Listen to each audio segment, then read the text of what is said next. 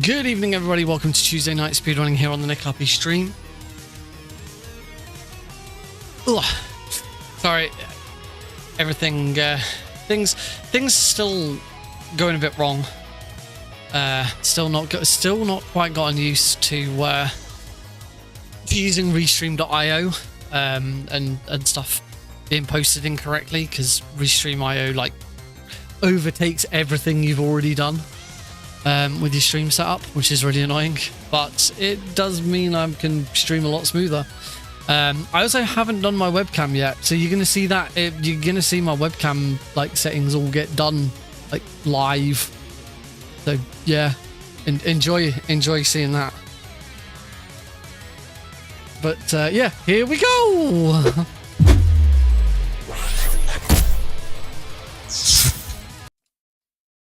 Hello everybody, welcome to the stream. It's yes, as I just need to edit my webcam because to be fair, my side one doesn't actually look that bad without any of the filters, or well, I say filters without configuring the webcam settings, but it does look better once I've done it. So it's reducing the exposure, pop, increasing the game. About there, increasing the white balance, so I have a bit more color, and then I add a tiny bit of sharpness, tiny bit of saturation, and a tiny bit of contrast. There we go. That should be good. Oh, this side of everything looks is very white because of the because of my light.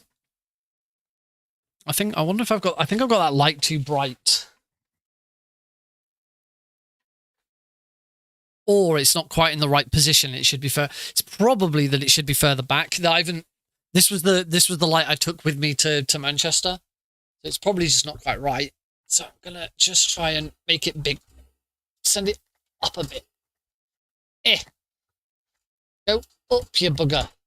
There we go. Up. There we go. I think that's as tall as it'll go now. Okay, I'm gonna stick with that for now and see how it goes. I feel there's too much white on this side of my face. I need to turn it down.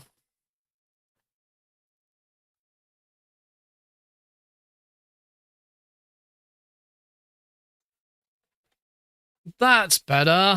There we go. Yeah, it was way too bright. It was way too bright. That was the answer. Anyway, hello everybody. Now that we're live, apologies to anyone watching on apologies to anyone on the Discord server. You got pinged twice again. So it's because I'm still not quite used to streaming to Restream.io, which is what I'm doing now. So I'm streaming to Restream.io and then sending that stream over to YouTube and Twitch. So it means I'm only streaming to one place, and it means everything can be a bit more stable and a lot better. But yeah, I need to have a look at some of the settings, but Restream.io likes to take over everything. I need to have a look and see if there's like things to stop. Basically, like as soon as you start streaming from Restream.io, all of the details of your stream on Restream.io then go out to YouTube and Twitch. It's like I've already set all of those up beforehand because I always do. I don't want Restream.io to overwrite them. And also, they also automatically start, like the moment I stream to Restream.io, they automatically go out to YouTube and Twitch. I'd rather toggle them on myself when I'm ready. But yeah, I'll figure it out eventually. But anyway, hello, welcome to today's stream, where we have taken a bit of a right turn with what I was originally planning. This was originally going to be, did my blue sky just first? I also, because I went everything went out too early before I'd done everything, I posted, there we go, I posted to Blue Sky and it said that I was playing MGS3 again. It was the same as the last stream I did this time last week, but no, it does, I have now gone out to Blue Sky to say that I'm now live with Metal Gear Rising, which is what we're learning today, or what we're going to start learning today. The only thing I haven't done is I haven't posted any of this in any Discord servers, and I feel like there's a couple of Discord servers that might be interested in seeing some Metal Gear Rising. So let me just quickly post in MGSR. I didn't accidentally include any pings in that, which I did not, because I probably have the power in MGSR to ping. I think I still have yeah, I still have the power in I still have the power to send messages in MGSR's announcements channel. I don't know if I have a it's because I have the showrunner. I have the showrunner role that still gives me a load of stuff. Anyway, so that's that one. I also want to post in another one that I know there's a lot of Metal Gear fans in. So I'm going to post in that one as well. And then I'm going to post in Preventathon, because I always post in Preventathon as well. And we are done. Right. So yeah, originally this week, my plan was to start my... what's going on with my YouTube subscriber count on this scene? Why is my YouTube subscriber count just like completely balked? What's going on with that? Let's have a look and see if we can make sense, isn't it? What's going on there? YouTube subscribers, YouTube sub count. There we go. Cool. That is nothing. There is nothing there. What does that actually look like on a web browser?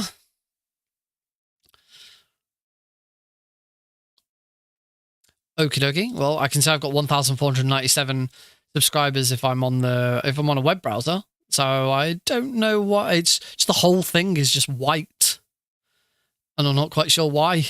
I'm not quite sure why the whole thing is white. I'm gonna have to get rid of the custom CSS. God only knows what this is gonna look. It's still just white. It's still just a white box. I don't understand why it's just a white box. I've just checked the web browser. I've just checked the version on a web browser, and it works absolutely fine. So I don't know why this is broken on OBS. That's very, very strange. So I guess I've got to... Oh, unless now that I've done that on the web browser, maybe the web browser, maybe when I put it in, it automatically updated the URL to something slightly different. So I'm going to try posting that again.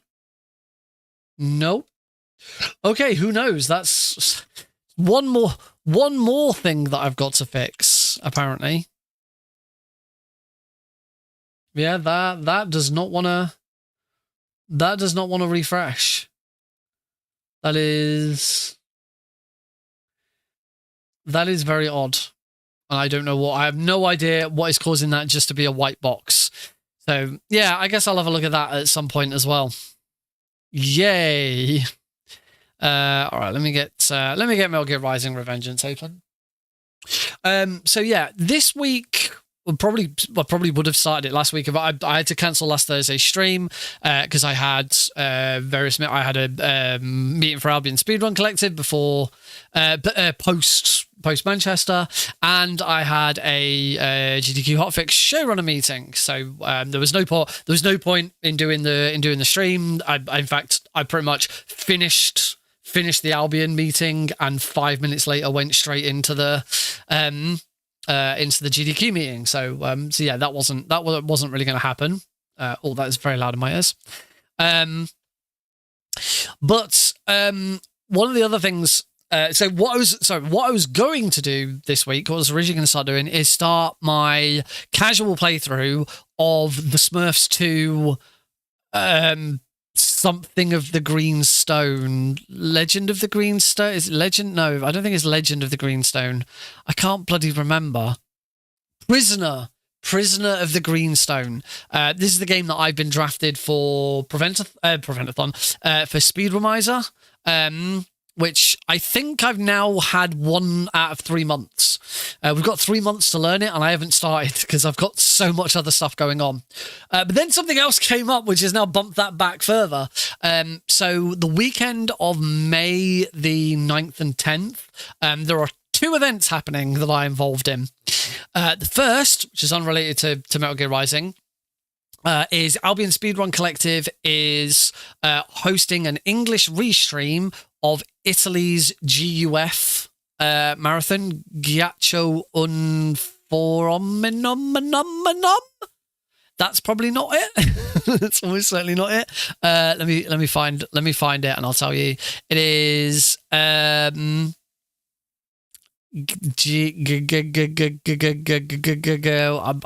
looking for it.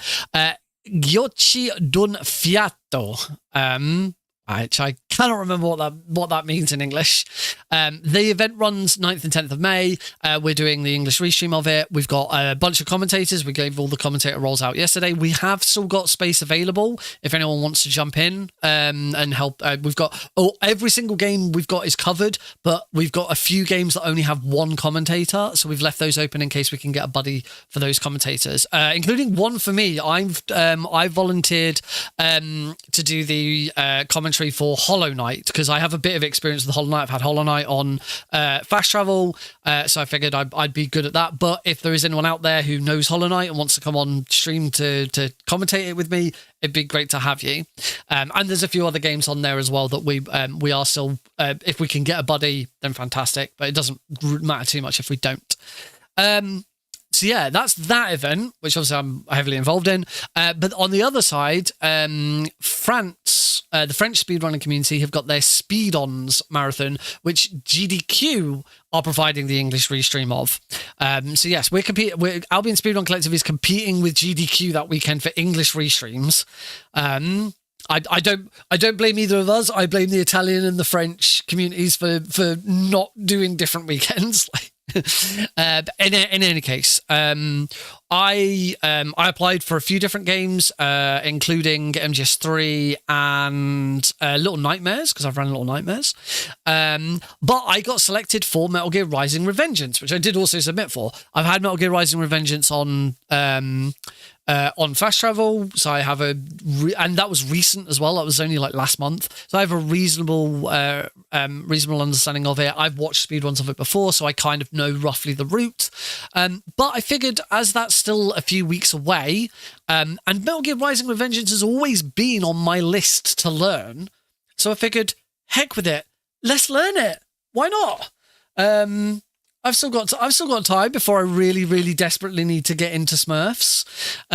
So we will definitely get onto Smurfs. Oh, hey, Cosmic. Something happened to me last Thursday when I was driving home. I had a couple of miles to go. I looked up and saw a glowing orange object in the sky to the east.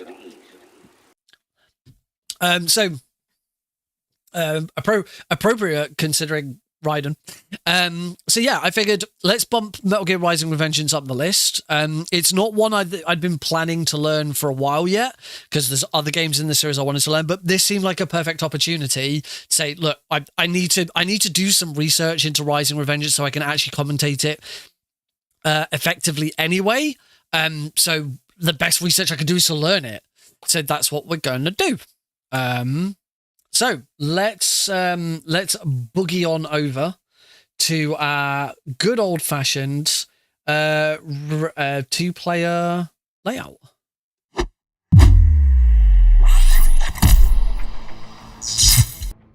we go. So as always, we've got mine on the left. Just gonna turn the music down so we don't have to listen to it. I hope I can hear everything. I can still hear sound effects. Because at the moment I can't hear the YouTube. In fact, nobody can hear the YouTube video. Better. There are some sections. Now we can hear the YouTube video. Run, as this is the only possible option, such as R00 parkour section, so, and a few others that are mostly scripted. The easiest and probably one of the most efficient ways to travel is bunny hopping, which uses a small oversight from the developer's side. If you were to jump during a ninja run, then release the ninja run just a few moments before Raiden touches the ground, you'll get a small now I can see it right. stop, pause that for a minute. So I have actually already watched this video, this tech movement video, and I think the next video in the playlist. There's a playlist. I'm not actually going to learn the run that I'm commentating for, because the run that I'm commentating for is any % new game hard.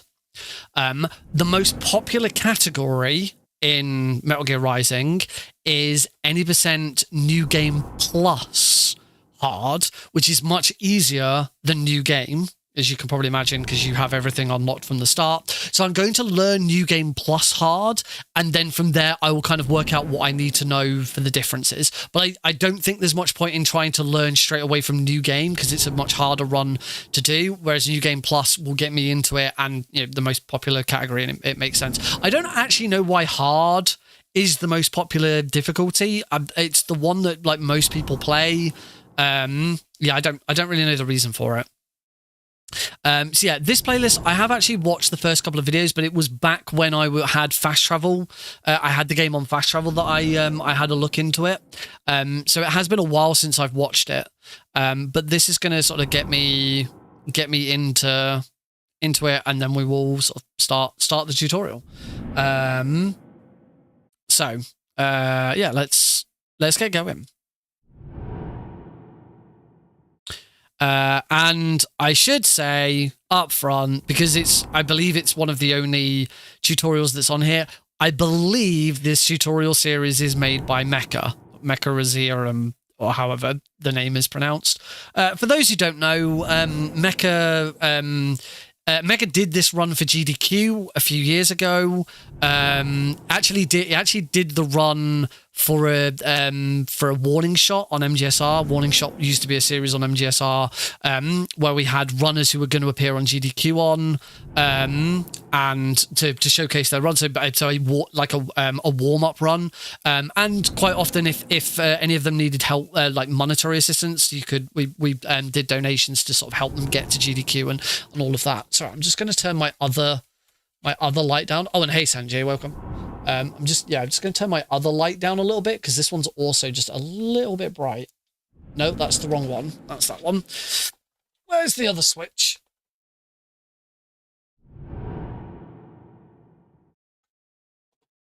There we go. That's better. I don't look quite as white now. I know I'm a pasty white boy, but I'm not that much of a pasty white boy.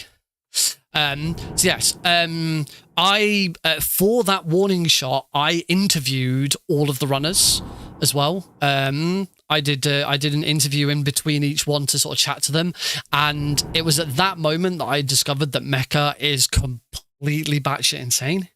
And if you've seen the GDQ run, you'll know, because he went on this really weird long bloody monologue at the end of it, which was just unhinged and dumb. And then afterwards, it was revealed, it was discovered that he cheated. He actually did 2 runs. He did the run that I'm going to learn, and this is the tutorial for, which was actually fine. There was nothing wrong with that run. Had commentators on. It was really good. But then donations. There was a donation incentive to also do the Blade Wolf DLC run, and it turned out later that was a stitched video. He was not running it live. He was commentating it live, but it was actually a stitched together video, and he got world record. And I believe that run is still available on speedrun.com, because they specifically made the MGR speedrunning community made a new category for multiple segments rather than single segment, just so that run could stand as world record and be on the boards, which to this day I still think is absolutely outrageous. The guy cheated. He shouldn't be allowed. He cheated a run and showcased it on the biggest speedrunning platform, and people donated money to see it. They donated money to watch a video. He should have been banned from speedrun.com. He should have been banned from Metal Gear Rising. He was banned from MGSR. He was banned from the Metal Gear speedrunning Discord server, but he was not banned from the Metal Gear Rising community. Is kind of I wouldn't say it's split. there is a small community in MGSR, but Metal Gear Rising actually has its own Discord server and its own community because it's such a different game. You know, you don't. There's a mixture of Metal Gear. There's a mixture of Metal Gear runners and hack and slash runners for Metal Gear Rising. It's a very mixed bag, so that's why it's the community's a little bit more split. But yeah, he was banned from MGSR, but not from the Rising community. However, as far as I'm aware, his set of tutorials is the only set of tutorials that is really available online. So if this is Mecha, yeah. Yes. That's what I've just explained. So yeah, that's what we are going to watch. We are going to watch this tutorial series, which, as I say, I think it's him. Certainly sounds like him. But I've got to learn it somehow. So yeah, just little caveat that I am aware of who we're displaying on the screen. I also realised, because I've rushed into this today, I have not updated anything at the top there, and it suggests I'm learning Phantom Pain. So before we go any further, I'm going to very quickly fix that. You can tell this was all a little bit last minute. It usually is, right. Learning any percent new game plus hard. Game is Metal Gear Rising Revengeance. Player 1 is the tutorial. Player 2, where it says Metal Gear Solid. I'm actually going to say tutorial. In fact, I'm just going to hide the player names for this. I don't want to put the name on screen for obvious reasons. For all the reasons I've just Carl Jobs did make a video on it. A lot of people made videos on it. There we go. I'm not going to highlight the name. But anyway, let's get started. New Game Plus Hard Speedrun is heavily based off the movement that you can do in the game, as most of the combat is trivialized by the heavy usage of pincer blades and Reaper mode, or Fox Blade. Even though your movement options are heavily limited in comparison to some platformer games, Metal Gear Rising Revengeance still has one of the best ways to move horizontally. To start off, Ninja Run is the slowest way you can travel. As much as this might be strange to listen to, the less you Ninja Run in your runs, the better. There are some sections where you have to do Ninja Run, as this is the only possible option, such as R00 parkour section, and a few others that are mostly scripted. The easiest and probably one of the most efficient ways to travel is bunny hopping, which uses small oversight from the developer's side. If you were to jump during a ninja run, then release the ninja run just a few moments before Raiden touches the ground, you'll get a small dash that has a much higher speed that lasts less than half a second. This can be repeated as much as you want, and in most of the cases this is what you want to do in your runs instead of just holding ninja run. The actual fastest way to travel requires some knowledge of the combat system, as doing lightning strikes and cancelling their recovery animations allow you to save more than a half a second compared to a bunny hop every time. To cancel a lightning strike, wait until you hear this. Then tap blade mode to cancel out of the animation. Every time you do a good cancel out of the lightning strike, you'll save a half a second over a bunny hop. It's also worth mentioning that Reaper mode can be used to prolong certain animations, the same way polearm jumping works. More importantly, we can use it with attacks like falling lightning to cover a lot more distance and even launch the player very high up in the air. As for the runs, you can start by doing ninja runs everywhere you want, then over time you need to swap to bunny hopping, and eventually you'll learn how to do lightning strike cancels. Most of the movement sections work the same and can be interchanged between the methods, so you don't lose anything. So the more you experiment with the way you cleared some movement sections, the better. Good luck! Okay, so that's just sort of basic movement. One thing I don't know, because all of the prompts on there were for keyboard and mouse. I don't know whether it is better to do this with a keyboard and mouse or with a controller. There doesn't seem to be anything online that says one way or the other. I feel like controller is probably going to be better, particularly for blade mode, but we'll sort of see how we get into it. All right, tech, polearm jumping. So this is polearm jumping is one of the like biggest ways of skipping bits in this game. Polearm jumping is probably the first thing you'll notice when watching any decent MGR speedrun. This weird combination of Raiden jumping to the moon with his polearm, going out of bounds or reaching areas a player should not have access to, leads to major sequence breaking. To do a polearm jump, you need to have enough energy to activate Reaper mode and have a polearm as your current secondary weapon. Executing a polearm jump is easy and doesn't require any complex knowledge. Jump and then do 2 polearm attacks in the air. Just as the second attack is about to begin, use Reaper mode. Congratulations! Now let's talk about the actual hard part of doing a polearm jump, that being the height management. Polearm jumping by itself is easy, but getting the height requirement is not, and this is one of the biggest issues that many players, including experienced ones, have with this technique. First of all, the height that you need to get depends on 2 major factors: the Reaper mode activation timings and your current FPS. Most of the current PCs can launch MGR at 60 or 59.9 FPS. Going beyond this limit is not possible. If my 2nd generation i7 can launch MGR at 60, then you can do it too, I guess, which leaves us with Reaper mode activation timings. There are 3 possible outcomes to the jump. You can either get an early, late, or a perfect jump.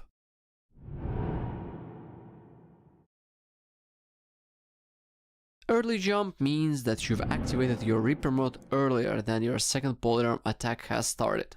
Late jump means that you've activated Reaper mode during your second polearm attack. As a general rule of thumb, you don't want to use Reaper mode too early or too late, which turns out to be the issue for so many players.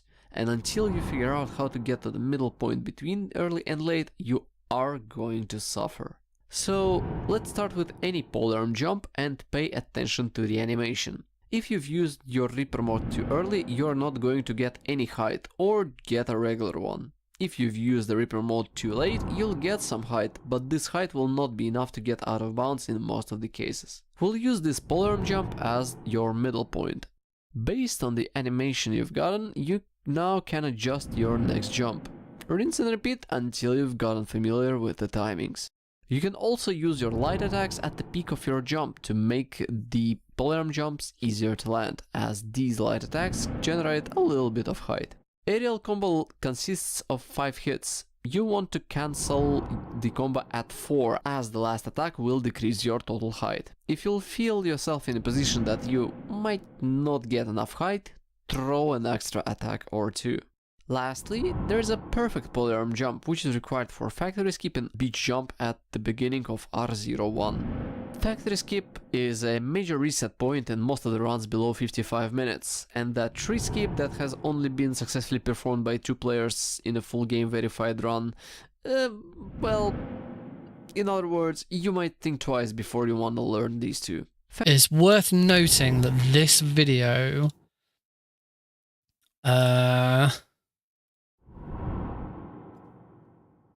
just note, because I've seen this run.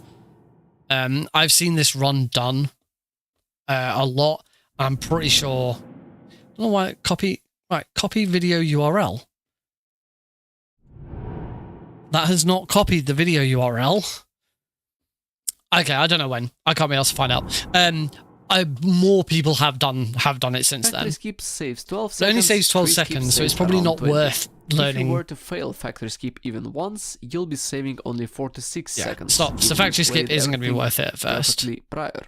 Unless you'll be doing these 2 skips first try, you will be losing time. Therefore, until you hit the sub 1 mark, I'll suggest you not using either of those skips. Unless you want to spend a day or 2 getting one of these in your run and then failing miserably at Monsoon, Sam, Armstrong or any other movement section in the run. But okay. Thanks, Rorschach. If you still want to learn factory skip, there are 2 setups. The left one is considered a bit safer. I'm not too worried about practice.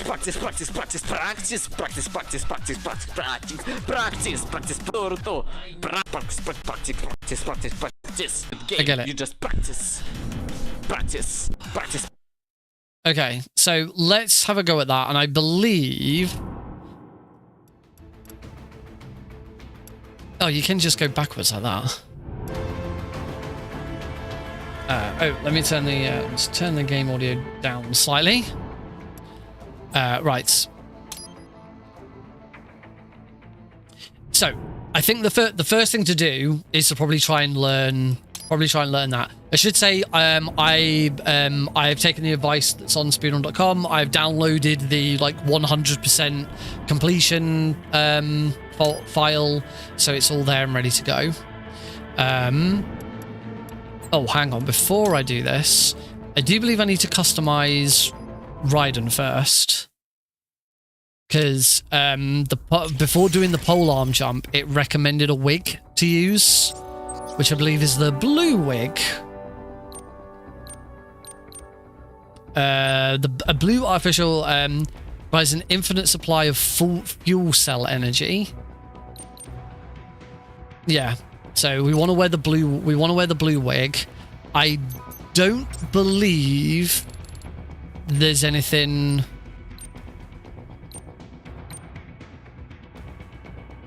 I don't believe there's anything. This body excels against UAV tanks. Grenade throwing death machine. Yeah, I don't know if there's anything about which outfit you should wear. I'm sure it was probably something that will be gone into in a different video. So for now, we'll just stick with the standard. Everything else is already upgraded. I think we just use. Oh, I think we're supposed to use. I don't think it matters. Or it might be this one. I'm going to equip this. This is Sam's sword, so I'm going to equip that one. But I'm sure there'll be more stuff later that actually explains some of this. I certainly hope so.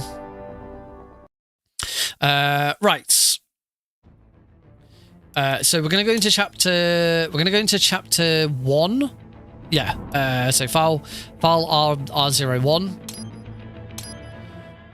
Oh, and I've got normal, but it doesn't matter. All we're doing is going into try polearm jumping. First, head inland. So we don't need sub. Custom. We want obviously the polearm. Waypoint is marked on your Soliton radar. Contact us on codec if you have questions. So the question is how do we? Let me quickly watch the video again. Oh, no, go back. Back, please. Polearm jumping is probably the first thing you'll notice when watching any decent MGR speedrun. So, this weird combination of Raiden jumping to the moon with his polearm, going out of bounds or reaching areas a player should not have access to, leads to major sequence breaking. To do a polearm jump, you need to have enough energy to activate Reaper mode and have a polearm as your current secondary weapon. Executing a polearm jump is easy and doesn't require any complex knowledge. Jump and then do 2 polearm attacks in the air. Just as the second attack is about to begin, use Reaper mode. Congratulations! Now let's talk. Okay. So, Ripper mode is that's blade mode.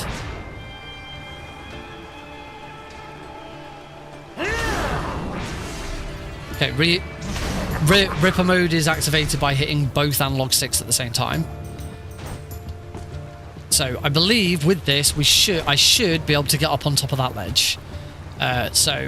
Heavy attack is triangle. So.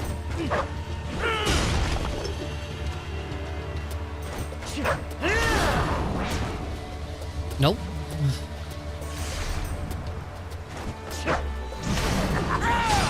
Nope.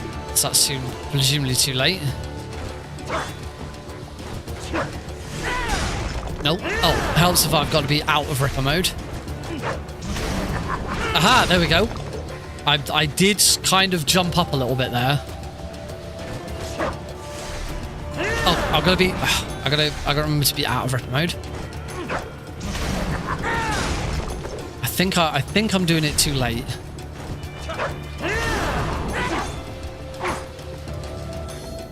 Okay, let's back to the video. About the actual hard part of doing a polearm jump, that being the height management. Polearm jumping by itself is easy, but getting the height requirement is not, and this is one of the biggest issues that many players, including experienced ones, have with this technique. First of all, the height that you need to get depends on two major factors: the Reaper mode activation timings and your current FPS. Most of the current PCs can launch MGR at 60 I know. I'm running at 60 FPS. You can timing. Okay, so early, late, or a perfect jump. So we need to be holding forwards. Early jump means that you've activated your Reaper mode earlier than your second polearm attack has started. Late jump means that you've activated the Reaper mode during your second polearm attack. As a general rule of thumb, you don't want to use Reaper mode too early or too late, which turns out to be the issue for so many players. And until you figure out... Okay. So I may need to then go into... Okay, there we go. I think that was it.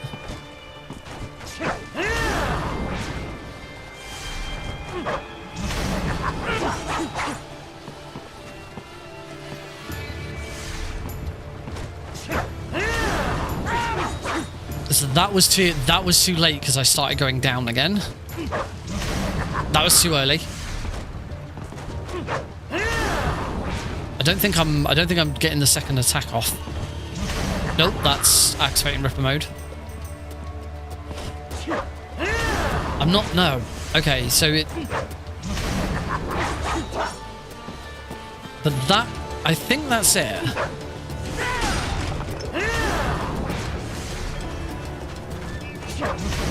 Oh, come on. Maybe now I can say activating Ripper mode with the two analog sticks is a bit annoying. Maybe I can see why. Maybe I can see why keyboard and mouse might be preferred for this.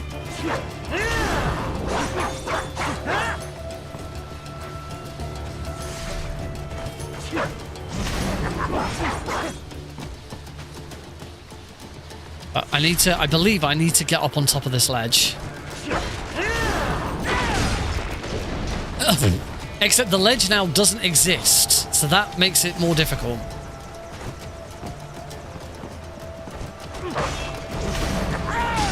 Too late. Too early. Too late. Too late.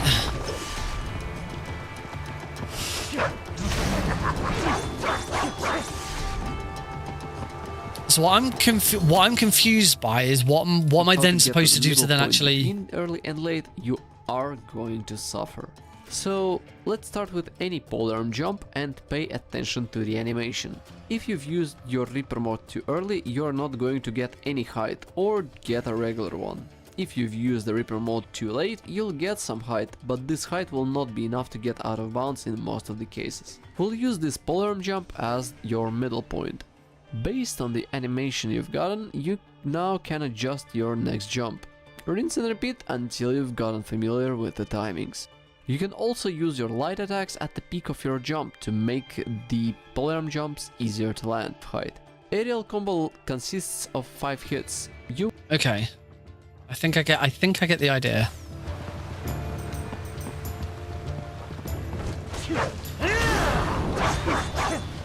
Oh, I'm getting there, but I'm...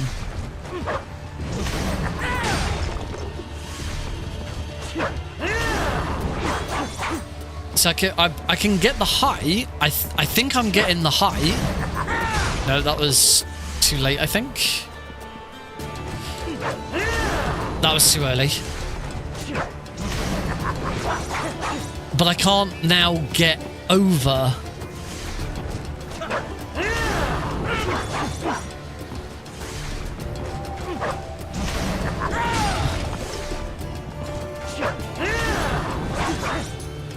So I can get the height, but I can't now, like, get over onto the ledge.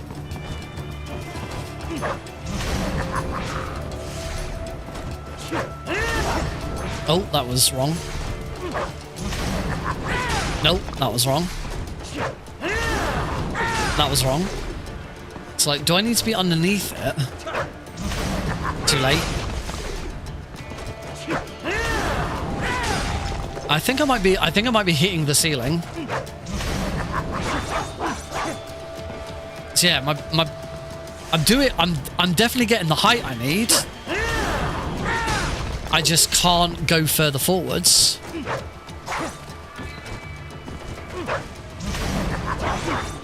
I had it. How do I then go for? Is it just holding forwards or?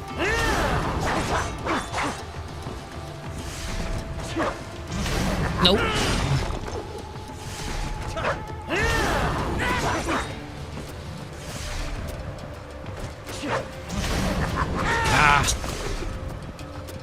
Also, Shalucard, as I'm guessing you might be someone who knows more about this game than I do.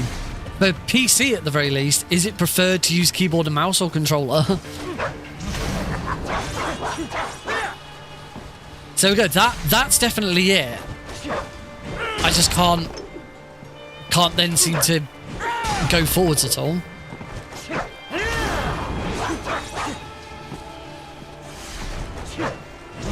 Unless you're not supposed to go forwards here. Maybe this isn't it. But I'm definitely getting the height. Not every time, but I'm definitely doing something.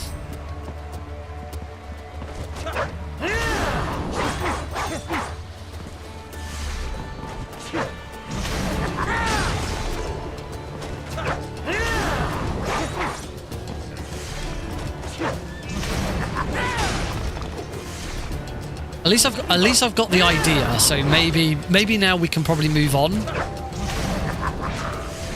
I can just swap between keyboard and mouse.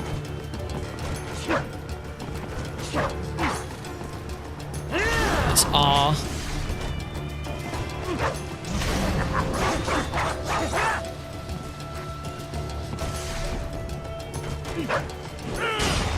Keyboard might help.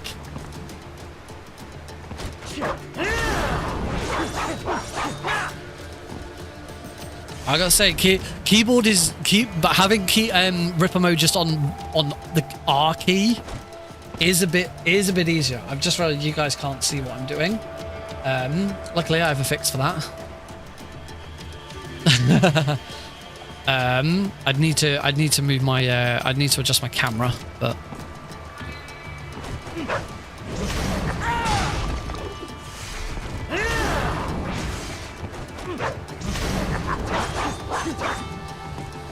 Yeah, that's...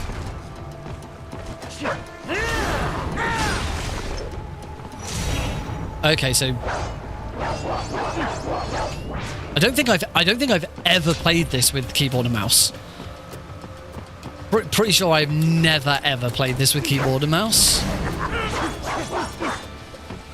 It's still... It does feel a bit off. So, I'll see how I get on with controller, but at least now I know I can do it with either. And we can swap if needed. Cool. So, back to the tutorial. The combat at 4 as the... All right, dodge offset. Dodge offset refers to a common technique in games like MGR or Bayonetta. It transfers the next hit of your combo via dodge, and in MGR's case, via defensive offense. Because that's your dodge. It works like this. Shalucard, thank you very much for the follow. Insert 2, like at the start of monsoon. Let's start that video again so I can actually hear it. Dodge offset refers to a common technique in games like MGR or Bayonetta. It transfers the next hit of your combo via dodge, and in MGR's case, via defensive offense, because that's your dodge. It works like this. If we need to get a charged pincer 2, like at the start of monsoon or Sam fights, we do a pincer hit, then immediately cancel it with a defensive offense. If you continue the combo, instead of breaking it, we are able to start charging the next attack. You can keep using dodge offset as much as you need, you can still continue the combo, the timings are easy to get used to. The same principle works for all the other weapons or combos. Here are some polearm and pincer examples.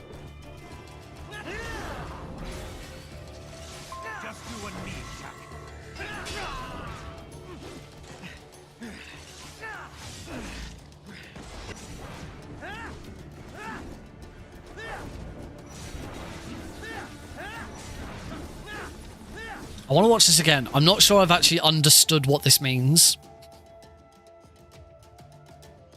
Dodge offset refers to a common technique in games like MGR or Bayonetta. It transfers the next hit of your combo via dodge, and in MGR's case, via defensive offense, because that's your dodge. It works like this. If we need to get a charged pincer too, like at the start of Monsoon or Sam fights, we do a pincer hit, then immediately cancel it with a defensive offense. If you continue the combo, instead of breaking it, we are able to start charging the next attack. You can keep using dodge offset as much as you need, you can still continue the combo, the timings are easy to get used to. The same principle works for all the other weapons or combos. Here are some polearm and pincer examples. So you start a heavy attack.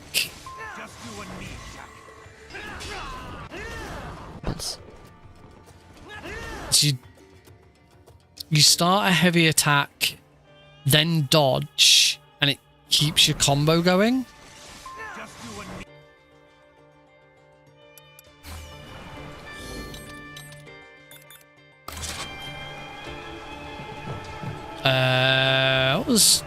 What was dodge?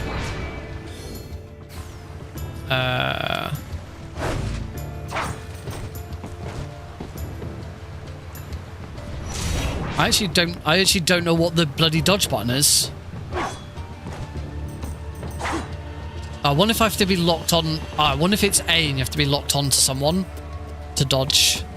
No, because he was dodging without being locked onto anything.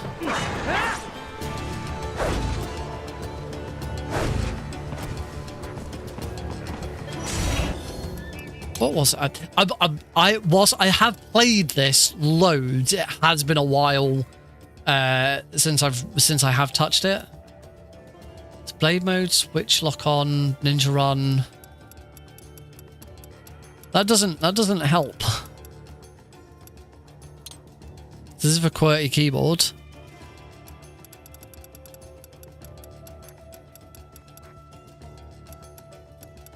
Defensive offense is Z.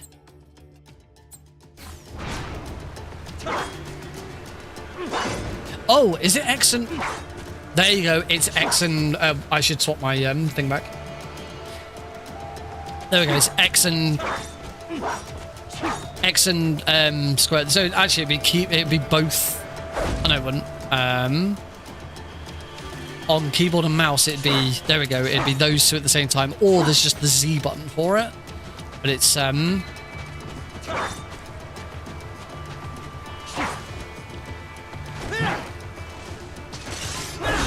was that it?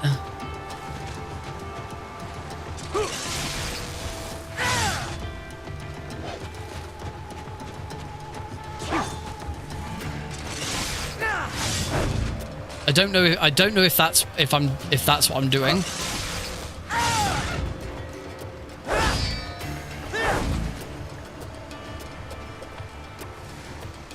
Because that seems really, because that's really slow. But if I start a heavy attack and then dodge, we get that pretty quickly. So I'm assuming that's what I'm doing.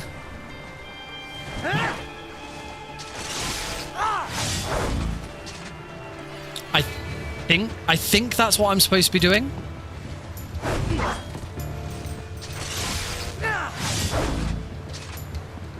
Because I actually can't do that move.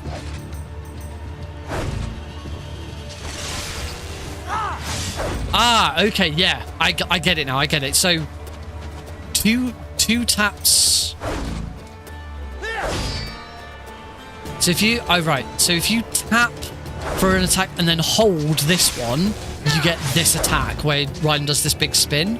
But if you start the first bit and then... Right. If you start the first attack and then dodge, you can still go into the second part of the attack straight away. Gotcha. Okay, that's fair. That's actually fairly simple. So instead of that, which is quite slow, it's that, which is much faster. Gotcha. Cool. Right, I understand the purpose of it now. We're getting somewhere. Yeah. Yeah, cool. Now and now that I'm watching this, yep, I get it.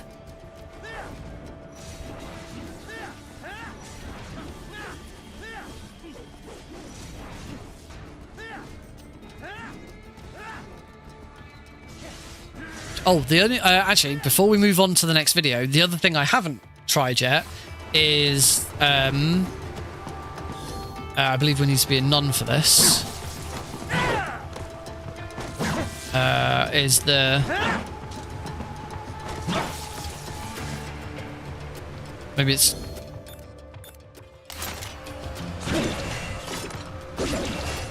no. I wanted to try the dash. The dash move. Obviously, I understood bunny hopping. So it's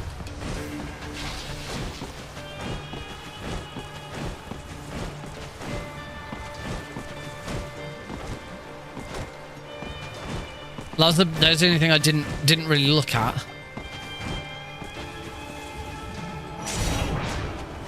But there was also the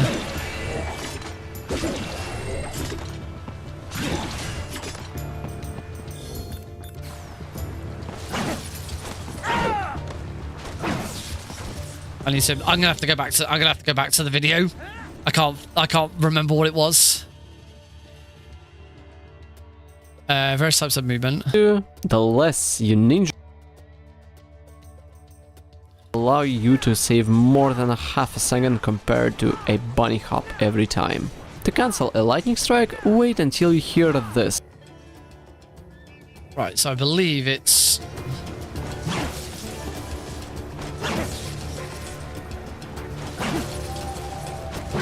okay. How do I lightning strike? Go and have a look at. No, that's codec. Options. I don't think it's in options. So I don't think it's in key config. It's the command. It's in the command list. Uwe le command list. Is it in customize? I think it's in customize. I'll figure it out slowly.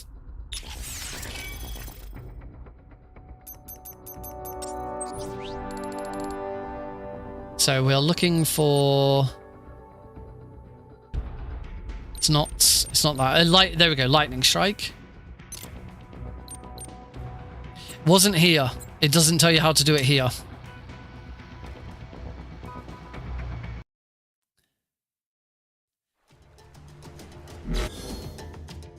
Is it in help? Hey, there we go. Okay. Help. It probably would have helped if I'd, actually help makes sense, doesn't it? Rolling Thunder Sky High. Lightning Strike. It is up, up, and Y. There we go. Oh. Straight into a cutscene. Oh, straight into a fight. Restart. Oh. Right. I need to restart from somewhere. I'm not just immediately gonna. Okay, at least restarting gives me all of this back. Right, so it is.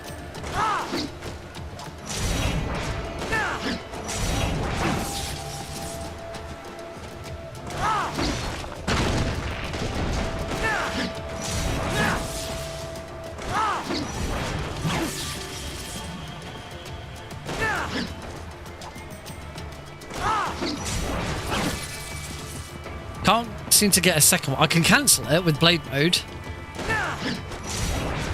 But getting a second one off is... Okay, there we go. That was better. Oh, it's the cat. Thick cat. Now that I've pulled some of this back, let's... Oh, yeah. Helps if I... Let's restart so that we get everything... We get all the structures back. So, polearm. Let's try this again.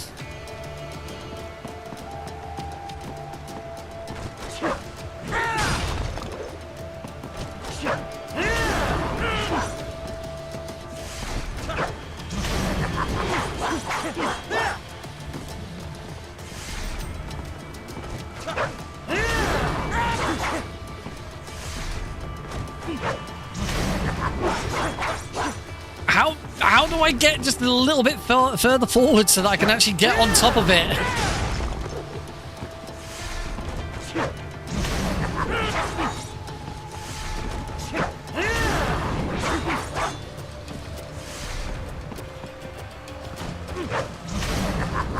Oh, that was much better.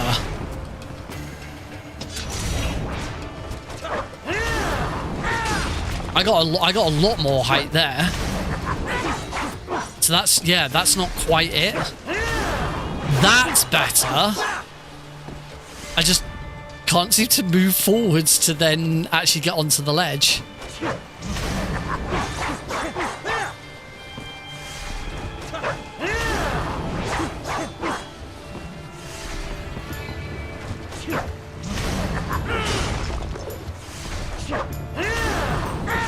Nope. Nope, didn't even start the second attack.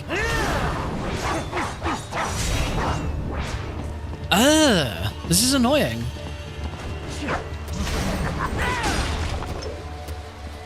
Because the video definitely shows getting up onto that ledge.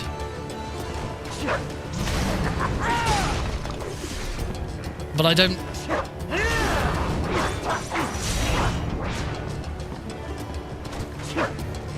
Oops.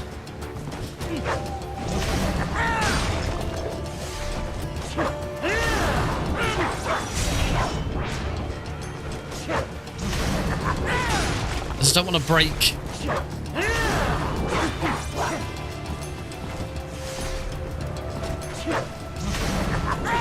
Oh, at least I know I can actually do it. It's just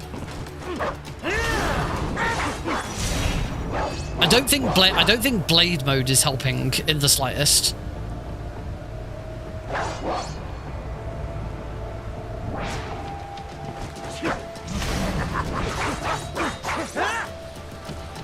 This is really annoying. All right, let's move on. So we've already watched that one. We've already watched that one. We've already watched that one. Right, tech blade mode cancels. More tech before we can Nearly every attack in the game can be cancelled at any point with either a jump or a blade mode activation, while jumping by itself is a subject to a blade mode cancel. What cancel means is that we interrupt a part of the attack sequence with a different input that has a higher priority over the attack. To give you some examples, we can cancel every light and most of the secondary attacks in the game with both jumping and activating your blade mode. That can be considered a universal cancel. Jumping cancels the attack and blade mode cancels the jump. This has some exceptions, such as pincer blade attacks being uncancelable during the active frames of the attack, and lightning strike, which can only be cancelled during the recovery frames. This is important because pincer blades are extremely powerful and lightning strikes is the fastest way to travel in the game, so learning the timings for both of these is beneficial long term. There is one additional attack called Sky High, which we can use for raptors and more importantly for Armstrong fight. Sky High follows the general rule of being cancelable by jumping at any time, but not the blade mode cancelable until a certain point of the animation. So what you can do is to execute a Sky High, wait until the hit connects, jump to cancel a Sky High and then cancel the jump with a blade mode. Blade mode input can be held during the sky high and before the jump input, therefore doing a jump will instantly activate this blade mode, leaving the player on the ground, whereas doing the inputs one by one will likely make the player stay in the air, which can be crucial in the Armstrong fight.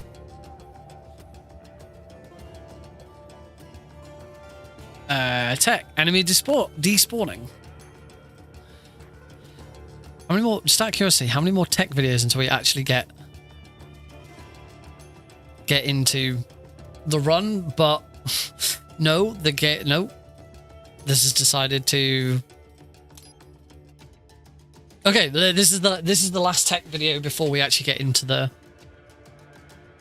Cutting enemies in Metal Gear Rising Revengeance during a ninja run or blade mode is just as important as knowing how to do polearm jumps. While PGs can be fancy and cool, a lot of time save is hidden in a way you cut the enemies down. Cutting an enemy in a different way can prolong the fight for an extra 10 seconds because you'll be waiting for the death animation to finish, and in some cases you cannot leave the fight because there will be 1 or 2 enemies laying on the ground without you knowing it.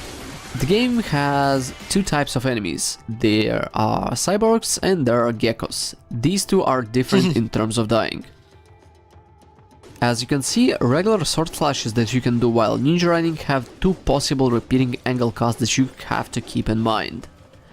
Therefore, it is important to not swing your sword randomly. Keep yourself to the left side for the regular enemies and do the sky highs for all the other ones. While cows or Fenrir's will succumb to your mindless sword spamming, notoriously known raptors will happy to offer you a 10-second time loss if you will just spam them. Instead, land the sky high.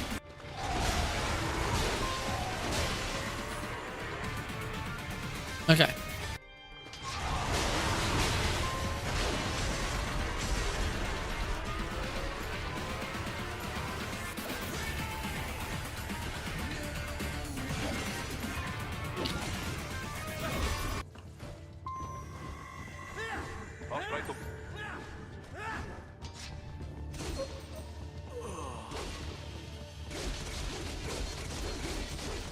So I'm guessing that was really slow. Whereas that was much faster. So you want to hit on the left side. Should say this speedrun is going to be very, very outside of my comfort zone. I am not a hack and slash player. This is pretty much the only hack and slash game I've ever really gotten into. So yeah. And the only hack and slash speedrun I've done is Lord of the Rings 2 Towers, which is very, very different. Take out those hostiles.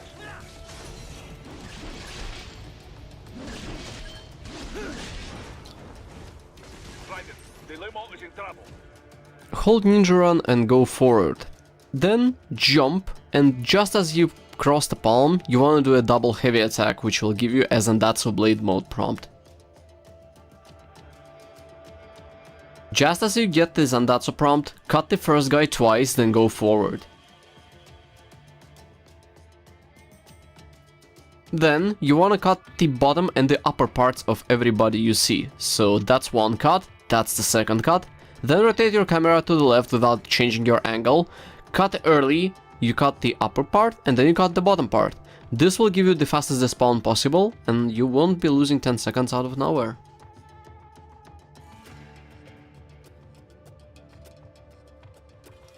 What? They have a Metal Gear? Here? During your first Ray fight, you can easily see Raiden blocking Ray's headbutt attack in the air. That should not be possible, because the aerial block ability, just as the rest of them, are disabled during the prologue.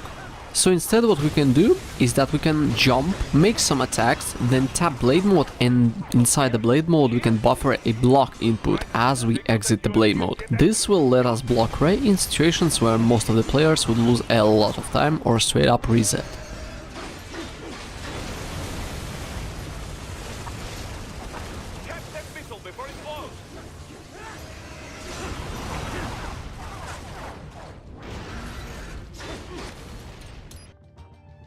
The first Ray fight in Metal Gear Rising Revengeance is kinda random. There are no ways to... Right, we should probably, like, start getting towards the Ray fight then, before we go any further. And sort of do that very first bit.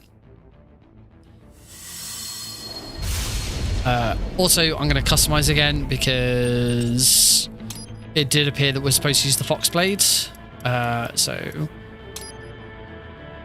it's not an options thing, it's a collection thing.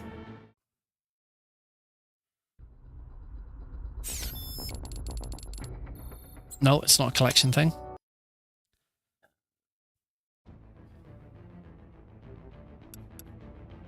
Where was it? Oh, it's in story first. So, customize.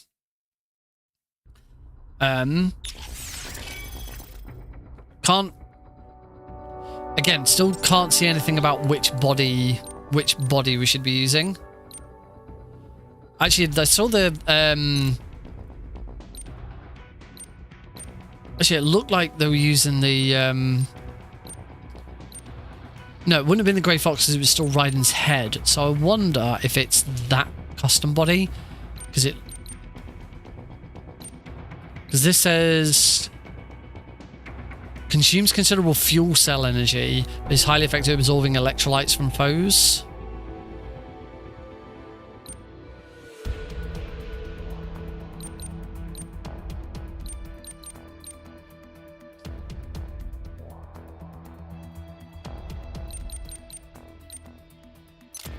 Oh, I'm just going to equip that one for now. Main weapon should be the Fox Blades.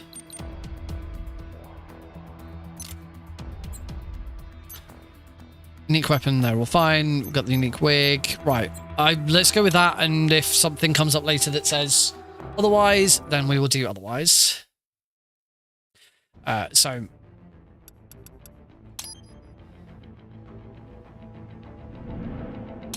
Chapter 0. Alright, so let's just go back and just quickly watch that previous video again. Aerial parry. What? Oh no, sorry, not aerial parry. Back. No, not enemy despawning. So it's run, jump into double heavy, and slice.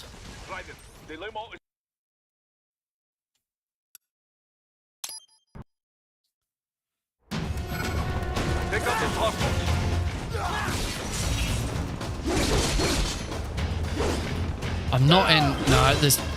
Restart. Take out those hostiles. I'm still not quite getting it right. Take out those hostiles.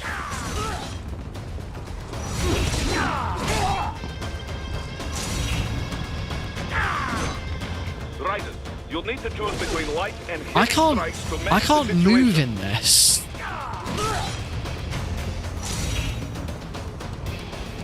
In the video, it seems to show that Raiden can move whilst in blade mode.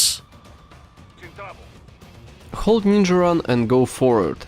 Then jump, and just as you cross the palm, you want to do a double heavy attack, which will give you a Zandatsu blade mode prompt. Just as you get the Zandatsu prompt, cut the first guy twice, then go forward. Then you want to cut the bottom and the upper parts of everybody you see. So that's one cut, that's the second cut. Then rotate your camera to the left without changing your angle. Cut early, you cut the upper part, and then you cut the bottom part. This will give you the fastest... So can you... Hey, cute fangies.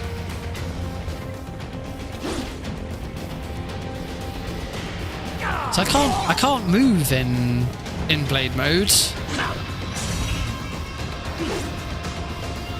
Is this because this is something that's only doable in the...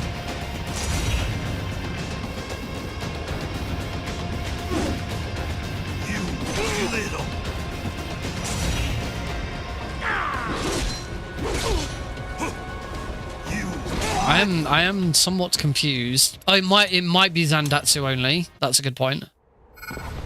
Take out those hostiles. Oh, I got into Zandatsu then. Take out those hostiles.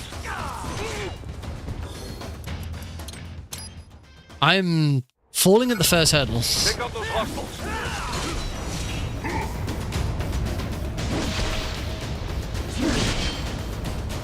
No. I cannot move in...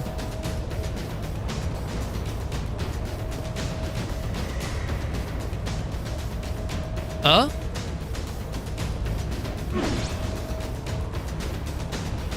Oh! The limo is in trouble. Get back there ASAP. Oh, I had no idea that you could do that. If you hold L3, you can move whilst in blade mode. I did not know that was a thing. That is also really awkward.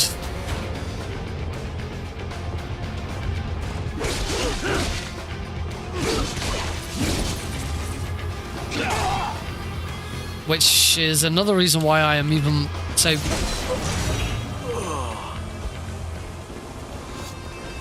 The question is, what is that in keyboard and mouse?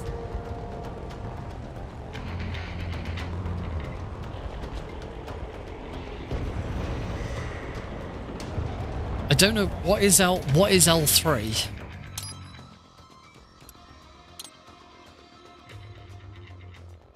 Tab is walk. I wonder if it...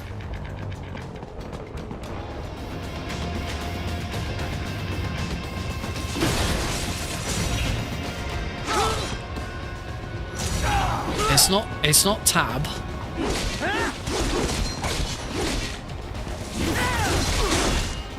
Leave me alone. Leave me alone. I'm trying to... It's not Q. It's not C. X. Z. Was. R. It's not R because that's Ripper.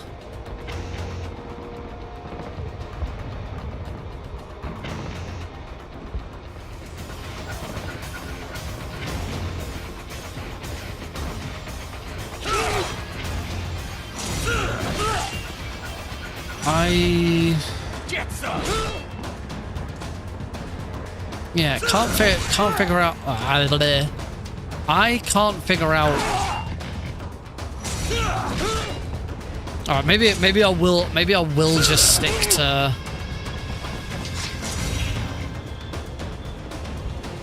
Maybe I will just stick. Maybe I will just stick to the controller. Whoops.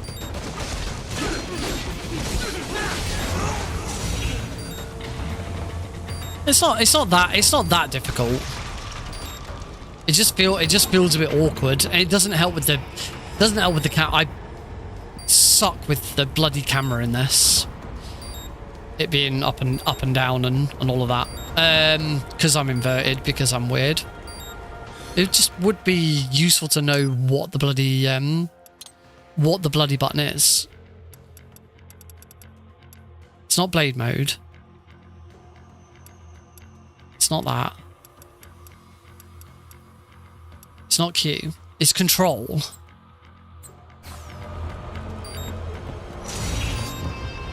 Oh, that's bloody awkward.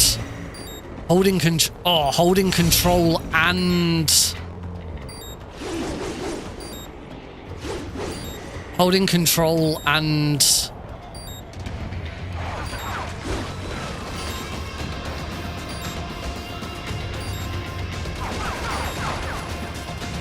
can you only move? Oh, you can only move. Oh, you can move left and right, and you can move forwards and backward. You can move forwards. You can't move backwards.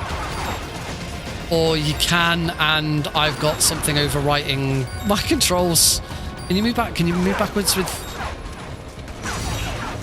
Oh yeah, you can move backwards. I think my PC doesn't. It definitely could. I've now an overlay for my graphics card has now opened up on my desktop. You can't see it, but I think that's because I was holding too many buttons at once. Yeah, control. Yes, my I'm gonna turn off. No, I've tried to hide the system tray and that hasn't worked. It's my graphics card's software uses some shortcuts which I've managed to use. Okay, I'm gonna stick with controller. I'm not gonna try using keyboard and mouse because it's not that bad. I just didn't know this was a thing. Right, it's on the other. Right. So let's give this another go. Right, the limo is in trouble. Get back there, ASAP. I'll add the limo to your solid down radar.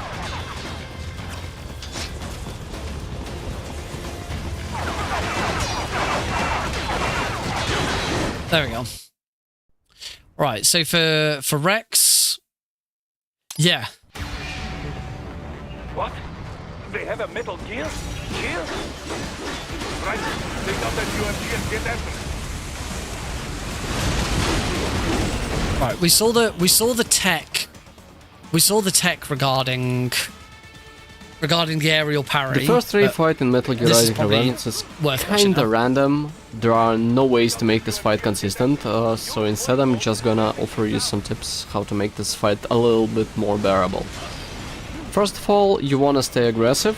That's obvious, I guess. You also wanna be in front of his head so you can easily get his parries and blocks and whatever you want, really. The second big tip is to use aerial parries that you can find in a different video. I've explained the concept of aerial parries quite well. I loved it. I actually played the original demo at MCM. I think it was MCM Comic Con. It was some event I went to and I got to play it, and I got the for completing the demo. I got the poster, which I thought I had down here.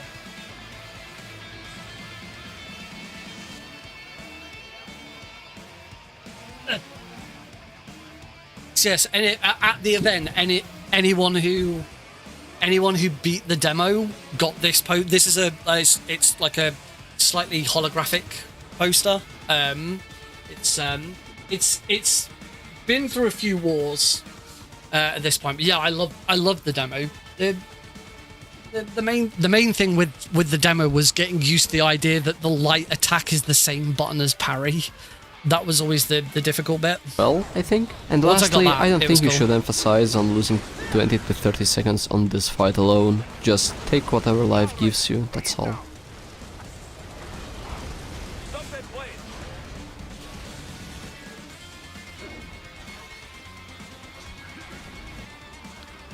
Right, so that was...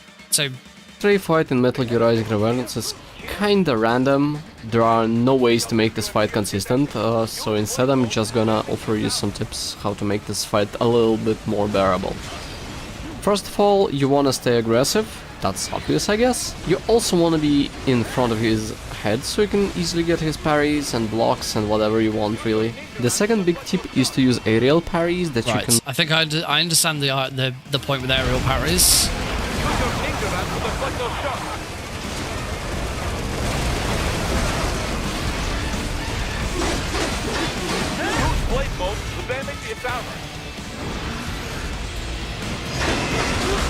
Ah, right, so that's where I need to be using an aerial parry.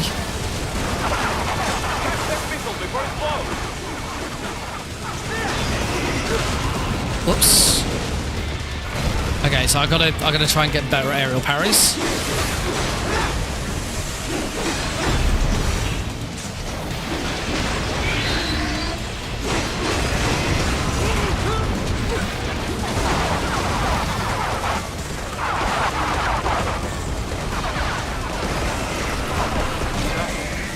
They swapped out the hydraulic cutter for a plasma cannon. Use the ninja run to dodge that plasma.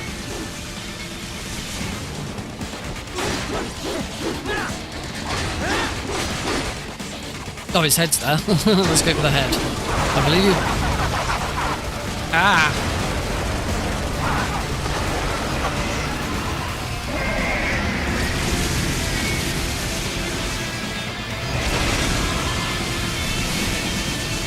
guess the question is if you can't get to his head, just go for one of the feet.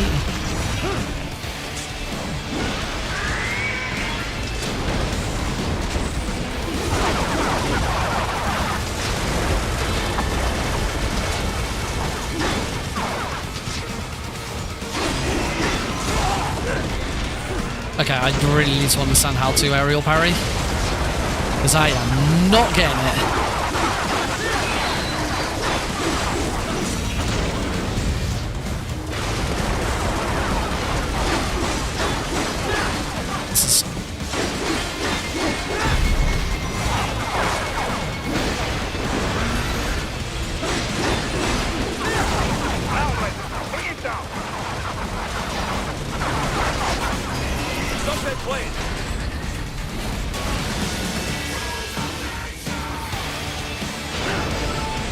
I mean, this bit from here on out is all just it's how the fight goes. There's not really much else to do here. He did say the line. It is, in my opinion, one of the best openings to a video game ever. It's so good. It's such a cool idea. You know, let's just throw Raiden straight into attacking a Metal Gear. Right. Take out that UMG and get that.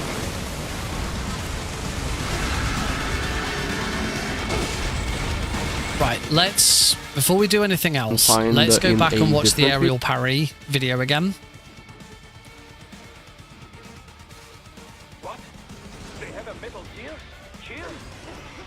During your first Ray fight, you can easily see Raiden blocking Ray's headbutt attack in the air. That should not be possible, because the aerial block ability, just as the rest of them, are disabled during the prologue. So instead what we can do is that we can jump, make some attacks, then tap blade mode, and inside the blade mode we can buffer a block input as we exit the blade mode. This will let us block Ray in situations where most of the players would lose a lot of time or straight up reset. Tap blade mode, and whilst in blade mode, block. What? They have a Metal Gear? Cheer? Right. Take out that UMG and get after it. That's not it. Use your ninja run to deflect those shots. Catch that missile before it blows. Use blade mode to damage its armor. Oh.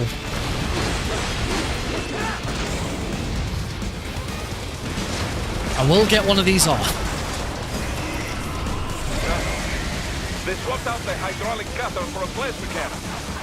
Let's restart, because it seems like there's a good opportunity to try and get one straight away. They have a Metal Gear? Cheer? Right, take out that UMG and get after it.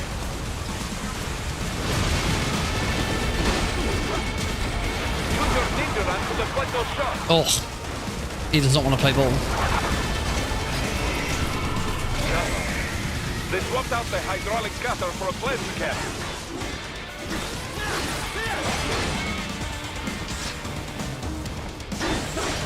Use blade mode to damage its armor.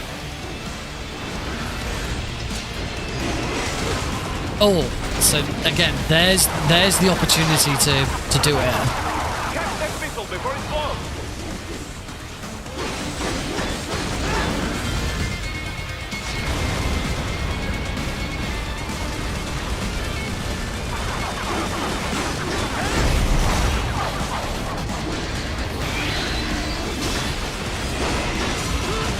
No, I'm still not getting that dodge right.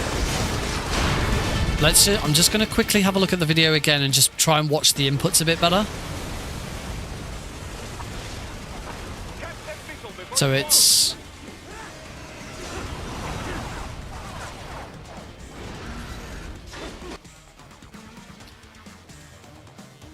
Let's go back. So it's tap blade mode. During your first Ray fight, you can easily see Raiden blocking Ray's headbutt attack in the air. That should not be possible, because tapping blade mode and then tapping light attack. Yeah, sure.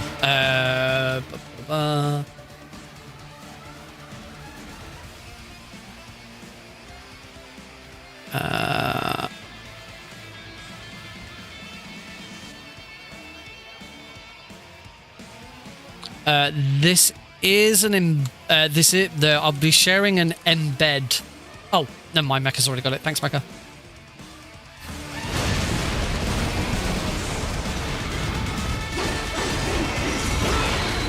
No, I'm not tapping it. I'm holding blade mode, which isn't what I want to do. I've got your video.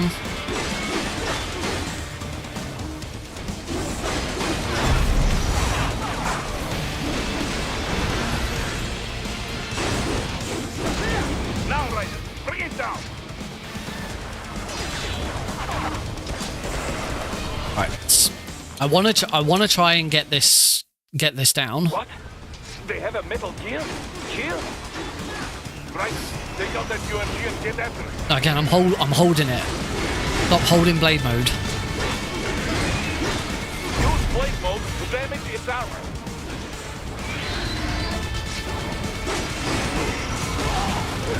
Nope. Still not. Tap blade mode after an attack or two, then mash block make sure I'm holding forwards. Ah, there we go. Boom. That was it. It was the holding forwards bit that I hadn't quite gotten right.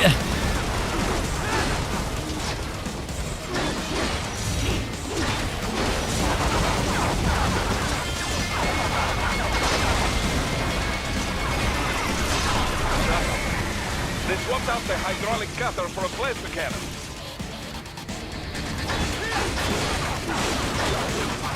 Yep, that was it. There we go. And that's another one.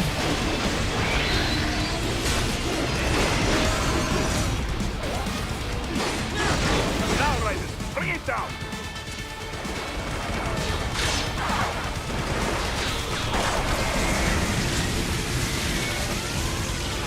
Right, let's try and put that. Let's try and do that as a full fight. What? They have a Metal Gear? Here? Raiden, take out that UMG and get after Nope. it. Come on, you got it. Get it right again, Nick. What? They have a Metal Gear? Here? Raiden, take out that UMG and get after it.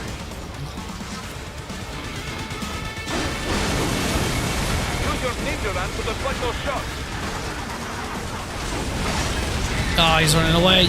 No, come back here, you monster. Heads down. Use blade mode to damage its armor. Oh, make sure when I go into that I stay in blade mode. So at least I think you just get one hit off. You don't need. Missile before it explodes.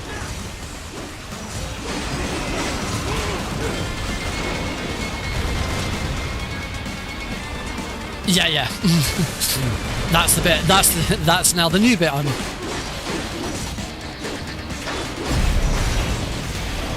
There we go.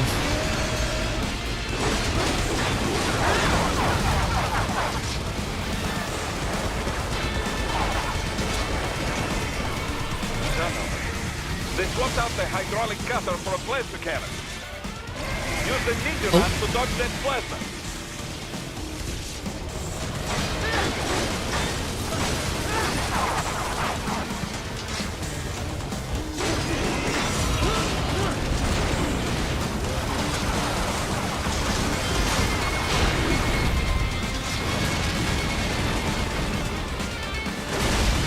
You can't lock on. No, there's no lock on.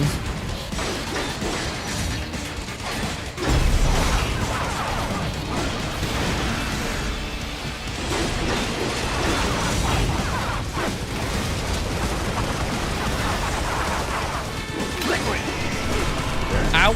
Oh, hey, Deagle. Did you like my sunglasses? Yeah, I'm not doing a very good job of it.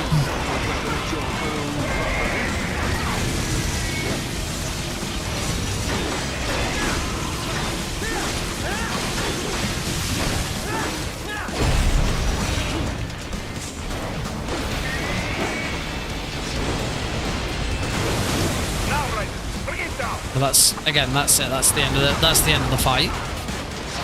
The rest of this is just scripted. once you get close enough. Stop that plane. Right, there you go. You get a quick rules of nature before we try again. Oh, the soundtrack for this game is one of the best bits of it.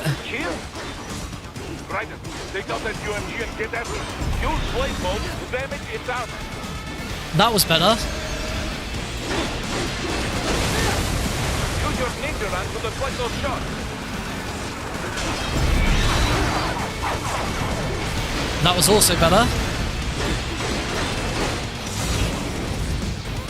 It's jumping. Basically, you want to get into Zandatsu and attacking it like that as quickly as possible. Like anything but the first bit of armor loses. Oh, so you don't need to cut anything else. It's only the first bit of armor. Ah, yeah, I see. Yep, cool. See what you mean.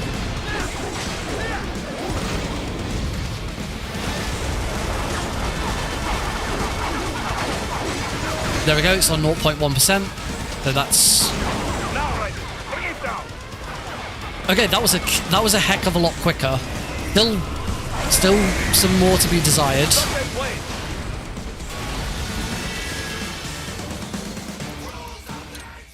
Again, you get a quick rules of nature, but let's see if we can finish. Let's try and finish it now. Take out that UMG and get after it. Whoops. I think for that I probably should have just blocked. Use blade mode to damage its armor.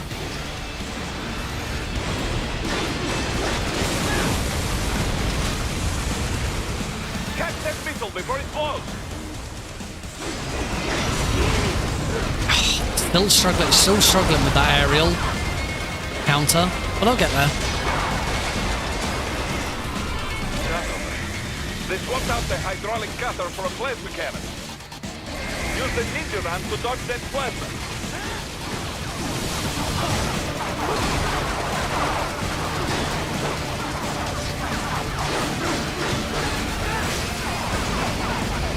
Oh, jumping again. He is not being very nice to me in this one.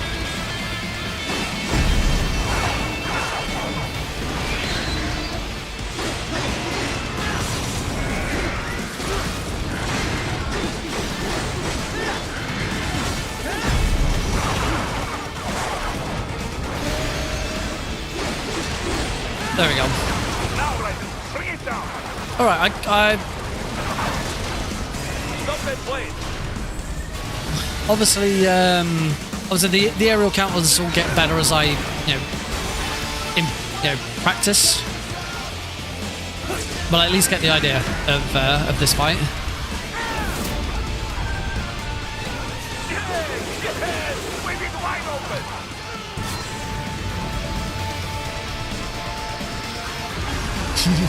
I believe Armstrong is one of the best bosses in the entire Metal Gear series. Good. But do not rest easy just yet, huh? And not just for the fight itself, but the character of Armstrong is just fantastic. He is a very, very well designed character. Alright, so that was Metal Gear. Aerial block ability. I don't the think first there's much raid else. fight in Metal Gear Rising Revengeance. I don't think there's anything else. The second raid fight is pretty easy because this is essentially an auto-scroller. All you have to do is to not make mistakes. That's all. Okay, so now it's get to the fight. I'm not going to worry too much about the movement tech, as it was said in, as Mecha said in the first video. Just ninja run everywhere when you start.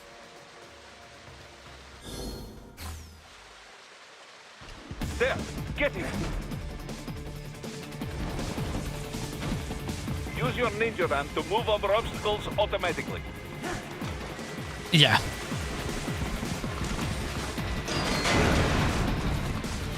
Do not let him out of your sight. You must catch him. Oh. Get better at that.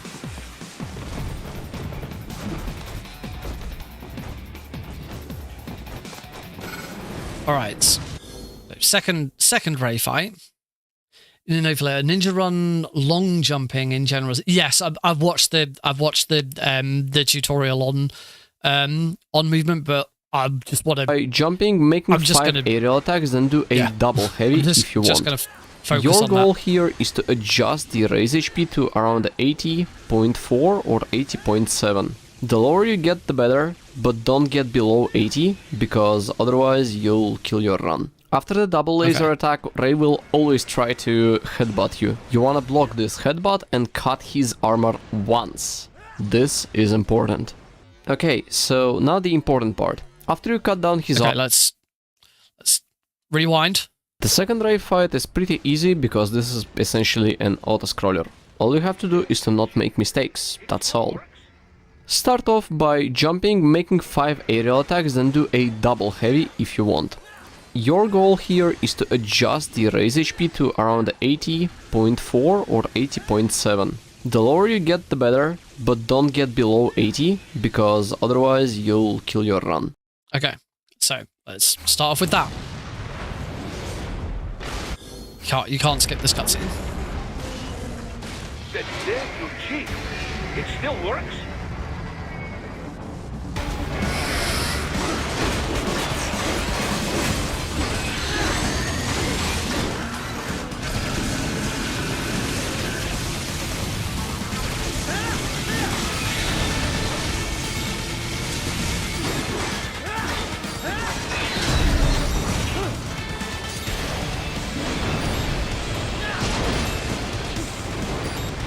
Okay, that was a really shoddy start.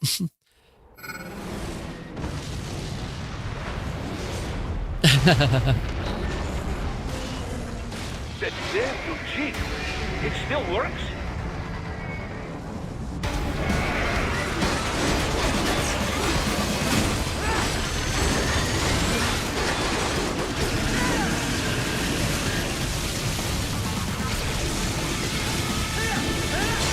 That was also a really shoddy. Right, so I'm not staying in the air for my attacks long enough. That dare you cheat. It still works?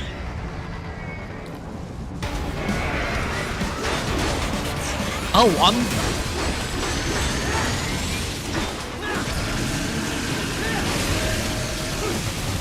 I saw. Yeah, I think I know where I was going wrong. I was running too close to it and I wasn't actually jumping because I was jumping into the... I was being blocked by the jump. By his face. That dare you cheat. It still works? So let's try that again and actually jump in the air and start attacking him. That's better.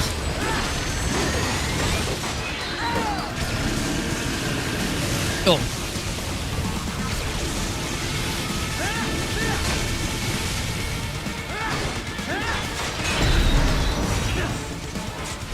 That time, I don't think I got to 80.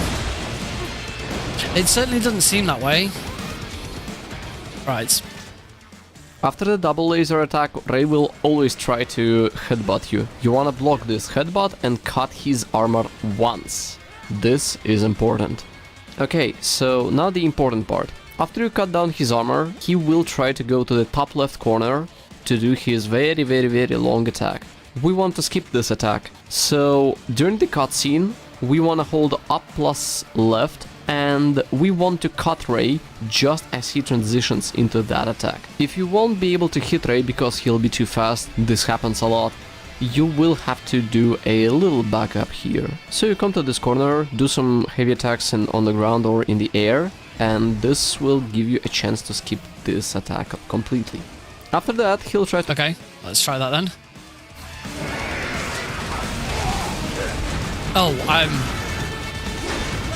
no, I mean, I haven't got the start of this right. I didn't get him down to 80. Yeah, and then I missed the block. It still works?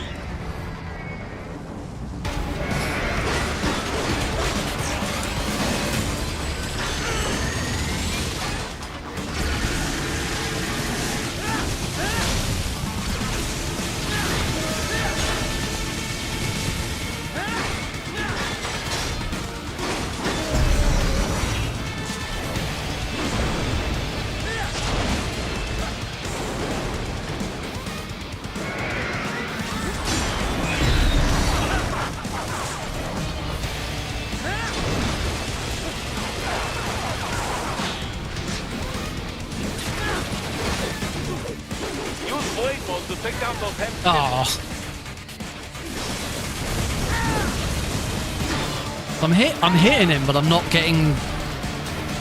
I'm not stopping that attack.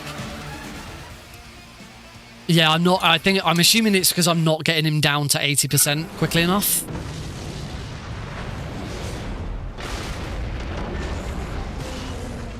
That's damn too cheap. It still works?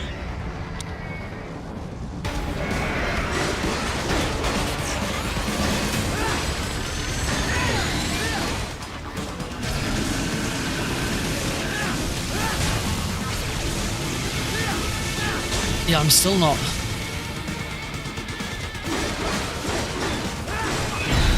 Yes, that's still not enough. So jump 5 light, heavy times 2, then jump 3 times. I'm doing heavies in the air rather than lights for the second bit.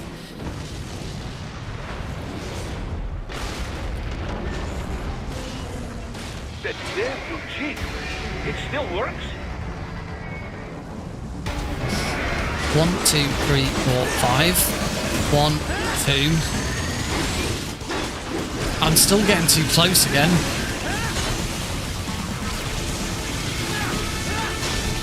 I'm still getting too close to him. Yeah, during the laser use heavy. That's where I'm. 5, 2, 3. That's damn too cheap. It still works? Right.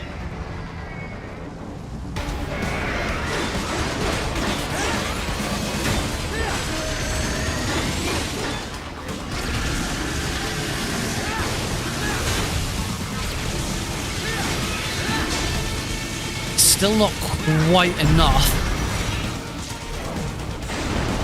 That's certainly better.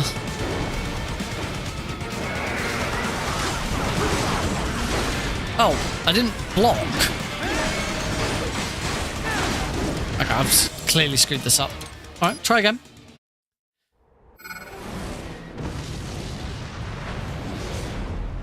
That sounds even more complicated. That's damn too cheap. It still works?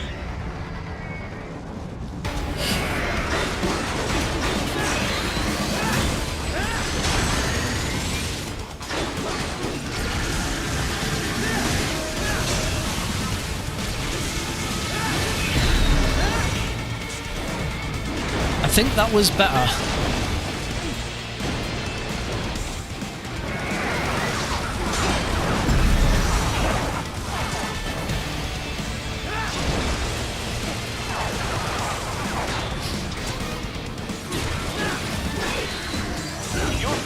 To take down those heavy missiles. Okay, so... Oh! You know what? You are probably right. I am probably playing on the wrong difficulty.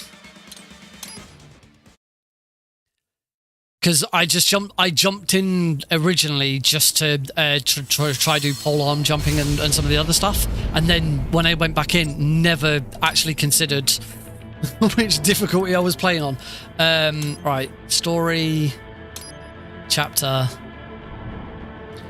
Yeah, I'm on freaking bloody idiot. I'm on freaking normal. No, we want to be on. Right. Let's find it again.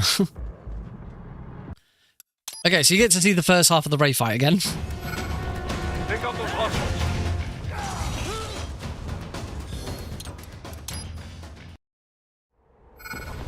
Take out those hostiles.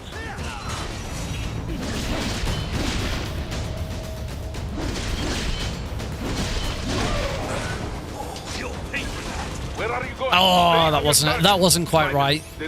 Oh, there we go. He's dead. I'll add the limo to your solid down radar.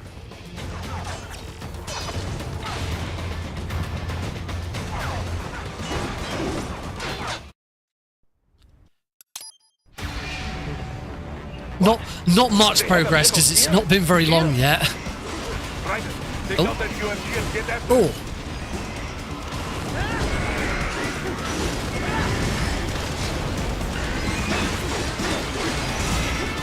Blade mode to damage its armor.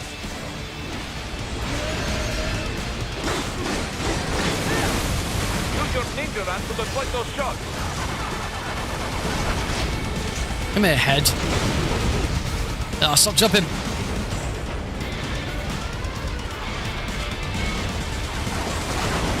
Stop jumping away from me. Let me attack you, you bugger. Oh. Right, respond. Ah. Raiden! Raiden! Okay. What? They have a Metal Gear? Gear? Raiden, take out that UMG and get after it. Use blade mode to damage its armor.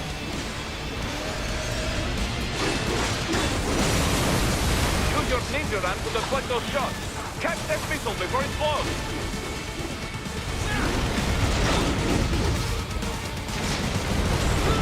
Oh, whoops.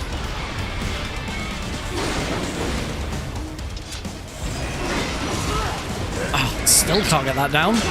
But I got... Okay. But you can just do it from the floor if... Oh no, don't attack.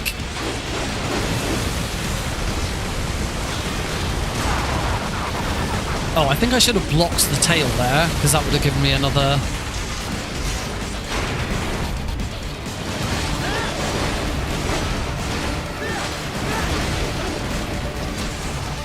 Over to the head.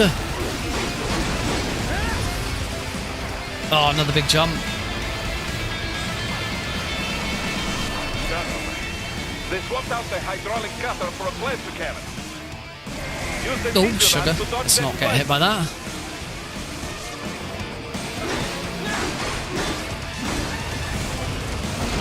Oh, I've got to be careful with whatever combo I'm using there because it slows everything right down.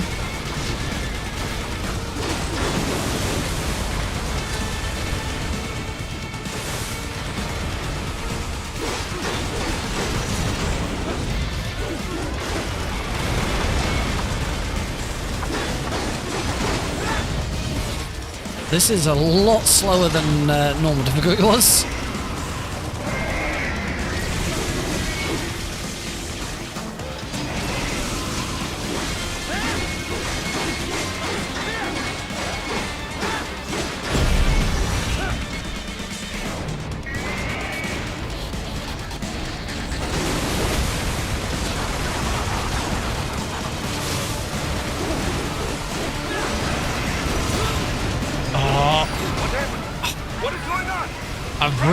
I've really got to get the hang of these aerials now. These aerial blocks. What?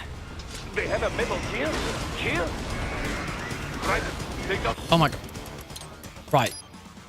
When I see it do that move, just... What? They have a Metal Gear? Gear? Right. Take out that UMG and get after it. Use blade mode to damage its armor. Oh, no. Get out of the way. Use your ninja run to deflect those shots.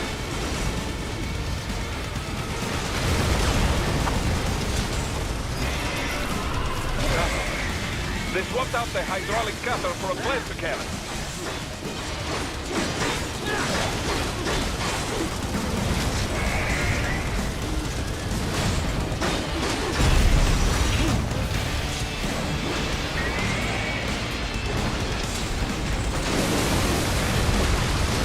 He does not want to keep his head down.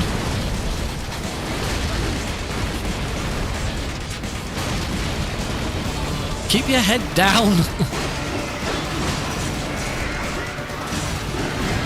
Oh. Gotcha. There we go. That's what I'm supposed to be doing.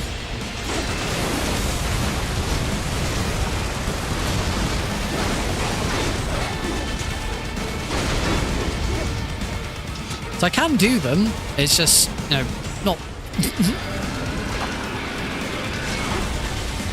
Oh, I thought Raiden might have blocked that one.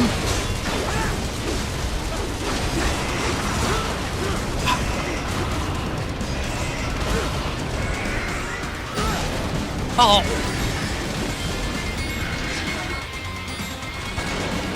I thought I was blocking. I'm gonna die. There we go.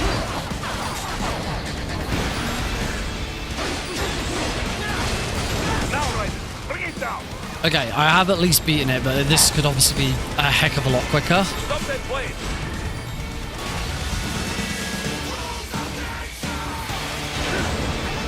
Yeah. I'm just not very good at the aerial parry yet. But I'll get there. I'm sure.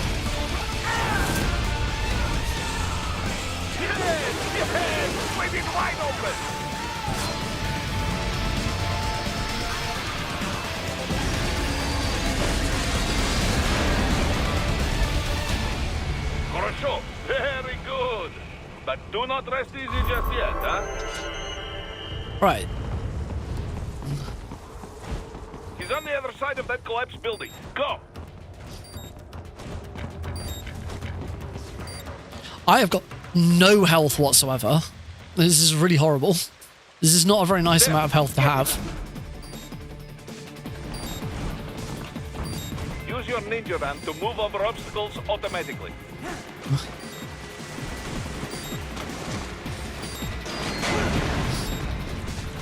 Do not let him out of your sight. You must catch him. Yes, I still need to understand bunny hopping a little better. I think I was getting it a little bit there. Please tell me I get some health back here, because if I don't, this is going to be horrible. Right, let's try this again on the correct difficulty. That damn you cheat. It still works? I don't think I get any health back, no.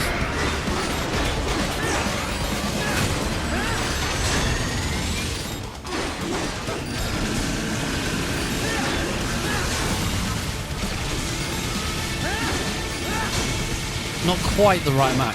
There we go, that'll do.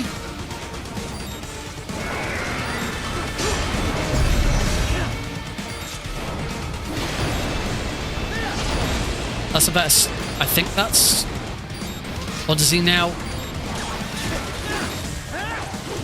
Use blade mode to take down those heavy missiles. I'm not sure what I'm supposed to do to hit that bit. I think I may have still got this bit wrong. So I'm gonna try again and also get all my bloody health back, because that would be nice to have. That damn you cheat. It still works? I have done everything correctly. That was only...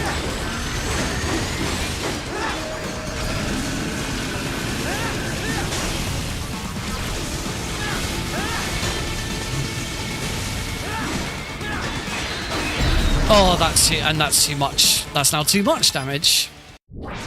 While you're going top left, mash light attacks. Okay.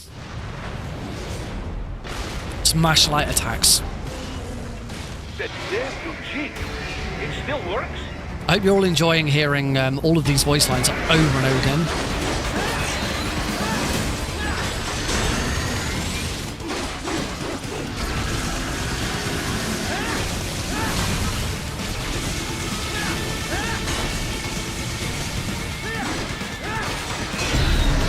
Again, that's too much. Too much damage. But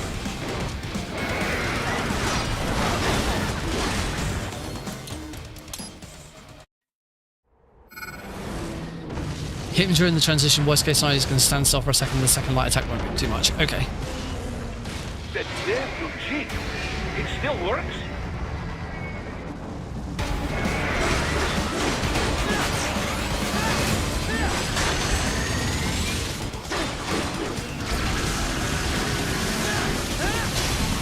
Not actually.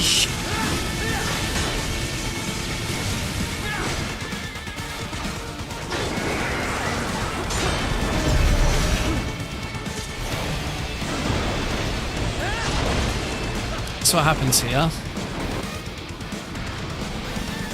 Oh, that's not. Use blade mode to take down those heavy missiles.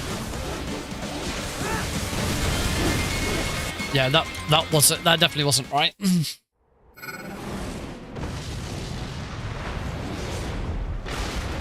Come on. Do something right, Nick. One thing I am noticing, I'm not actually hitting him with my heavy attacks when I jump over.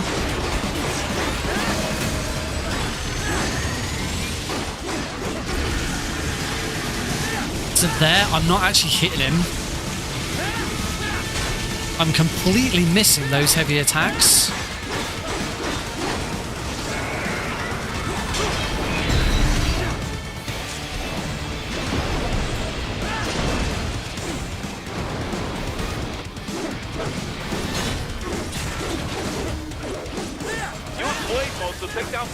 missile.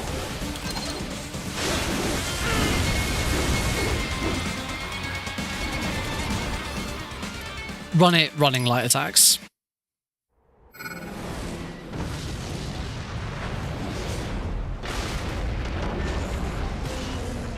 That damn G. It still works? If you are in the corner, heavies are your best bet, right?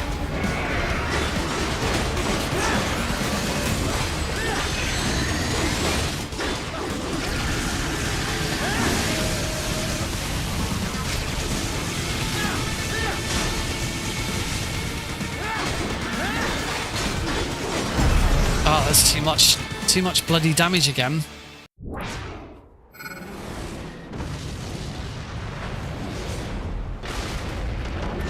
I might just quickly watch the video again, just to sort of once more. You block, you parry, and then you do a rocky easy because this is essentially an auto-scroller. All you have to do is to not make mistakes, that's all. Start off by jumping, making 5 aerial attacks, then do a double heavy if you want. Your goal here is to adjust the raise HP to around 80.4 or 80.7. The lower you get, the better, but don't get below 80, because otherwise you'll kill your run. After the double laser attack, Ray will always try to headbutt you. You wanna block this headbutt and cut his armor once. This is important. Okay, so now the important part. After you cut down his armor, he will try to go to the top left corner to do his very long attack. We want to skip this attack. So during the cutscene, we want to hold up plus left, and we want to cut Ray just as he transitions into that attack. If you won't be able to hit Ray because he'll be too fast, this happens a lot, you will have to do a little backup here. Alright. I understand where I'm going wrong with the with jumping over his laser and hitting him. I'm trying to get 2 hits in and you only get 1 in. That damn G. It still works?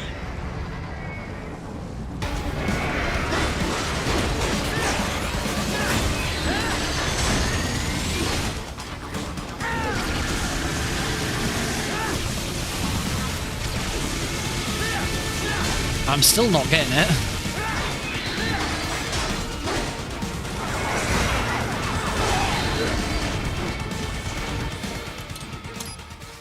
Still not managing it.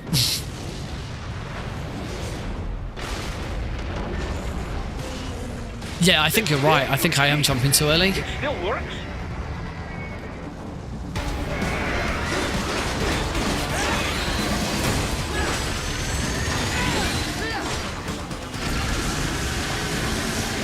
That's better. There we go.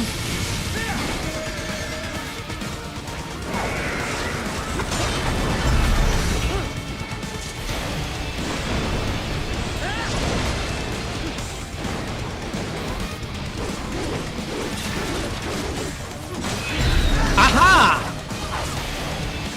Now I don't know what to do. We've never got this far. Here. So you come to this corner, do some heavy attacks on the ground or in the air, and this will give you a chance to skip this attack completely. After that, he'll try to headbutt you once more, you block, you parry, and then you do a rocket skip. No matter how good your rocket skip was, there is one more section to do.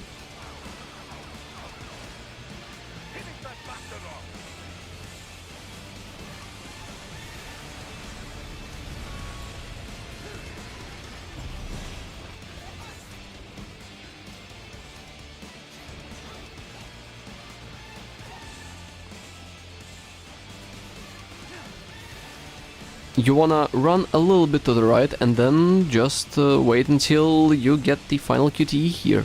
That's all. Just stay slightly to the right and do that. Right. Alright, let's finish this.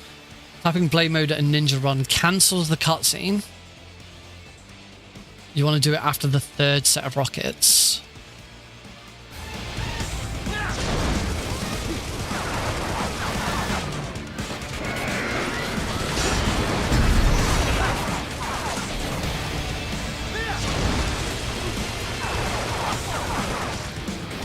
Hang on, tapping Blade Mode and Ninja Run.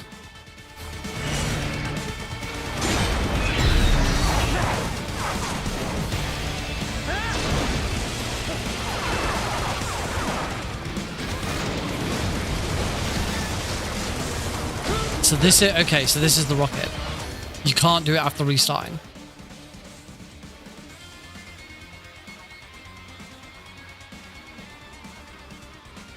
Okay, I'm confused. When you say you can't do it after, you can't. Okay, you do have to land the finishing blow, right? I think I'm gonna watch the whole bloody thing again because I'm a little confused. Because otherwise you'll kill your run. After the double laser attack, Ray will always try to headbutt you. You wanna block this headbutt and cut his armor once. This is important. Okay, so now the important part. After you cut down his armor, he will try to go to the top left corner to do his very long attack. We want to skip this attack. So during the cutscene, we want to hold up plus left and we want to cut Ray just as he transitions into that attack. If you won't be able to hit Ray because he'll be too fast, this happens a lot, you will have to do a little backup here. So you come to this corner, do some heavy attacks on the ground or in the air, and this will give you a chance to skip this attack completely. After that, he'll try to headbutt you once more, you block, you parry, and then you do a rocket skip. No matter how good your rocket skip was, there is one more section to do.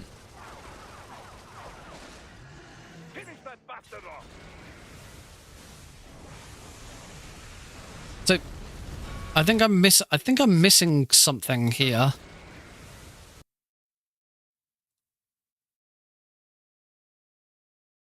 Completely. After that, he'll try to headbutt you once more, you block, you parry, and then you do a rocket skip. No matter how good your rocket skip was, there is one more section to do.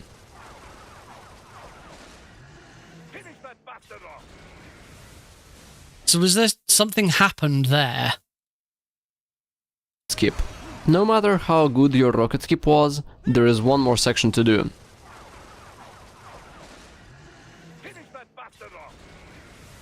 So this is where you say, I think this is where you said tapping blade mode and ninja run. Oh, the rocket skip happens after you kill the boss.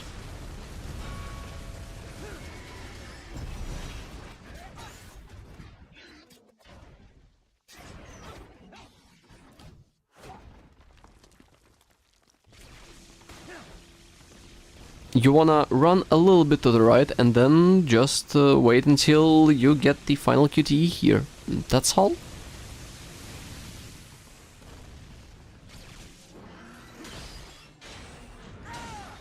Okay.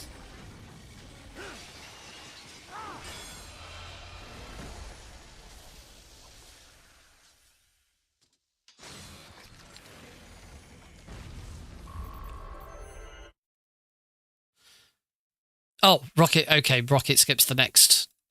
It's yeah. There was something seeming to suggest that you rocket skip.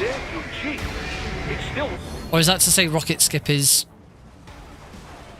At the end of the second Ray fight, we can do something called a rocket skip, which saves around 5 to 8 seconds.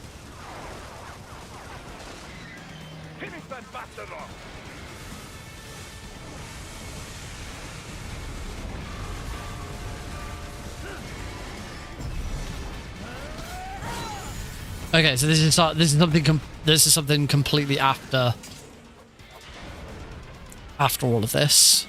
As you get into the cutscene after killing Ray 2, pay attention to the rockets Ray will throw at you inside the cutscene. Oh, I see. Just as you see the third burst of rockets, hold forward, tap blade mode and then hold ninja run.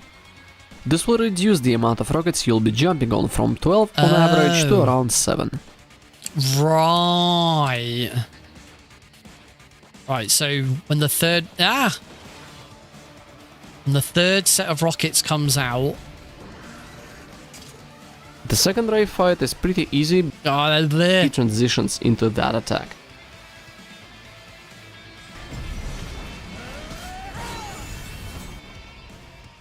As you get into the cutscene after, it will throw at you inside the cutscene. So 1, 2, Just as you see the third burst of rockets, hold forward, tap blade mode and then hold ninja run. Right. hold forwards, tap blade mode, and then ninja run. If I remember to do it, we'll do it.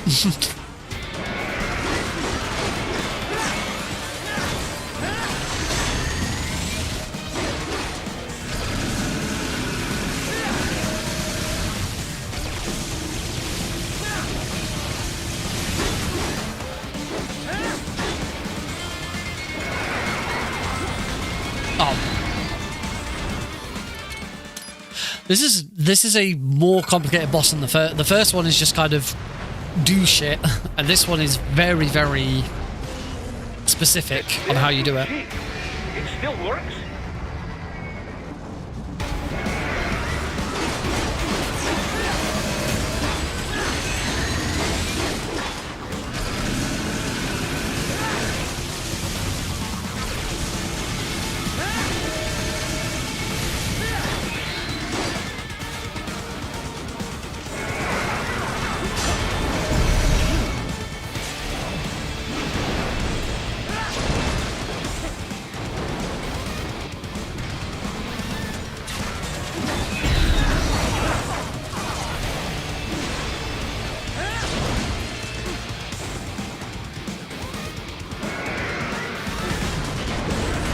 Oh. I think I've done... Well...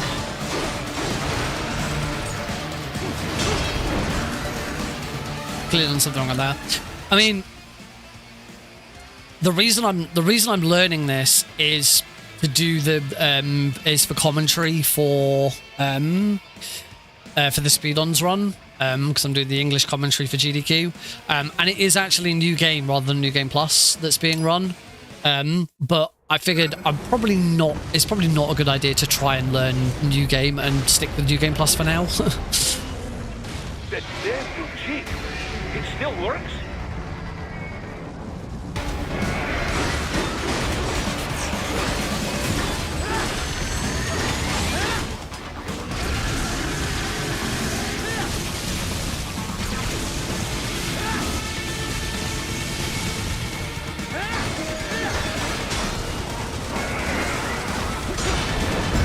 I still haven't got the right amount of damage. I'm really struggling to be in the right position for all of this. Right, I'm going to see if I can just get through this, because we should move on to the next thing. This is still the first freaking chapter. It still works?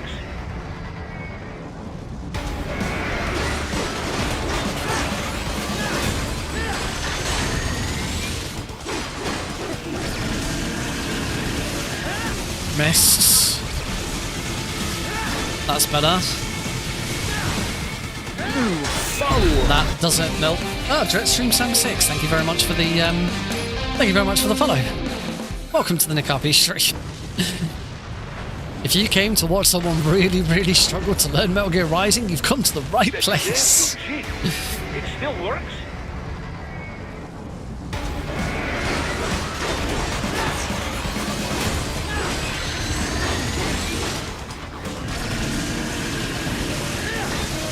Better. Better.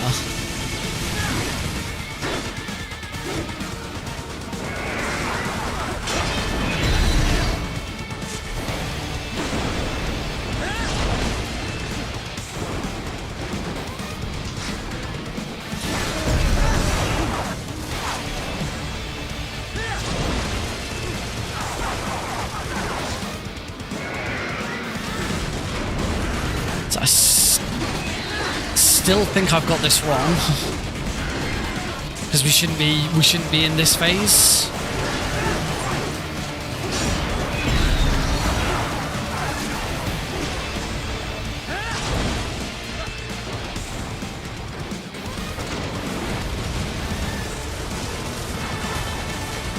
Yeah, we shouldn't be. Shouldn't be in this place. Turn to the right for the second parry.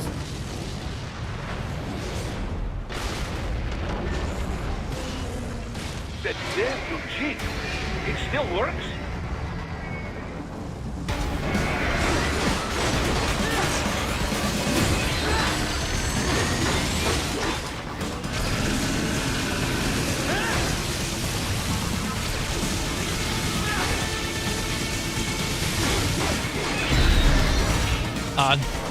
I've done too much damage, so I want to see what actually happens at this point when you do too much damage. Now he's going to attack.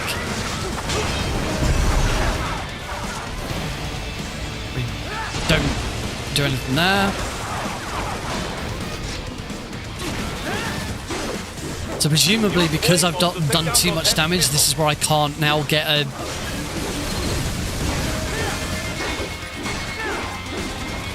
Thanks, you fangies.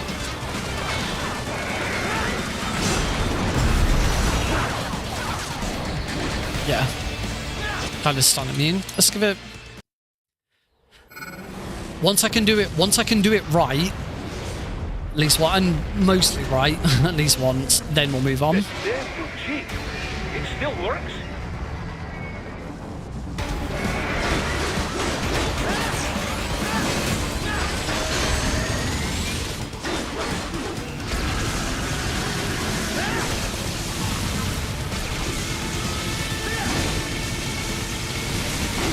There we go.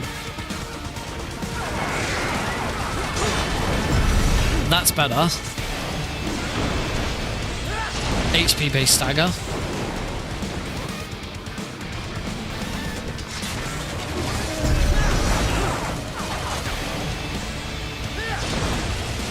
Okay, so move over to the right for the next block.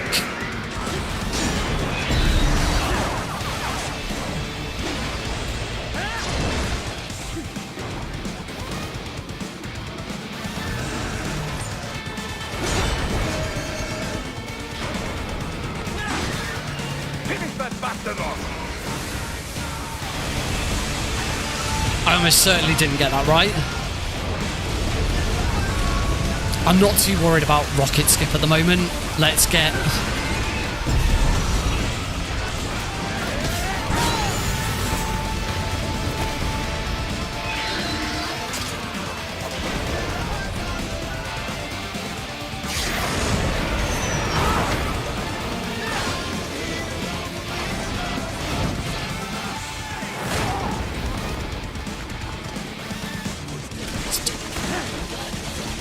Right, so move over to the right.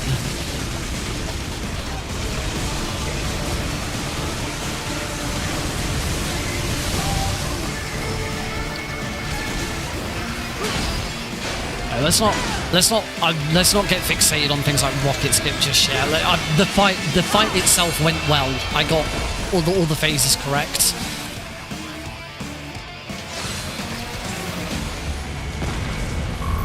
Holy shit, I've got live split open, I didn't even realise. And yes, and it's working. So alright. So this will reduce the amount of rockets you'll be jumping on from 12. You landed safely, Duff? Okay, so there isn't then any more tutorial because as far as I'm aware it's now just... At the end of the second ray fight we can do something called a rocket skip, which saves around 5 to 8 seconds.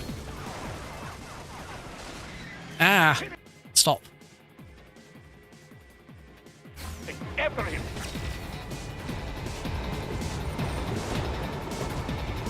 Right, an unidentified field rotor is headed your way. Keep an eye out for it.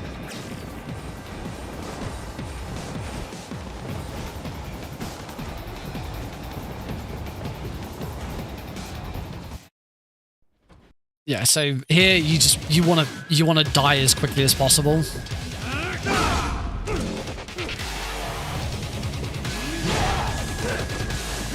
If you want to be fast, either get yourself to 50% and then try and hit him. Okay. Oh, to get into this. And not half bad. Can't skip that.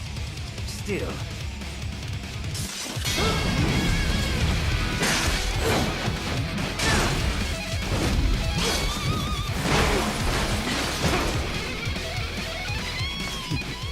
After you skip the cutscene, so not this cutscene presumably, then hit Sam, he'll block, get hit. Don't be shy.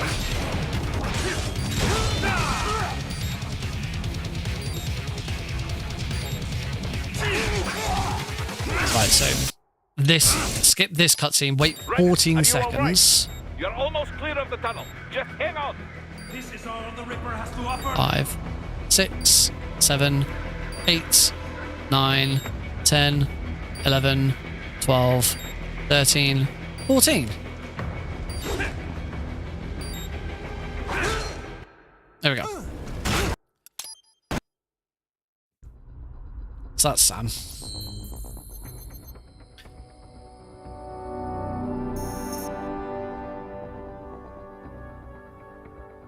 A little lull for the night. Let's have a look.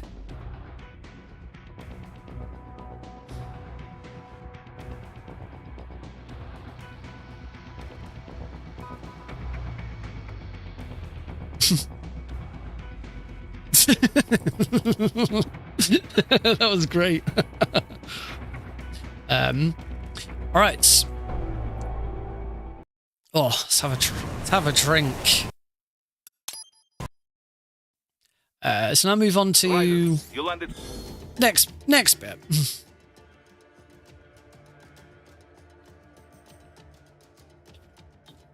So let's watch. We finally got past chapter 0. First, head inland. The waypoint is marked on your Soliton radar. Contact us on codec if you have questions.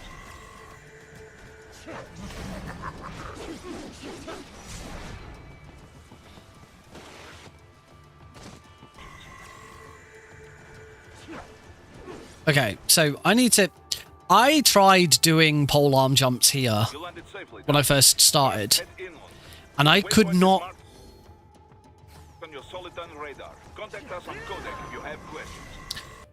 Okay, because I could not get Raiden to go forwards. First, head inland. The waypoint is marked on your Soliton radar. Contact us on codec if you have questions.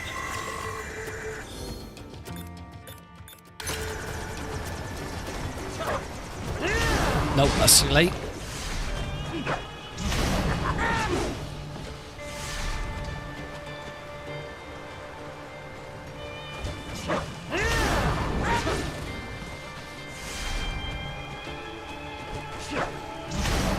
That's too late.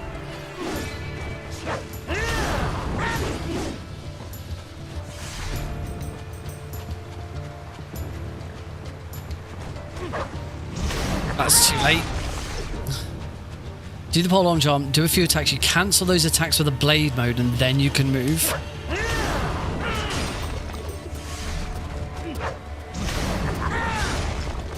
Doing it too late. Come on. Otherwise, you're either losing momentum or you're stuck in the animation with no way to recover, right? So you can do this from a standing still. I don't need to be moving first, do I?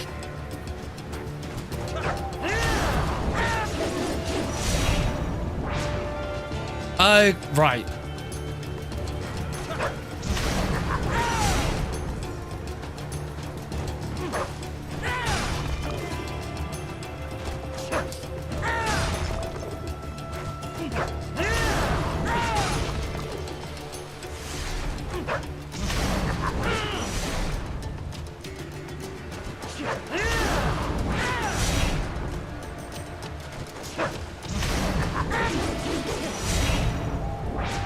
Right, and then you can move. Right, then you can move forwards.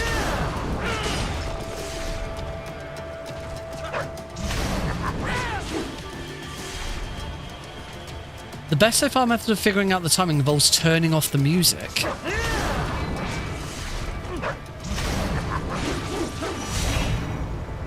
Oh, then listening to Raiden's gasps. You must construct additional pylons. But the music. If I get desperate.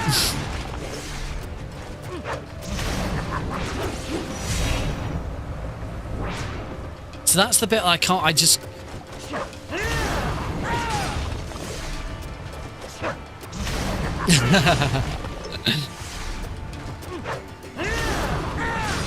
Activating it too late.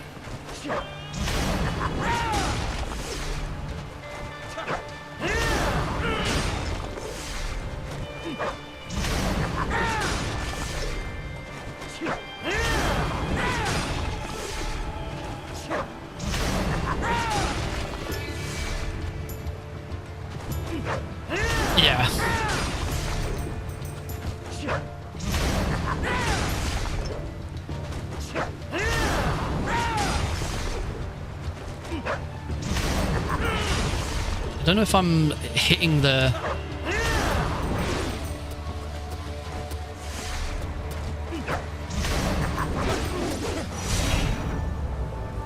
Yay! There we go.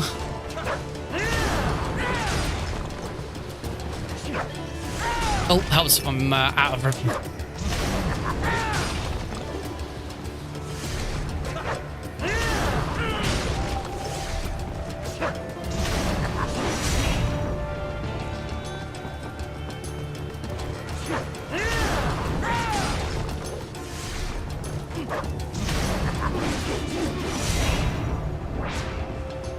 See, sometimes if you think you're too early, do it way earlier and check if that changes.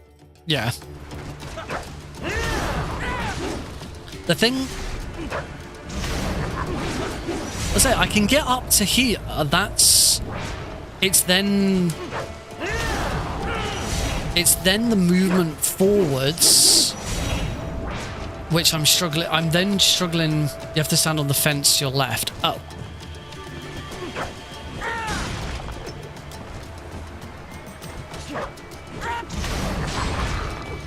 Gotta be careful here, I don't want to break anything.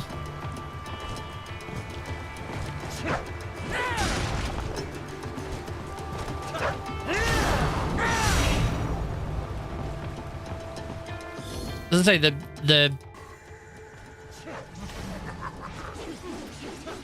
Oh, you need to... Oh, because you got to get a lot higher. Okay, it's not... You're not trying to get... Yeah.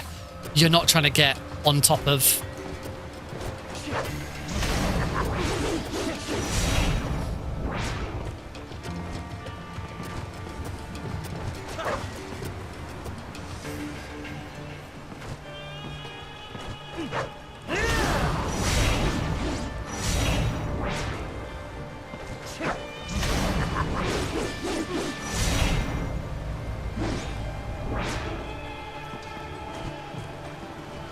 Do the backup version.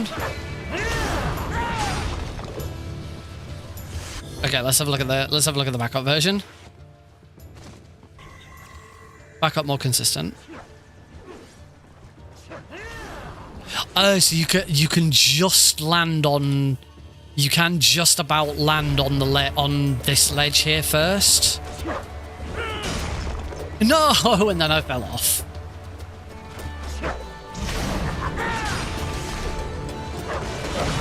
And then I broke it, which means I need to restart. Landing there is not okay. Right, you landed safely, huh? First, right, let's take the advice. Turn off the music.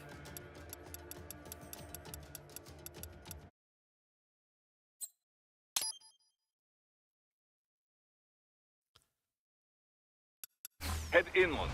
The waypoint is marked on your Soliton radar. Contact us on codec if you have questions. Oh.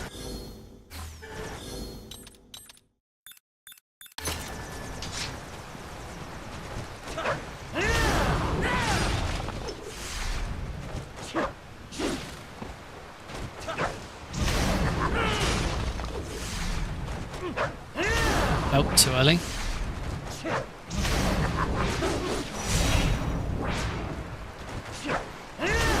Too late.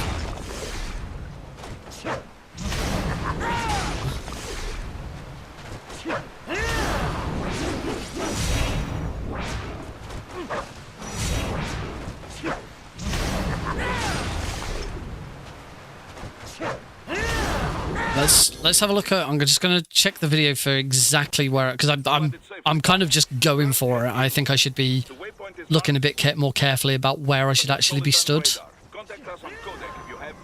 Right. The second pole attack just as the first gasp ends.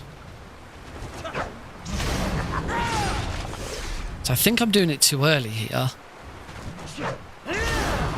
No, I'm doing it too late. Ah, yeah. Okay, I see where you're coming from now.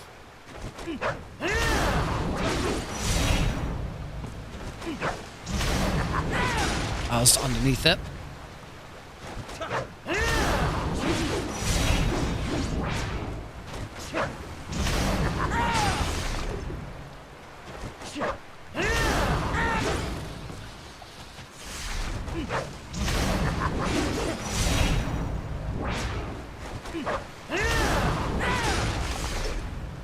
So from the looks of it, it should be about here.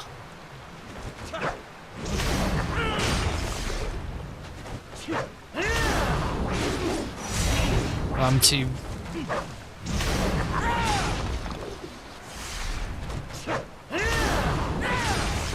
now I think I'm underneath it.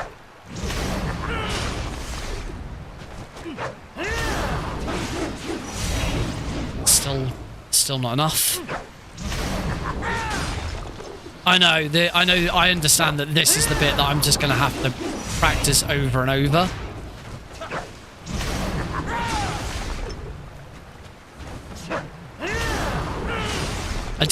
I know I've done it I know I have done it a couple of times.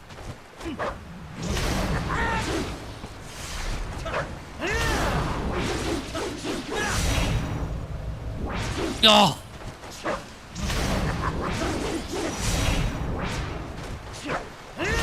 It's just getting on.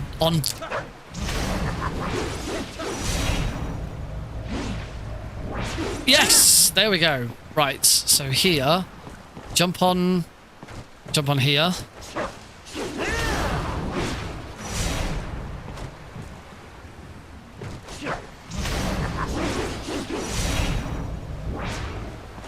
Oh.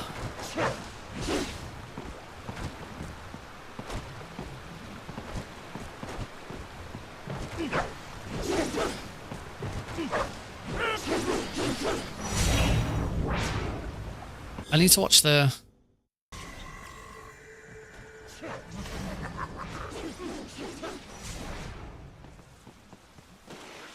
Where's the backup again?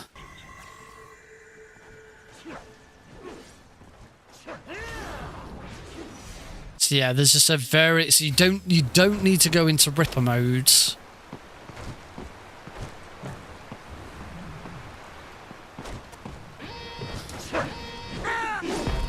Oh, hey, house. Alert. Incoming raid from HAL 5005. You don't need to get into Ripper mode. No! Oh, God. Hello! Hello, raiders. Welcome.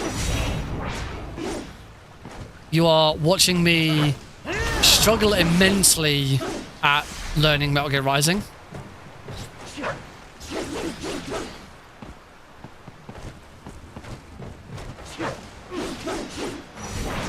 Oh, I think I actually did hit the ledge there.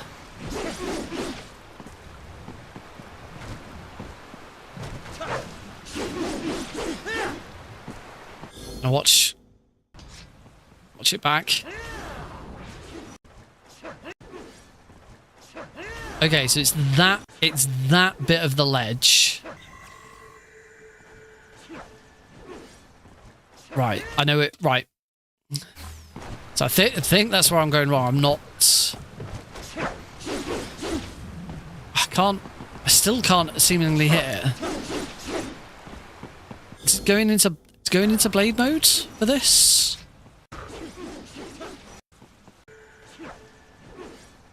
No.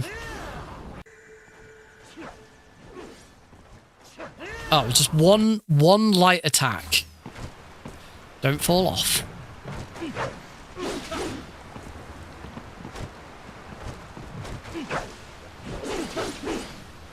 I can't seem to get on that bit of the ledge.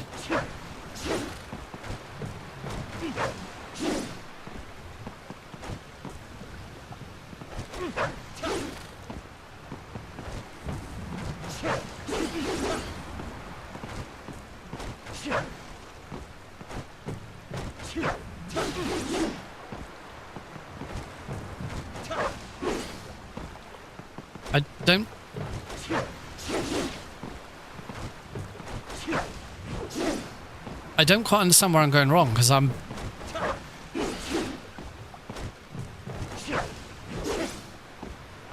don't seem to be able to land on that one bit of the ledge that...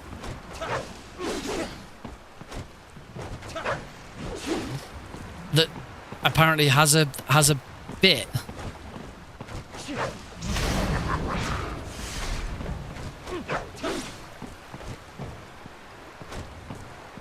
Oh, God.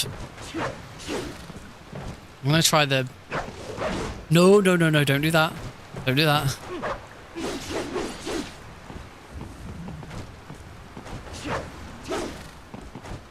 Nah, don't fall off.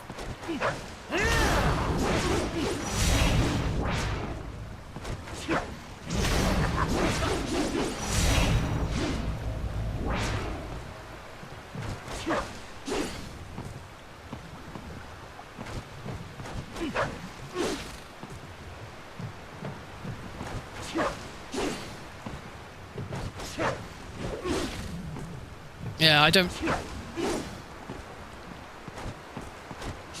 Video suggests that that's more consistent, but I can't freaking hit that bit of the ledge to get on it. So I'm a bit confused as to what's going on there.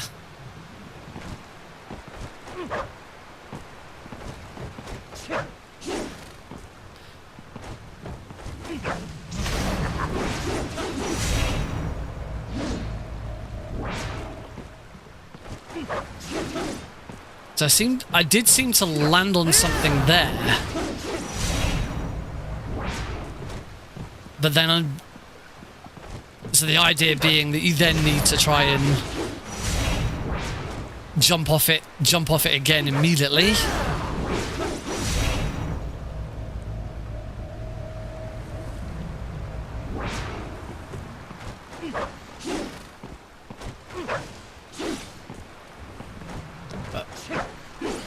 So I'm not sure where I'm going wrong here.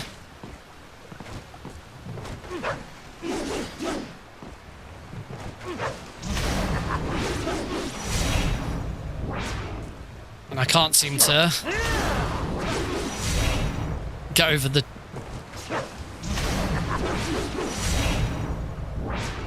Oh!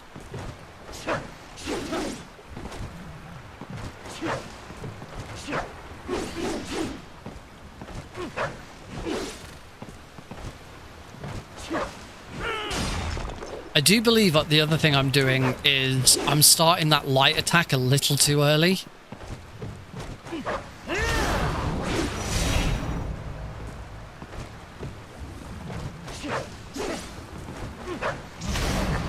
Nope.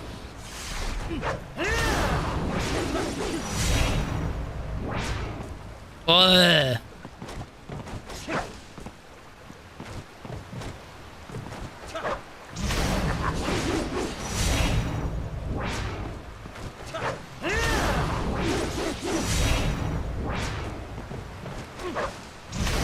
Nope.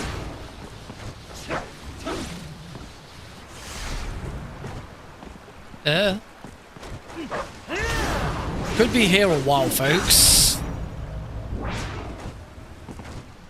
Oh, I bloody had it then.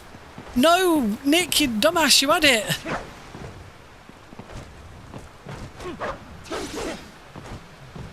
No, and then he fell off the bloody...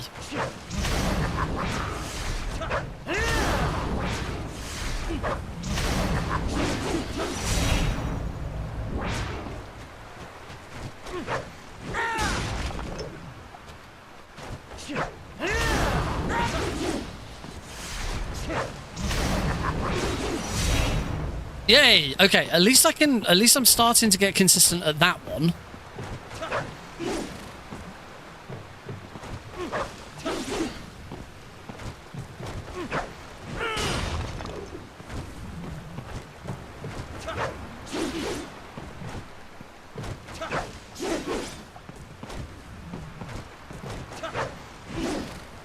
So I can get something right with this.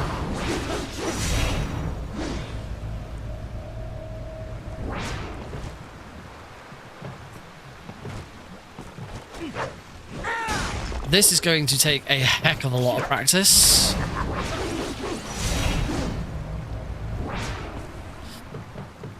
The only other thing I don't know if it's having an effect is the way that I have, because I have the camera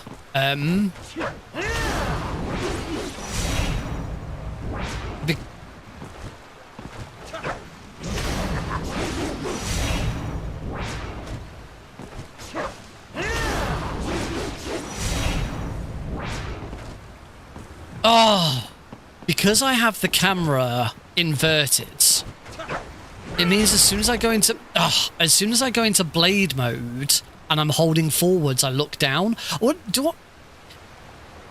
That's because I need to be holding L3, isn't it?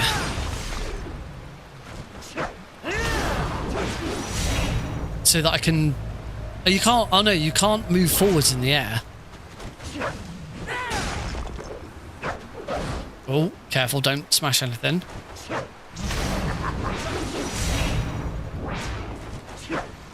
No, the L3 doesn't make any difference in the air.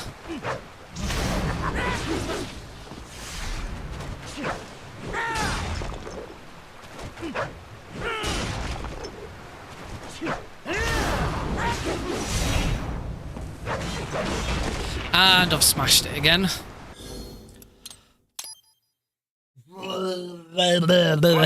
You landed safely, huh? First, head inland. The waypoint is marked on your Soliton radar. I mean, at least I understand what's going on. That's the important bit for doing the commentary. I know what's happening.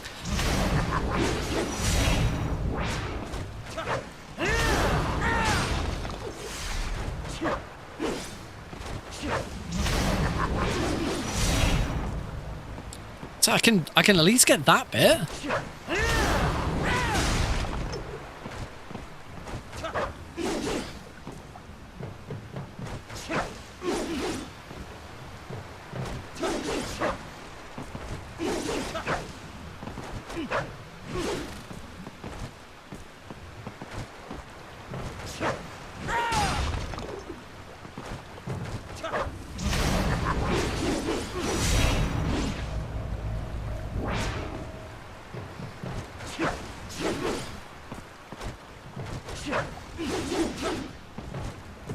Yeah, I don't...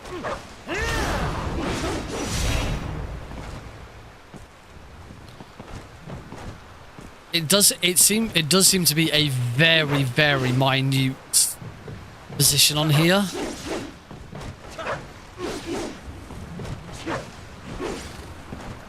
And I can't seem to consistently get it without doing the full combo first. Now I can't even activate blade mode. Activate Ripper mode.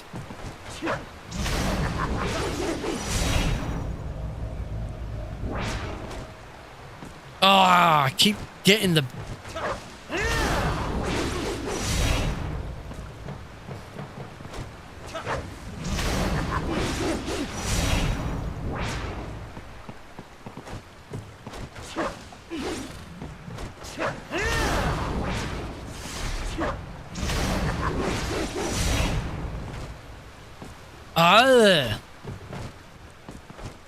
Keep... No.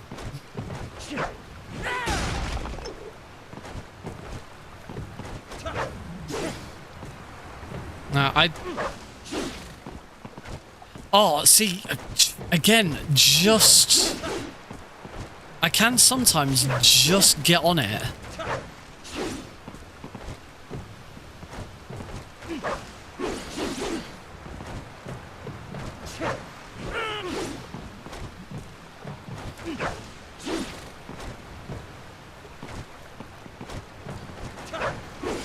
I wonder if the exact position is different by version or something like that.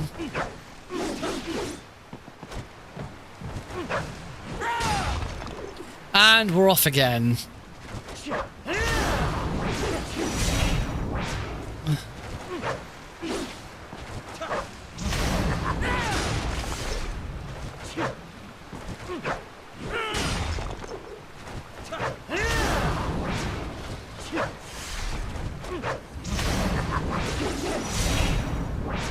Oh.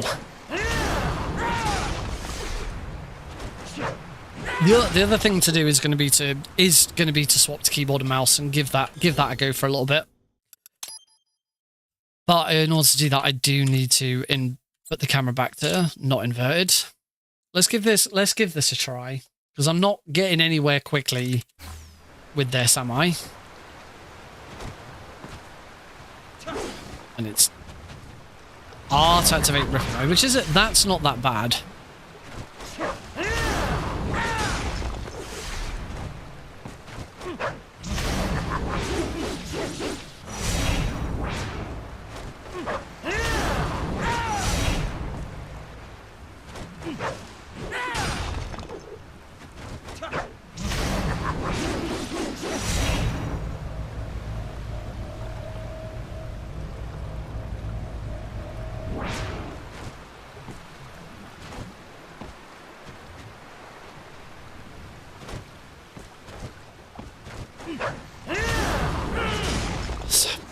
Keyboard and mouse just feels weird.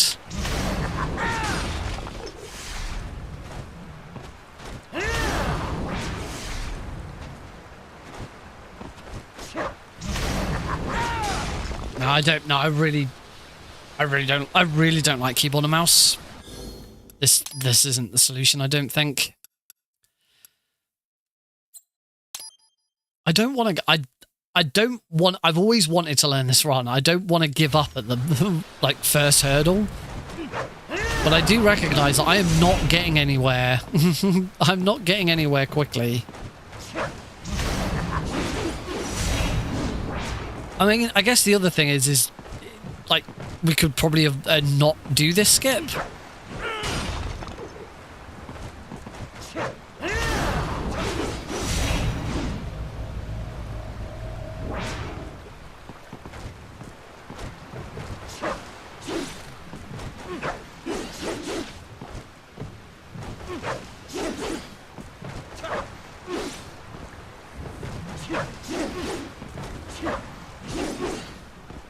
Yeah,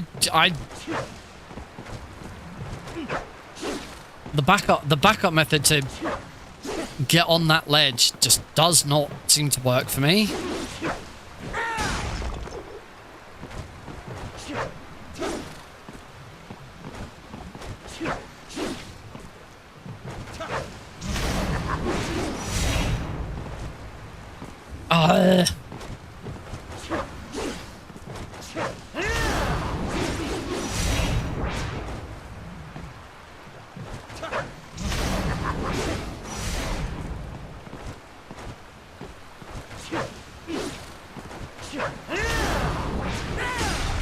No, don't fall off again.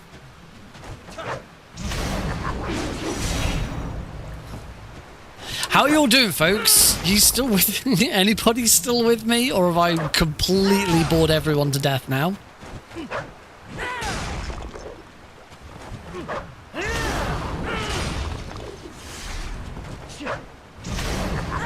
Or are you all enjoying the me being in agony?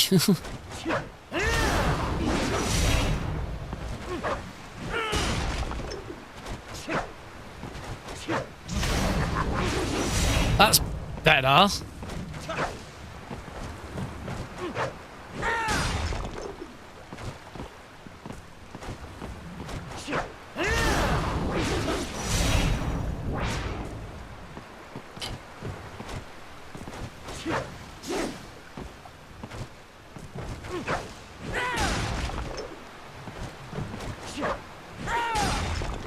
Oh.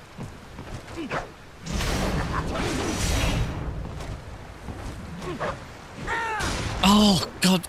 Every time I get the... Every time I manage to hit that ledge and then jump off it, I completely fail the double jump.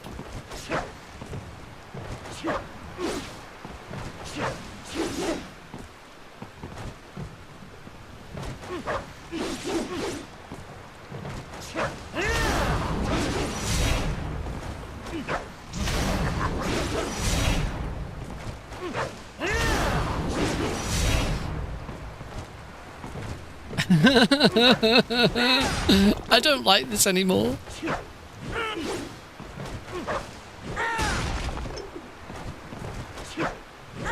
I can't. I'm trying to hit both analog sticks at the same time.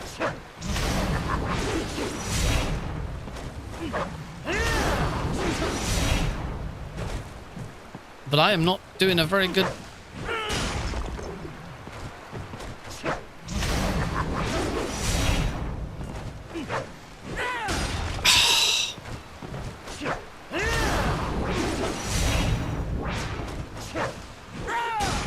I can't activate Ripper mode a second time. There we go.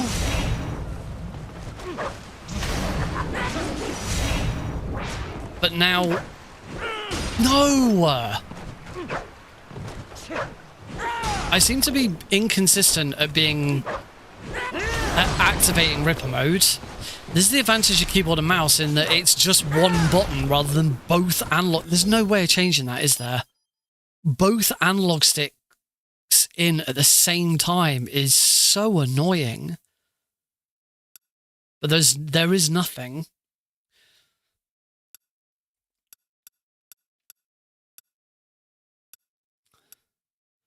The only thing I can do is I can swap. I am tempted to try type B where the camera control and the free blade mode is swapped over at some point, but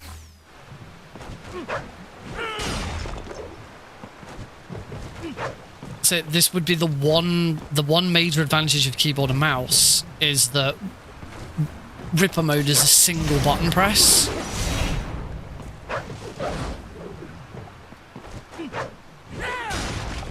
Oh.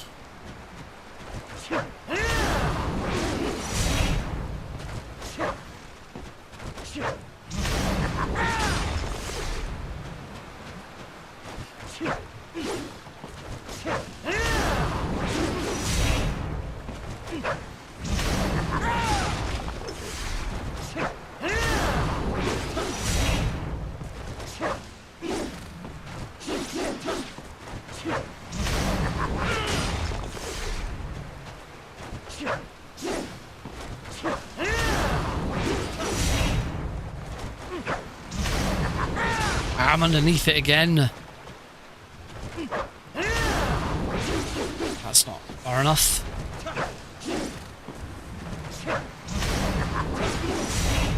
Oh, ow.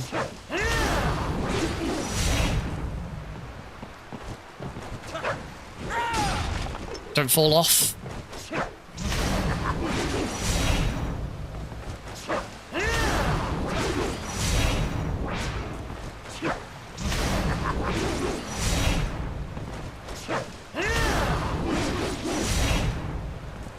Ah!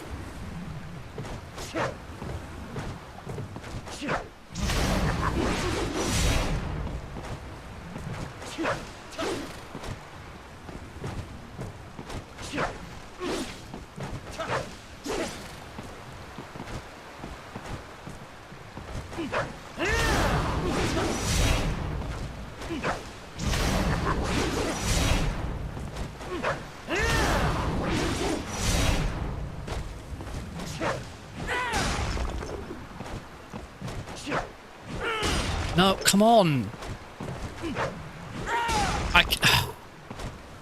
Why? Why did they put the activation of Ripper mode on both fucking analog sticks at the same time?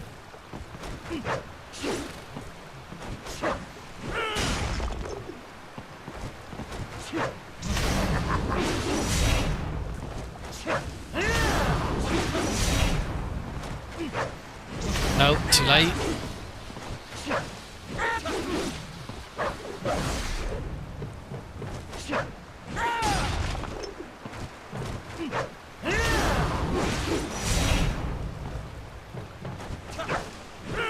I can't.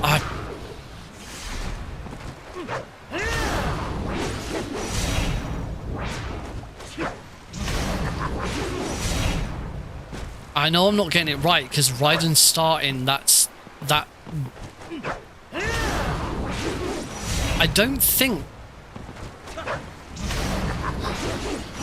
I need to watch the video again because I don't know.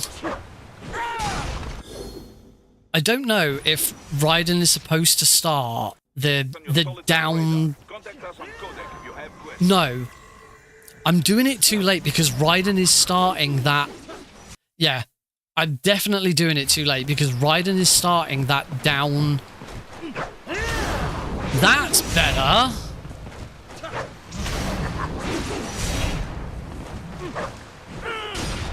Raiden shouldn't be starting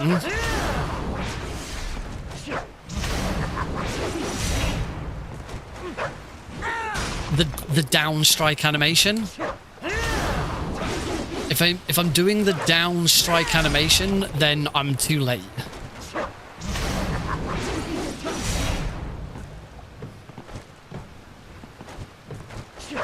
Okay, so I have now determined that I have been doing it too late for quite some time.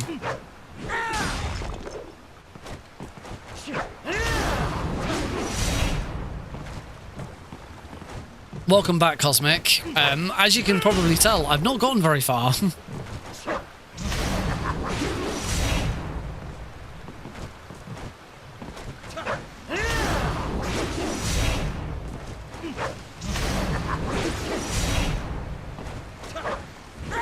No!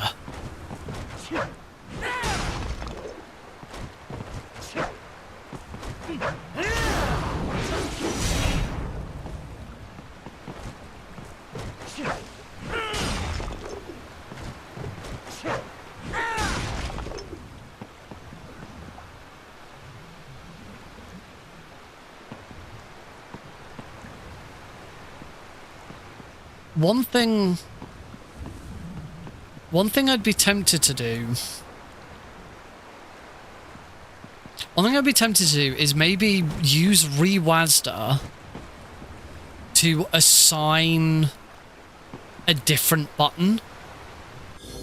To assign the keyboard command for Ripper mode to a single button on the... I could always assign it to the... I could always assign it to... Let's give that a go. I don't know if this would be like... And actually, I don't need to use Rewazda. I can do this in Steam. I can do this in Steam Input. Let me give this a try.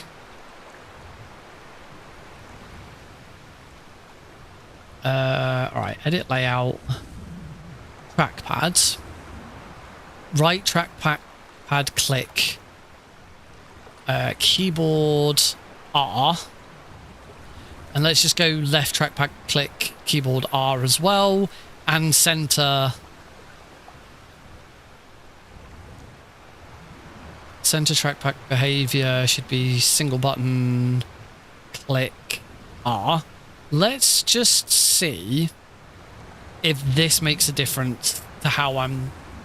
Right, so I can now activate Ripper mode with, rather than using both analog sticks, with the trackpad. Okay, I got that first try.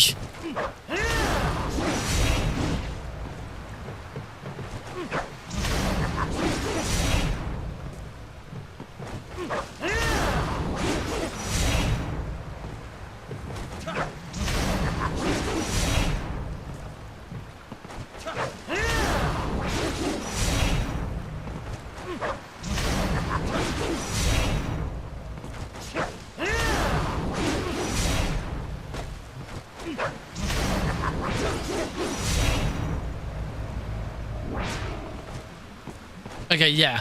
Assigning...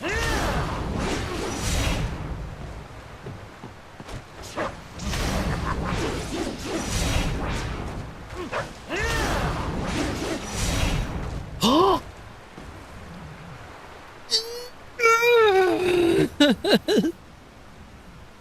Yes! I've finally done it!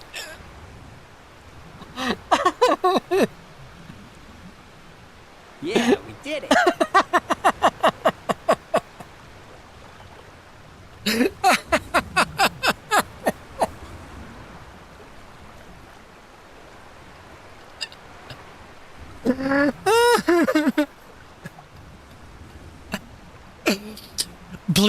Please tell me that the first hardest jump is factory skip, because I've already seen that you've suggested factory skip you shouldn't worry about until you're pretty damn good at it.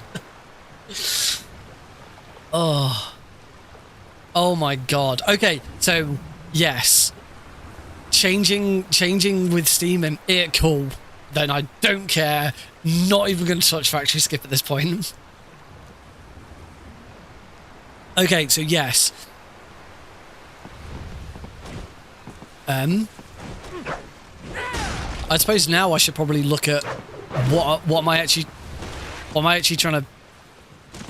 There we go. So that skips the first fight.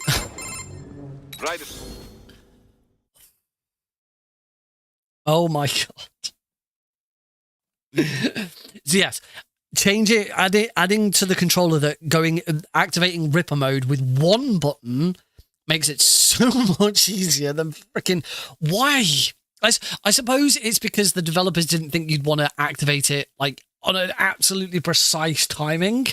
And I'm assuming changing controller inputs like that does not break any rules. Oh god.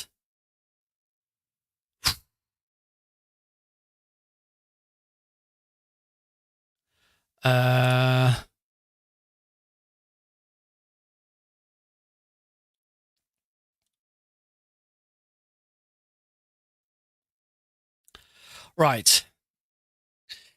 Let's keep going. And I will find time to practice a lot of this when I can.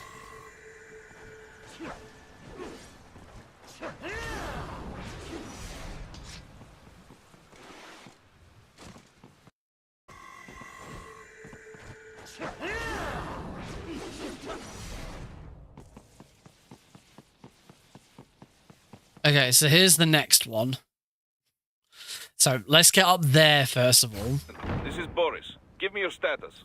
Looks clear. No one in sight. Good. Let's, as I also So I still do. Oh, yeah. Remember to do that.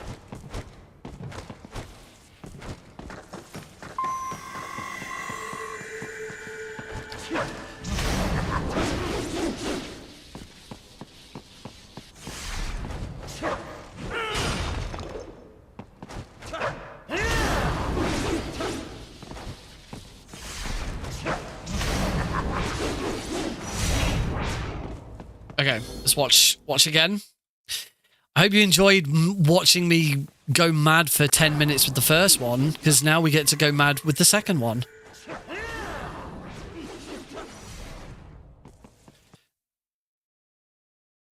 So again, same principle applies.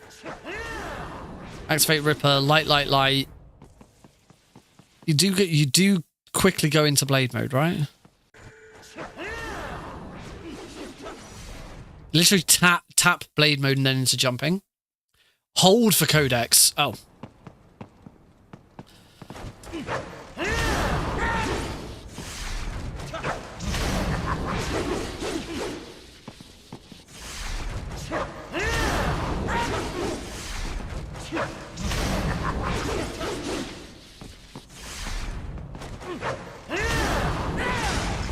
I'm sure you do.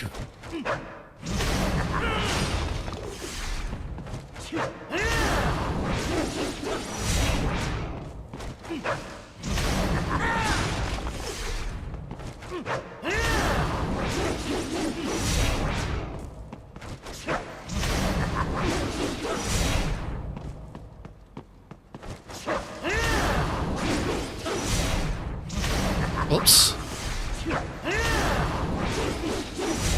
Still too late.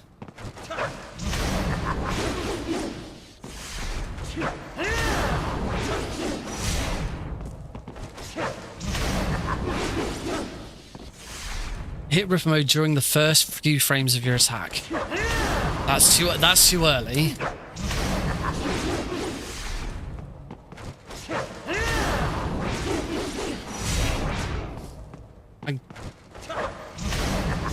Oh.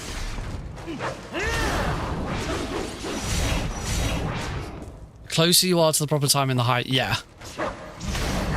Oh, that was weird.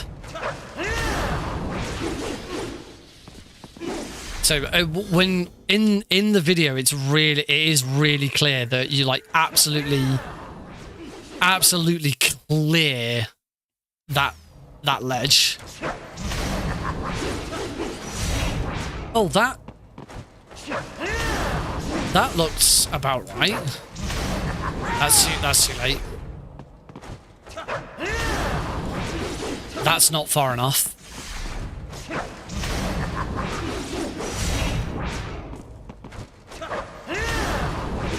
That's still not quite far enough.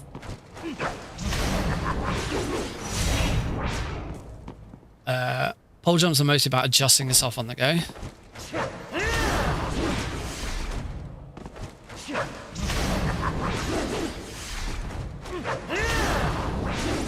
Oh! Okay, well that was definitely the right...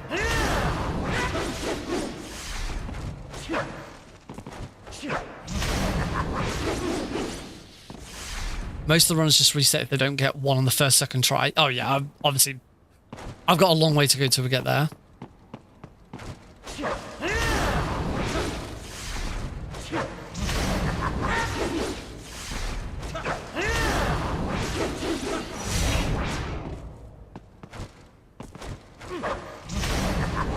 That's too late.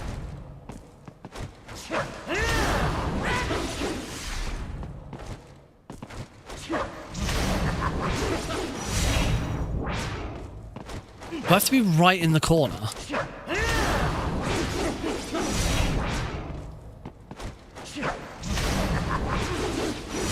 This is another one of those things where it's easier at like 30 FPS because you've got less frames to hit.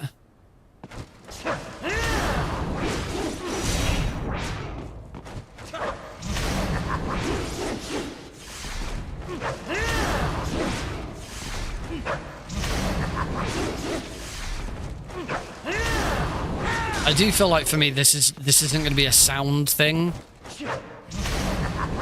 It's going to be a muscle memory thing.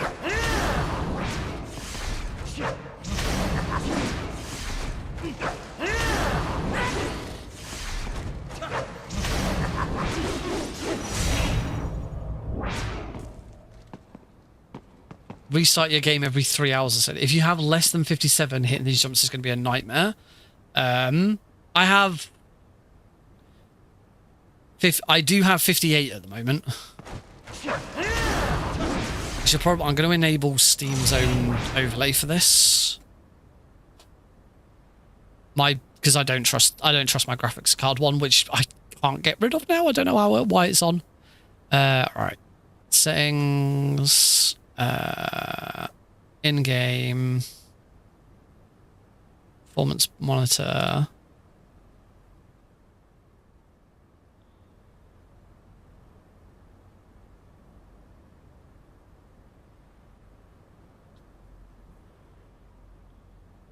Bottom left. Well, for some reason it's not showing for me.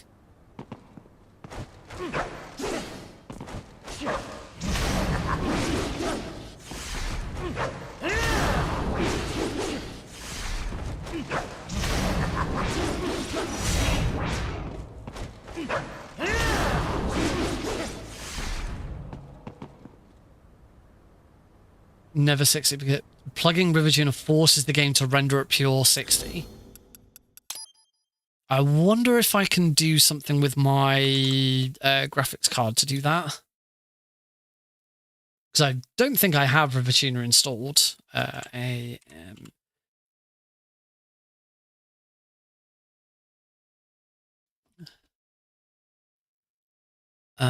Alright, performance.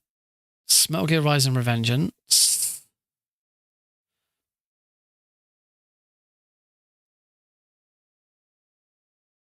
Oh, I can finally turn all of those off. Right. Gaming. Rising Revengeance.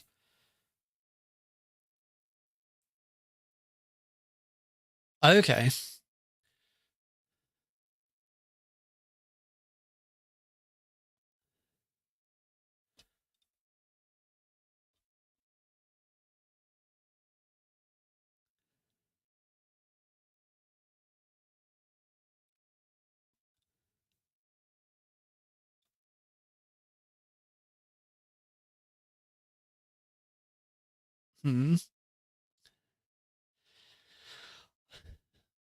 I have...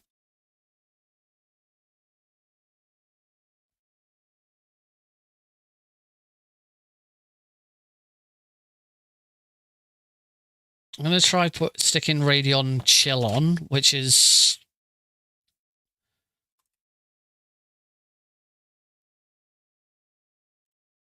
Which Radeon Chill is supposed to limit the FPS, but I wonder if... I wonder if having it on... I'm going to turn off FreeSync. That's refresh rate. That's refresh rate. That shouldn't make a difference. And then let's turn on my FPS counter. Just so that I can see it. So I'll be able to see it. You guys won't.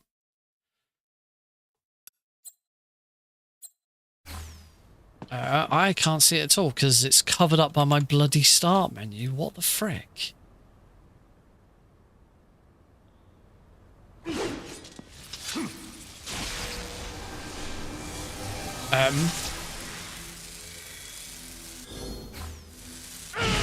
Okay, not quite sure what I did there. So yeah, it is, my frame rate is still showing that it's only at 58, not at pure 60.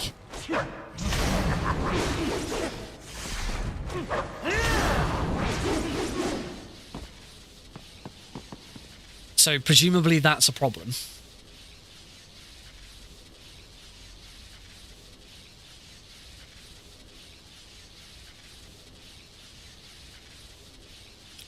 Let's try, I'm going to try bumping the idle FPS up.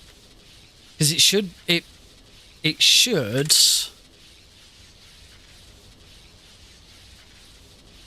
I bump, no, using Radeon Chill, it's still only reaches 50, 57, 58. So that's not it.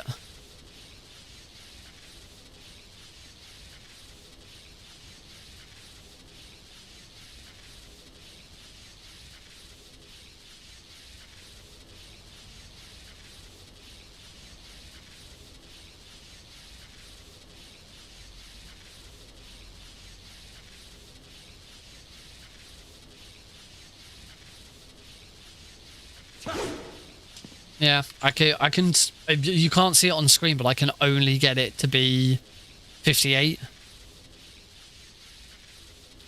There's nothing, the settings only, the settings, if I recall correctly, only let you go to, 60. I guess the only other question is whether I turn all of the qualities down. Does that make a difference?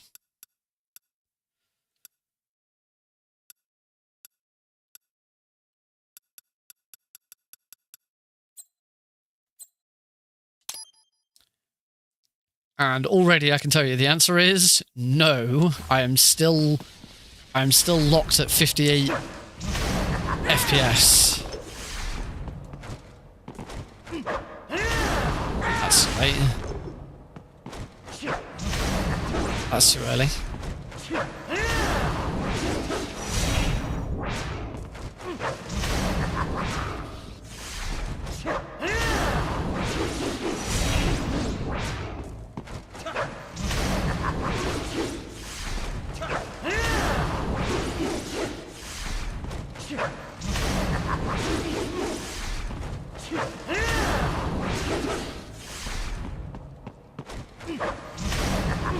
That's too early.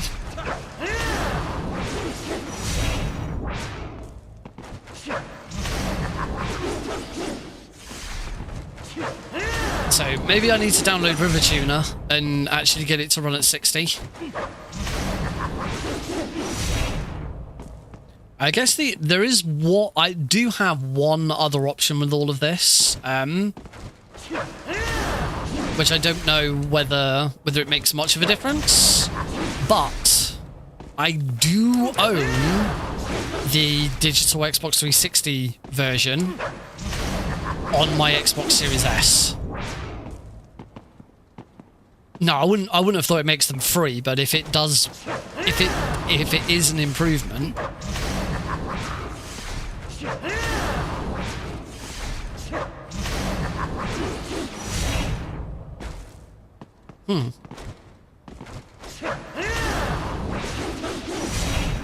Yeah, I can see that.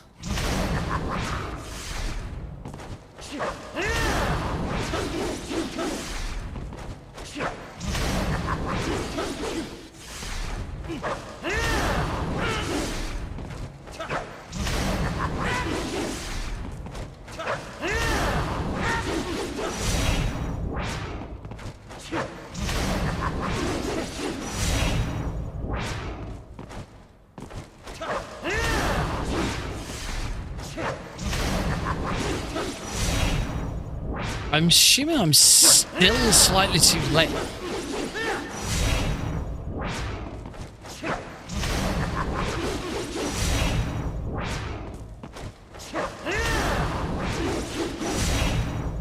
Because I am not getting over that ledge.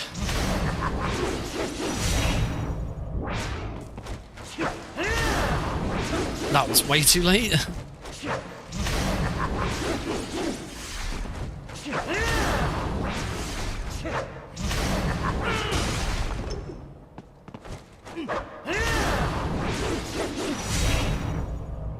Yeah. That was too late.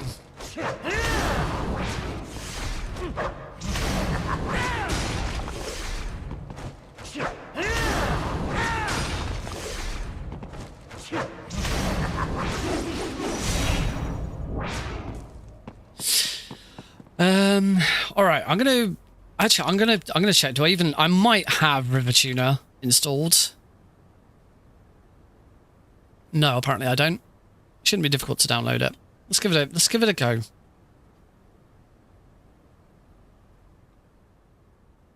Let's see what we can do with it. Ugh.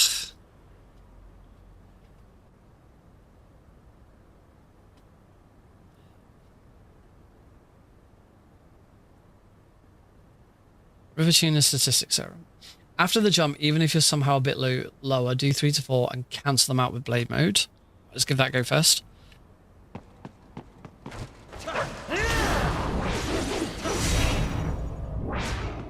I'm assuming I shouldn't be holding blade mode. I should just be tapping blade mode to cancel it, shouldn't I?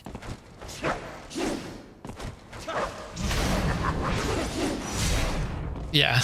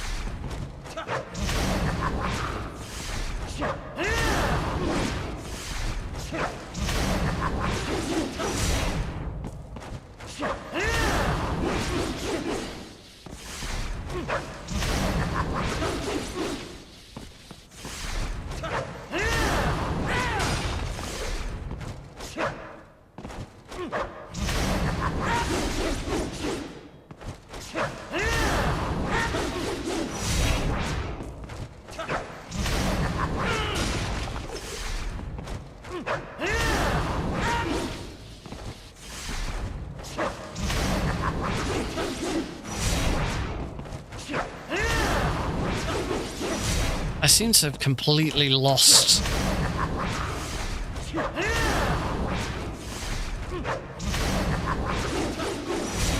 Oh.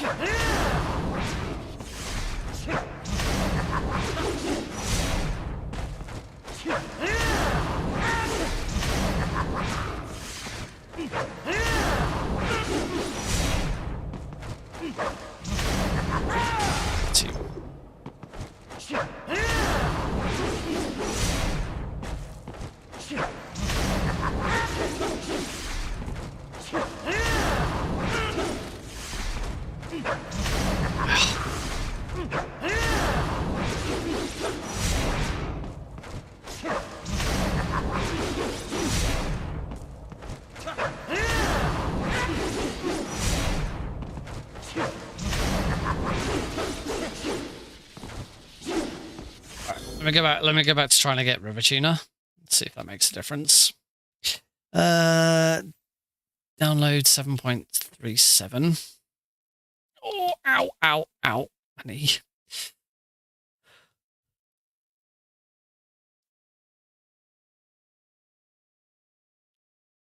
It has been a while since I've used River Tuner.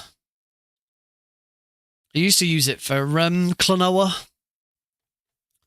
I used to need it for Klonoa to make Klonoa 60 until I started using until I like got my new PC and I could do it with the graphics card instead.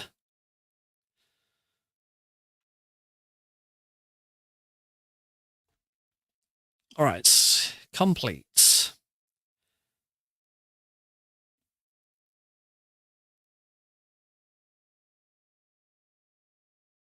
Oh, I think I've just installed the wrong thing.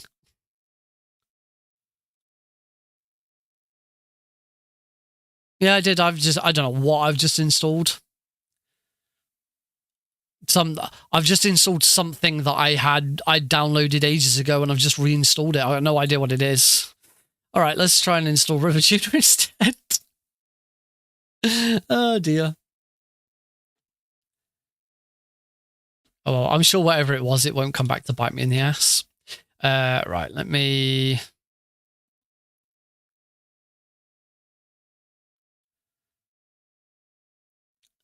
just turn off everything that I turned on with my graphics cards.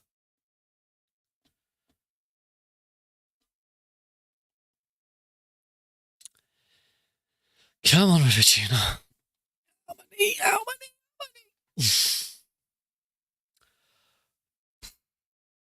Oh, it's taking a while to finish.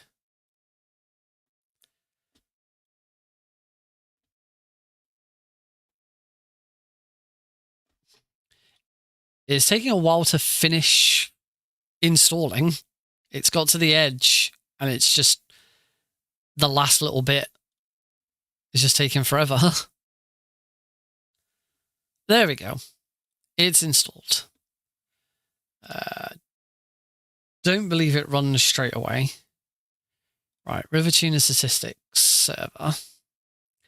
Let's have a look.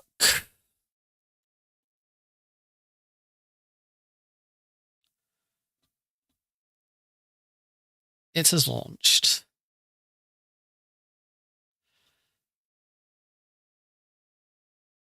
Right. To add.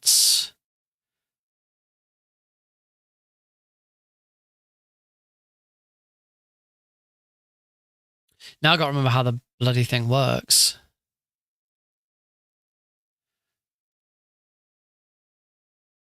So I think I need to add Metal Gear Rising.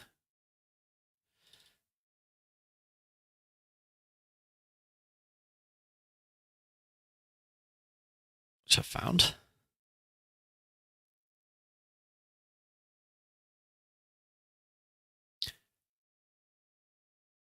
Probably have to restart the game. That's, yes, you're probably right.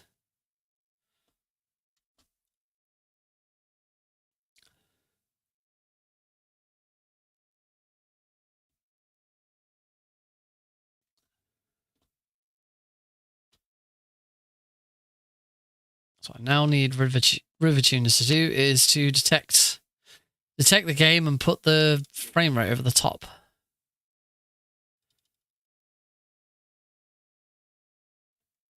It's frame rate limit of 60. Scanline sync, don't know. I don't know what that means.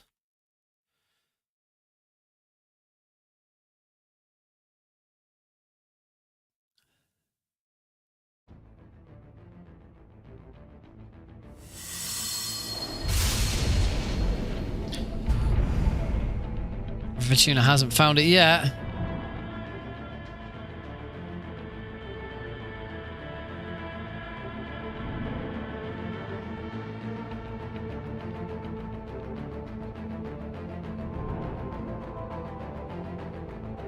Ah, there we go. Right. Okay, thankfully, River Tuner has now found it. you can just about see tiny little... There we go. Right. Let's make that a little bit smaller.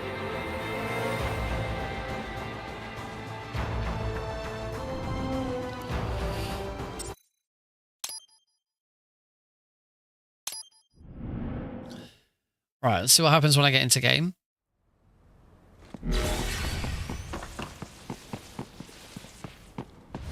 Okay, so now it does appear to be at 60 FPS.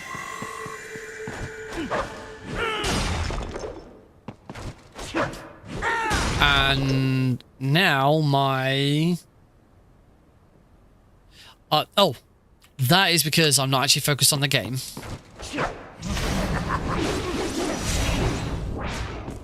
But yes, this is certainly added. Yeah, this is certainly making it run at 60 FPS, so that's good.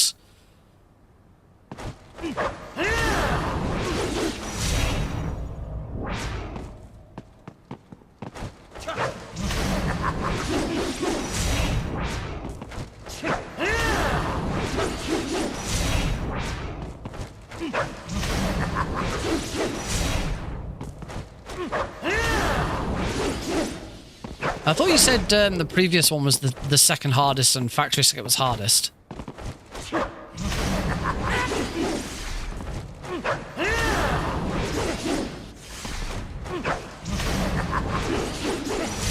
Oh. Not my experience with this so far. I mean, I spent a hell of a lot longer on the previous one.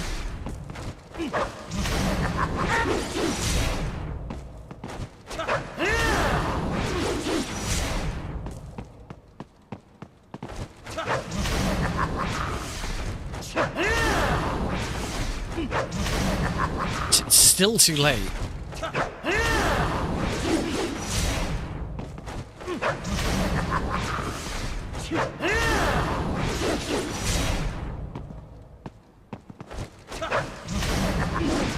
I mean, that looks pretty good.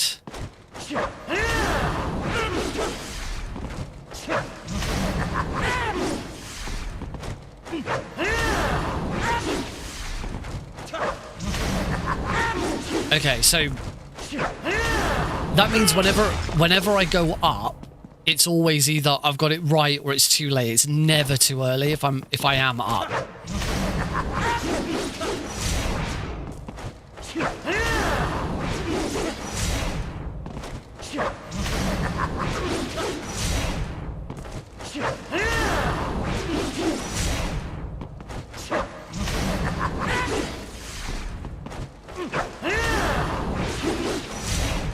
So this might work in my favor in the fact that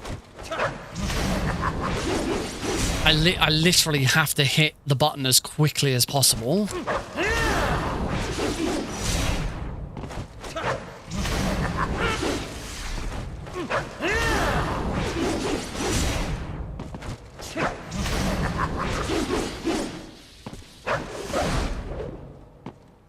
It might be that I can't have it on here because I need it to be on I need to be able to hit two different buttons at once. Oh, I suppose I could do that.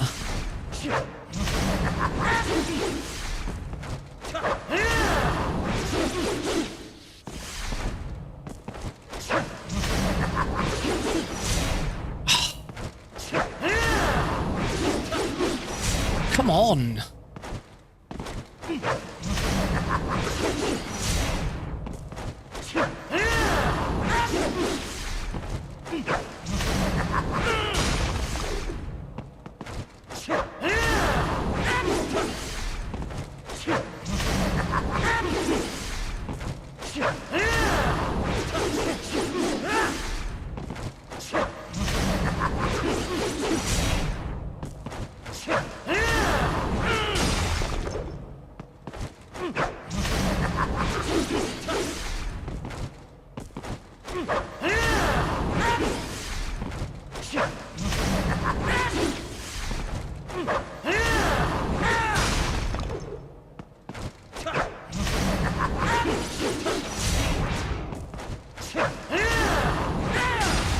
late.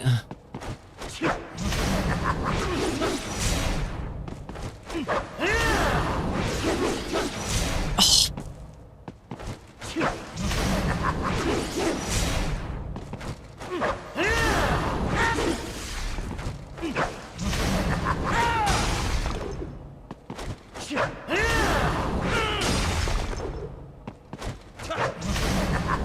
Too early.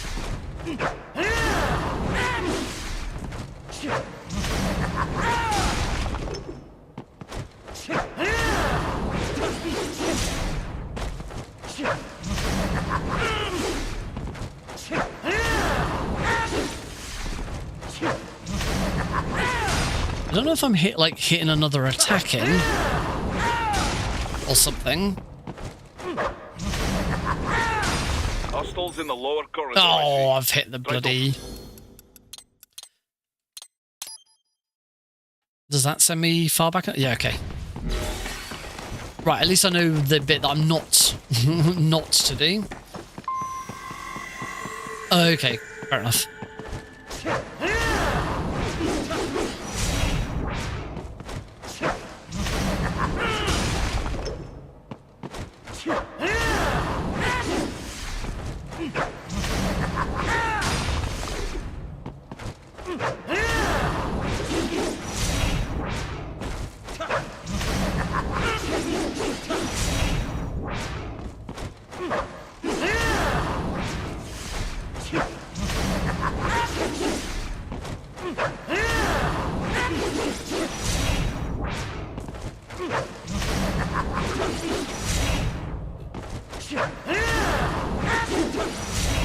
Nope.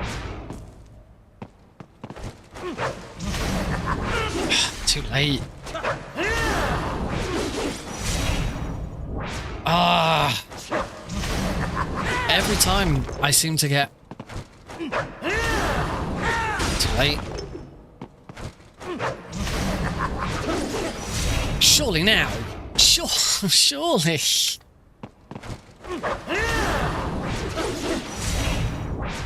I'm not sure what.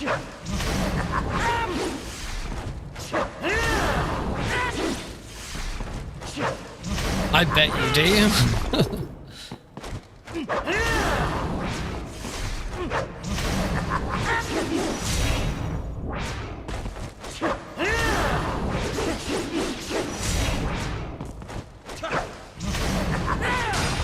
Always do 3 to 4.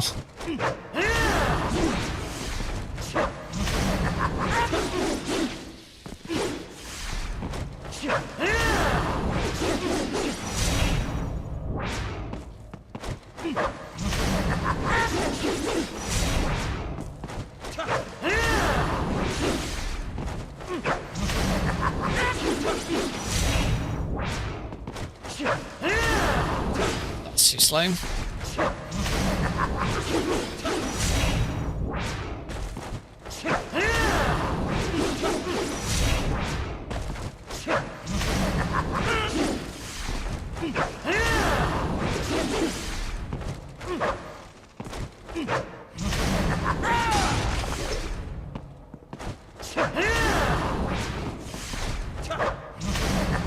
Yeah, I've got to.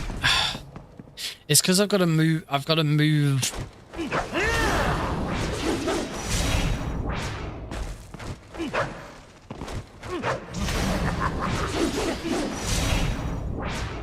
That was.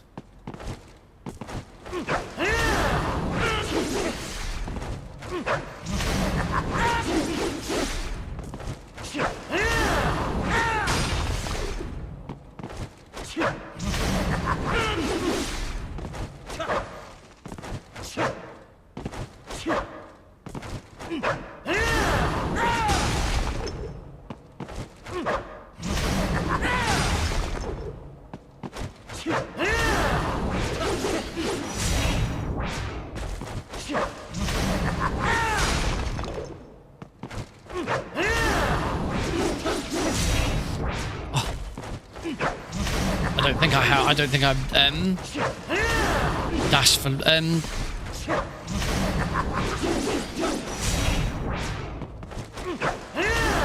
it's too late.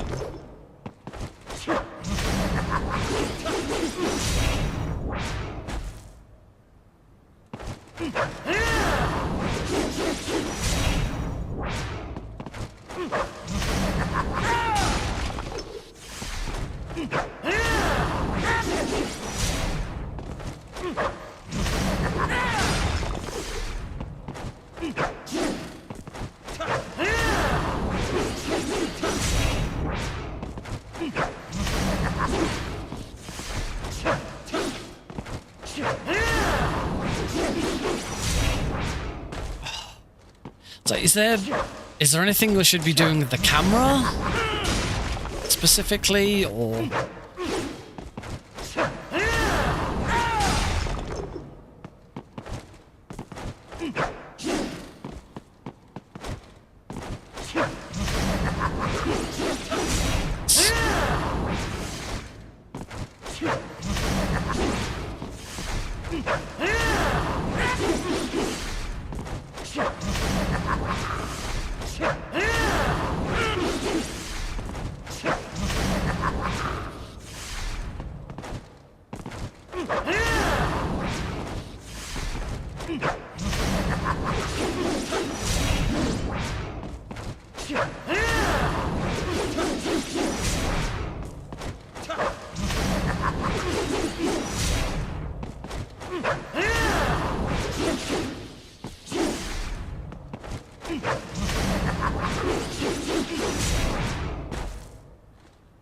Raiden's ass saves time. So team.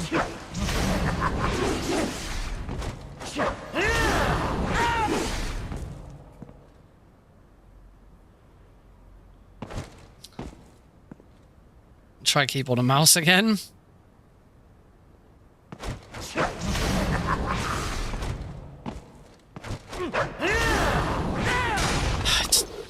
I really, really don't like keyboard and mouse for this.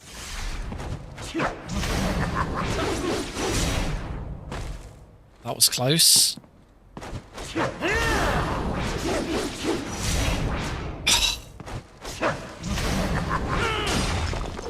I am.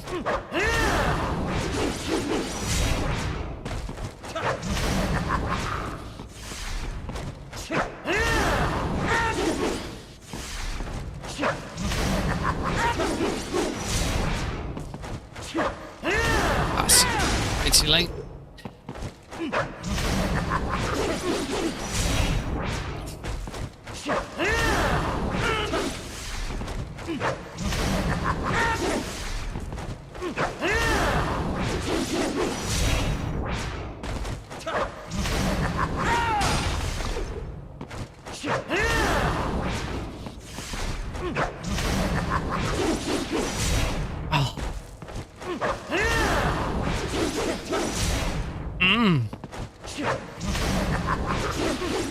I'm assuming part of it is also when you start doing your light attacks. You could start doing your light attacks too early to cancel the height.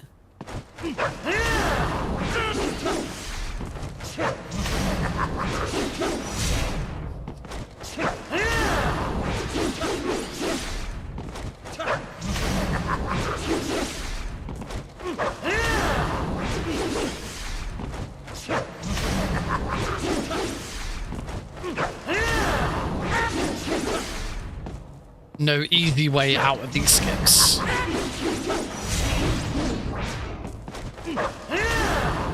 As I was saying, if you can't do them, then the run's going to be very difficult.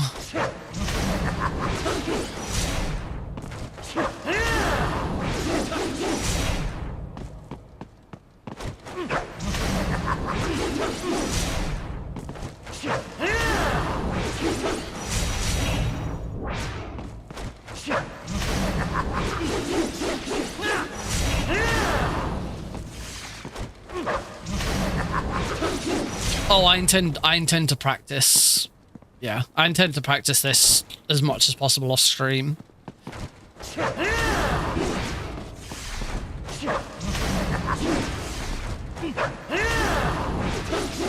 Oh.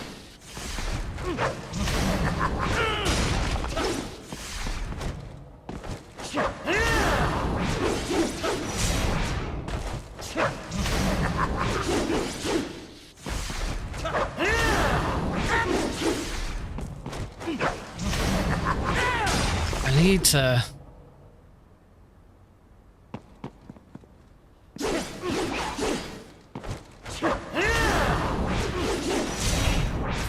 think part of my problem is that I because I'm using my right thumb to hit the heavy attacks and then also hit the button to activate Ripper mode, I literally can't move my thumb quick enough. Like, I wonder whether I need to put it on a different button.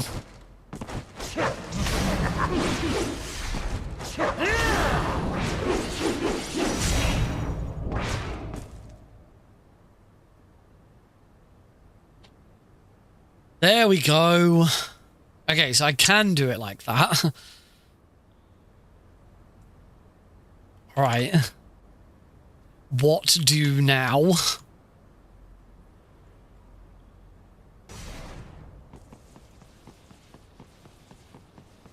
Presumably, don't go out of bounds. So run over to that bit. Yeah, don't fall.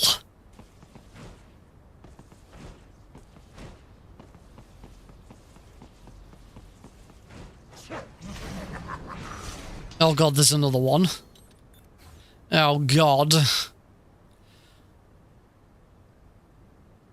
I'm very scared.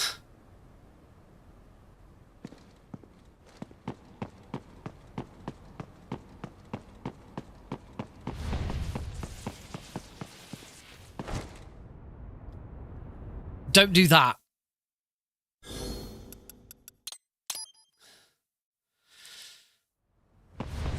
That's too far to the right. Well, I've done it once. Can I do it again? First, I'm probably going to end the stream shortly anyway. And I will,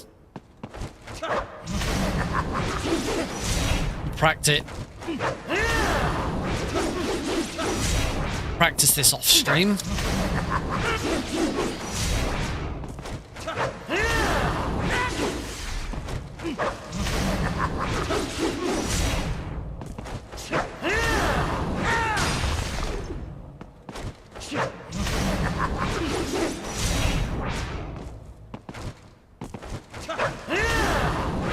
Too slow.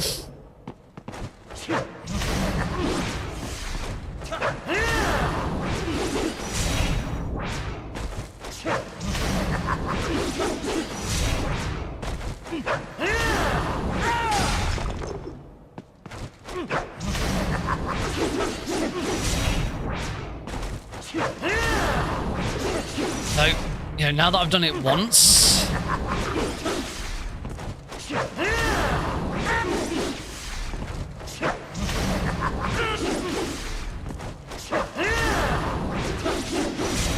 we do a long jump there because we kind of remember the collisions. Okay.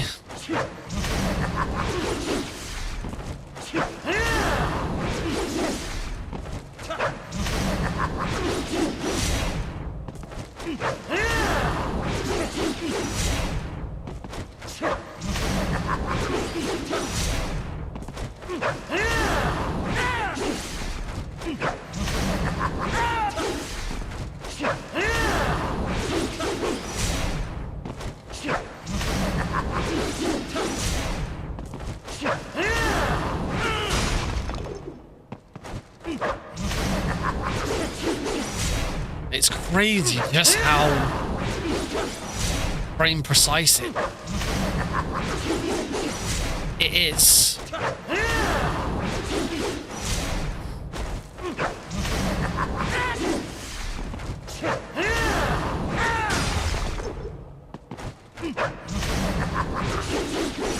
Sure. I feel like I'm getting a little more consistent.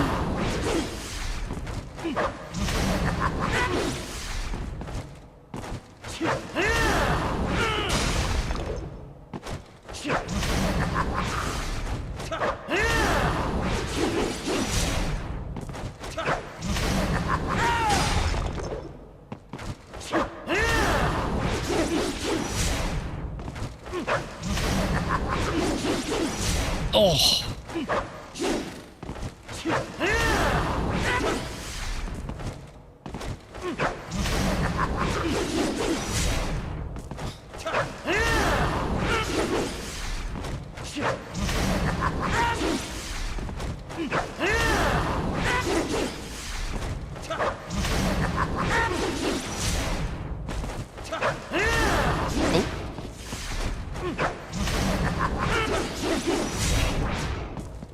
Missiles in the lower right of... Okay, I see what you mean about that cutscene.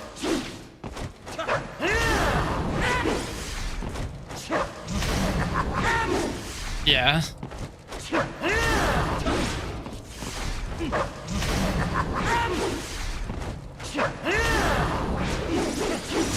Oh.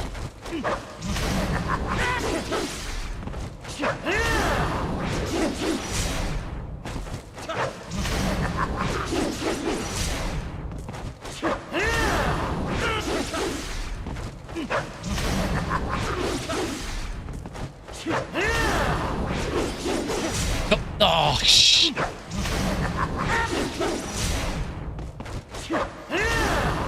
Whoops. Surely.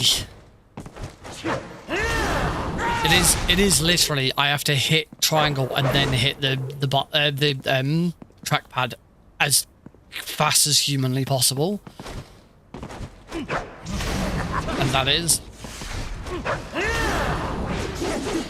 like that.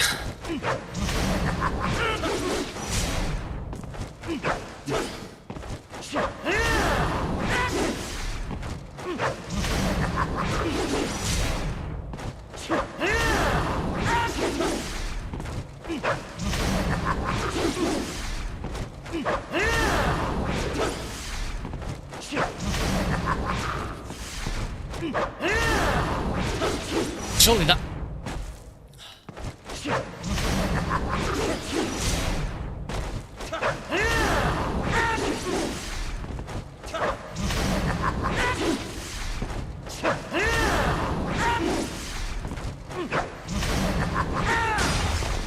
Am I here? Am I now going to a...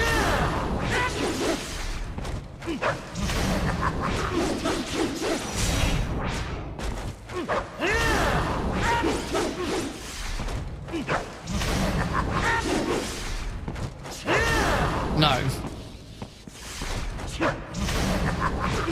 No, it's like you said, if you're too early, you just won't get any height at all.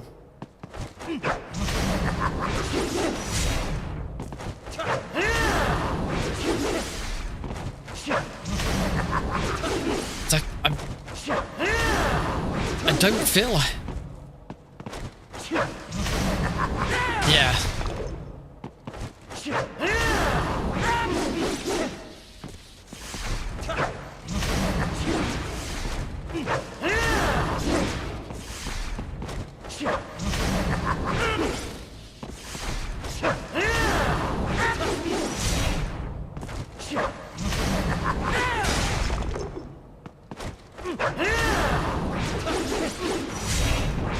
Gotcha.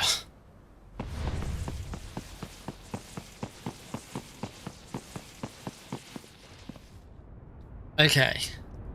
So, let's pause. Let's check the video.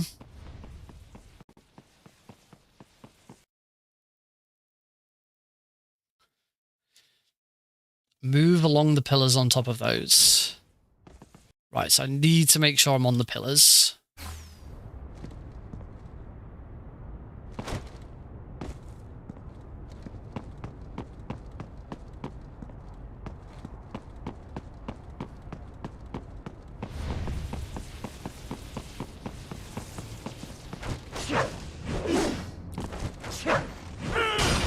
Come on, Nick. Nice. Now I should probably see where I'm going.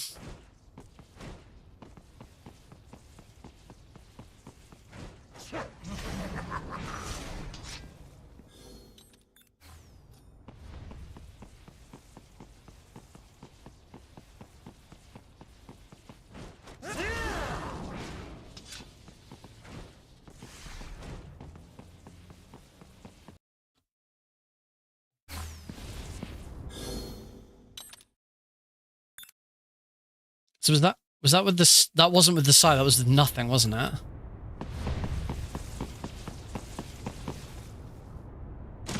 Whoops. Presumably not like that.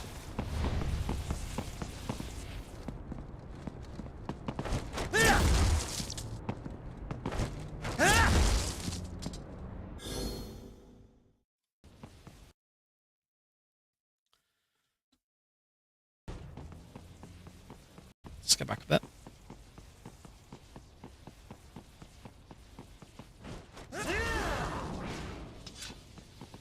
What do you mean by remove? Oh, to do a dive kick, remove the weapon, then jump. 4+ heavy, yeah. Move along the wall to the door. Let's go back to...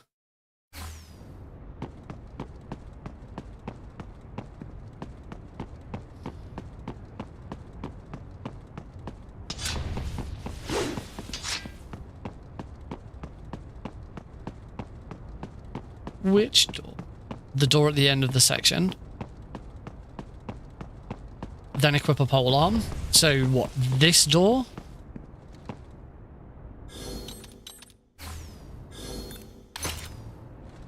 Oh, a bit further on. This door.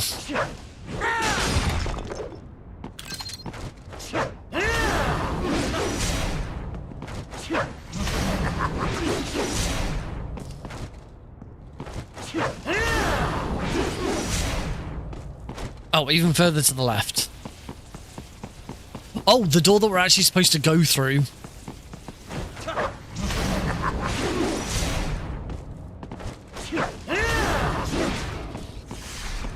Or is it over this fence? Oh, do a pole arm jump and clip inside.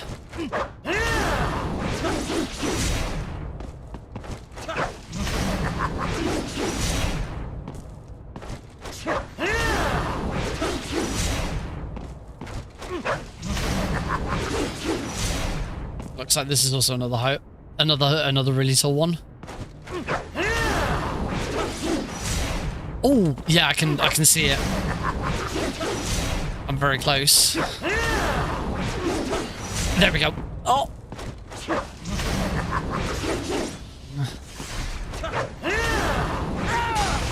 I can see the clip happening. Just not quite high enough. Whoops. Oh.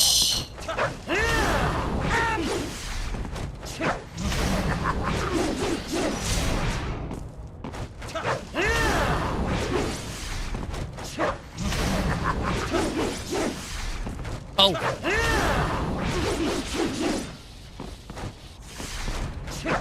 I'm forgetting to jump. Good shout. Oh.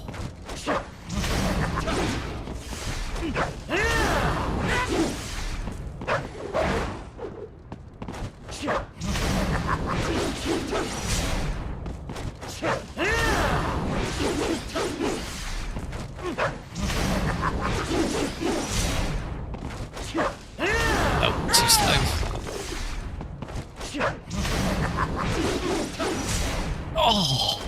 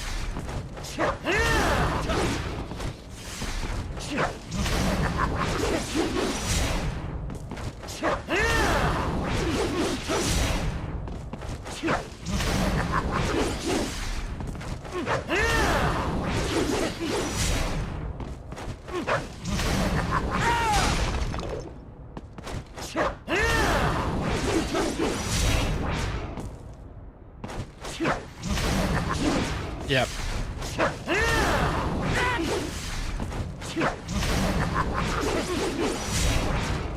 Nice.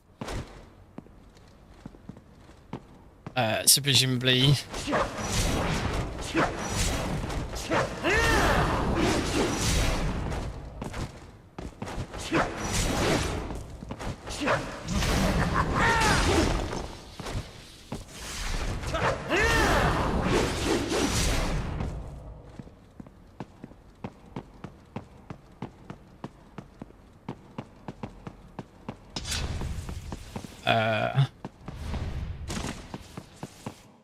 And we're into the cutscene. Presumably that's it. Oh, now we're into the blade, and all of a sudden we're into the Blade Ball fight. Right.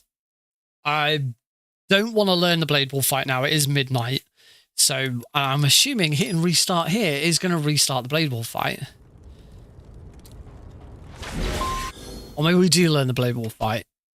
How difficult is the Blade Ball fight? Blade Ball, okay. Rather than... Okay, you just have to get up on top of that ledge. A menu ASAP, you can mash it, just don't overdo. It's a blade. Close the menu, mash throw, don't hold the input, use ripper mode the moment the nade connects. So I need to get an RP grenade.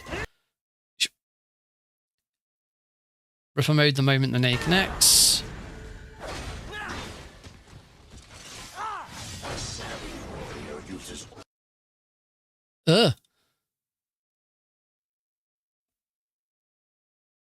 Okay.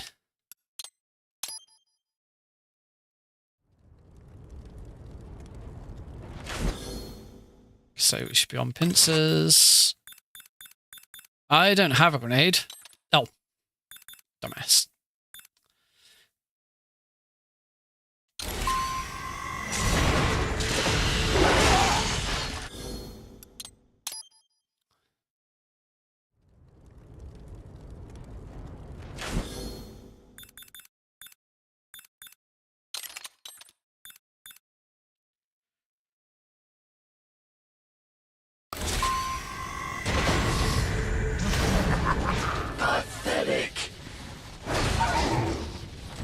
Oh god, now I've got to remember how to... A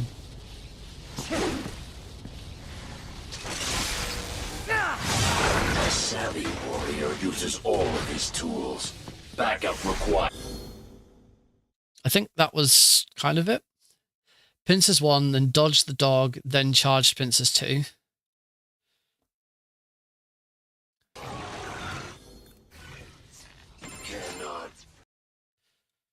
Okay, let's actually watch the whole thing.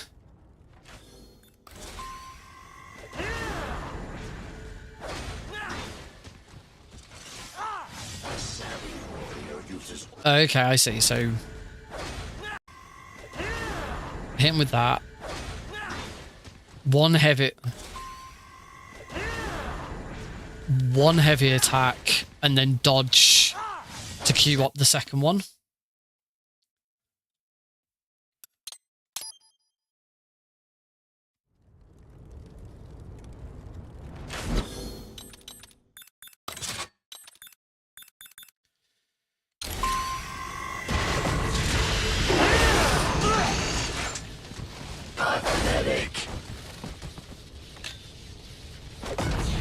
Ah. Savvy warrior uses all of his tools. Backup required.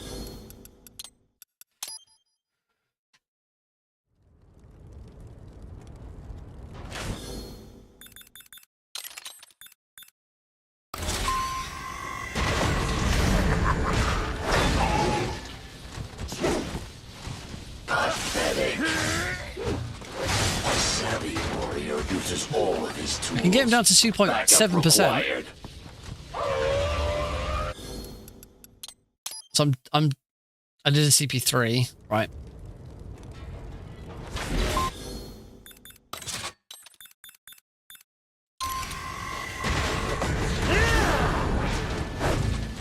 Pathetic.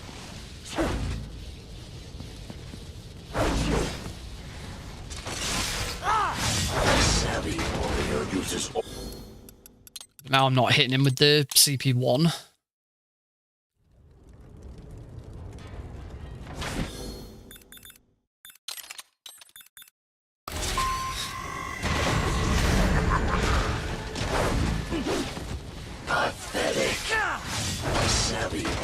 I'm not hitting him with the first... I'm not hitting him with the first attack.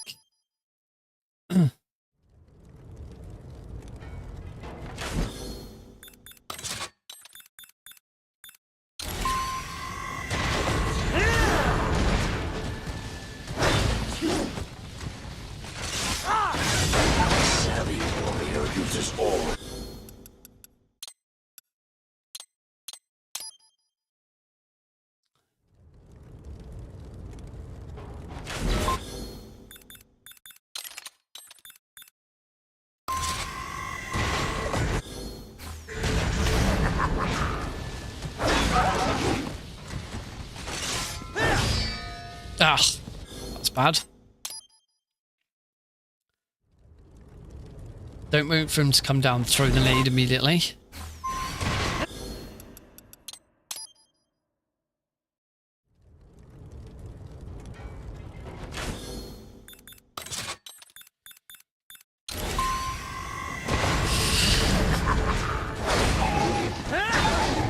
Savvy warrior uses all of his tools. It's getting into the dodge.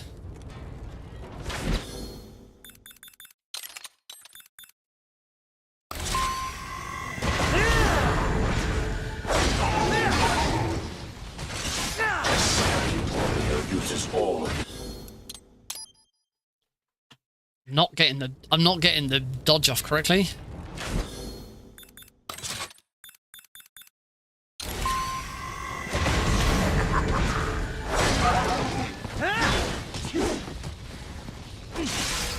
Savvy warrior uses all of his tools. Backup required. Hold your stick away from the dog.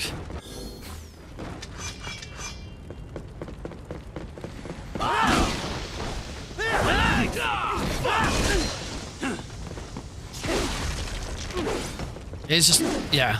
What do you fight for? Not dead yet.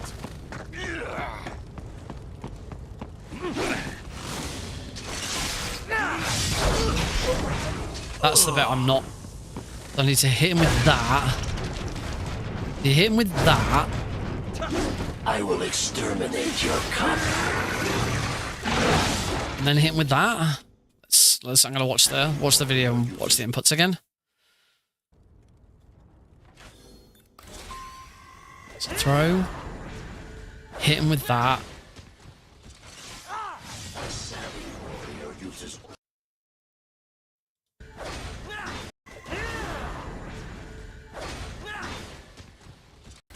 So I'm trying to work out where the dodge comes in. So the bit, that's a good idea, actually.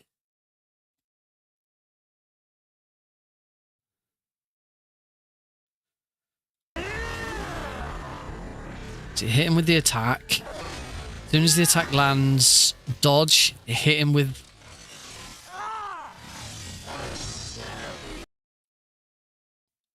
So he's...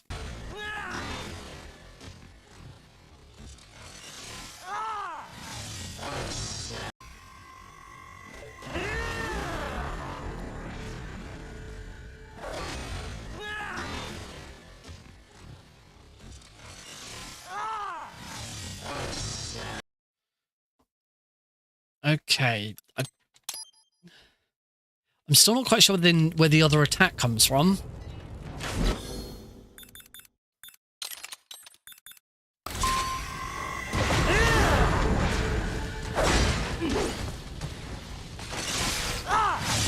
Savvy warrior uses all of his tools. That's good, but it's still not quite enough.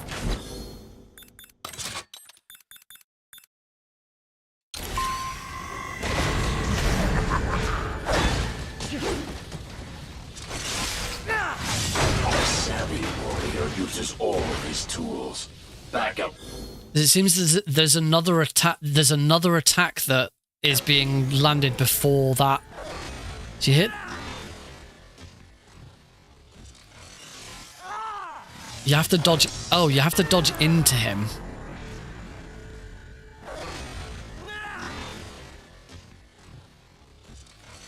Instead of doing a neutral dodge. Right, so dodge whilst holding forwards. That's where I'm going wrong.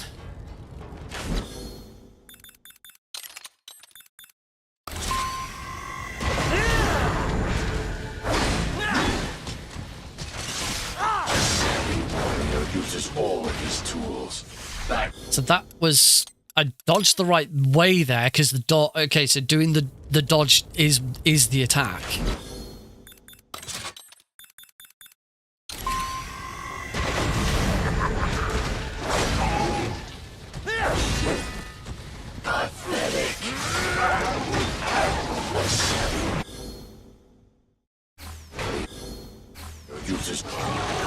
Oh! Oh shit, I did it. I did a CP3 and got lucky. Okay.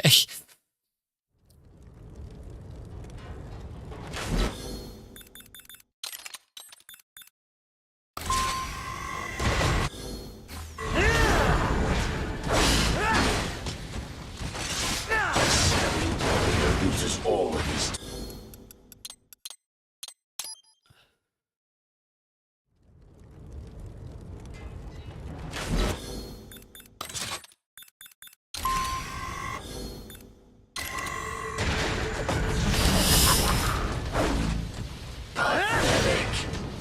Ugh.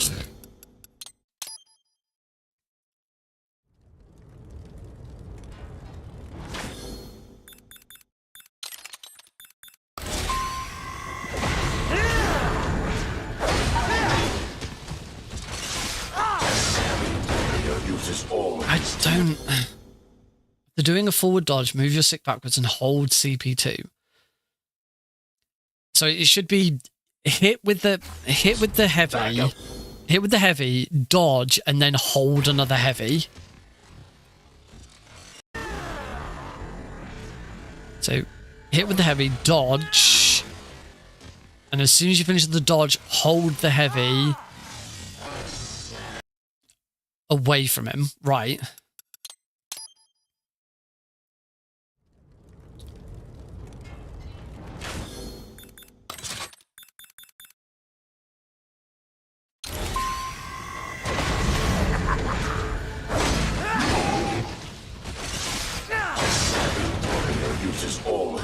That's still wrong.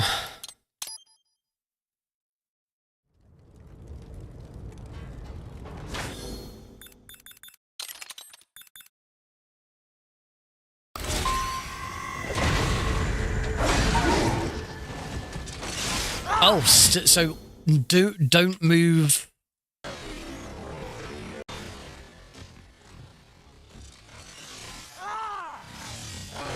Okay, it's only at the last. It's only at the last second that you should then go back towards him.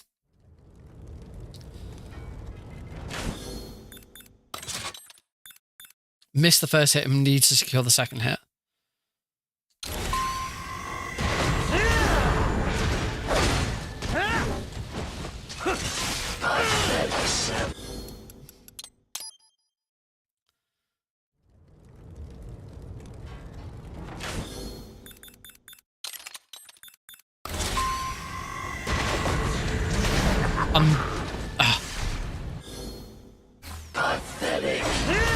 Oh, I'm not in bloody Ripper mode. This is... It's nice and fast. It's just...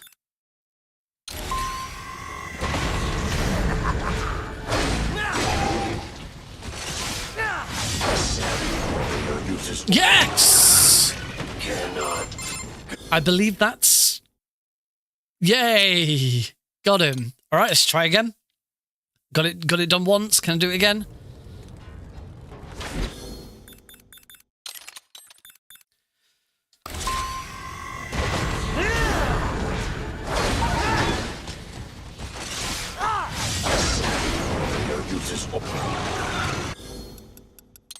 Got it. Okay, I like this fight. That's really cool.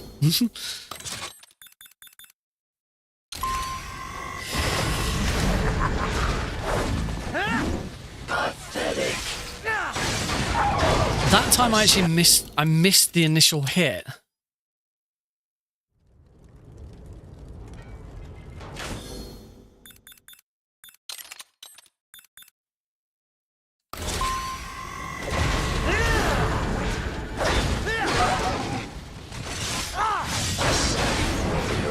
Cool.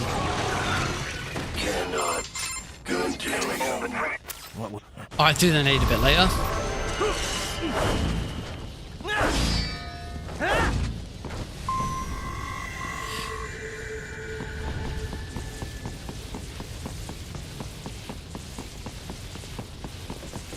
We got him.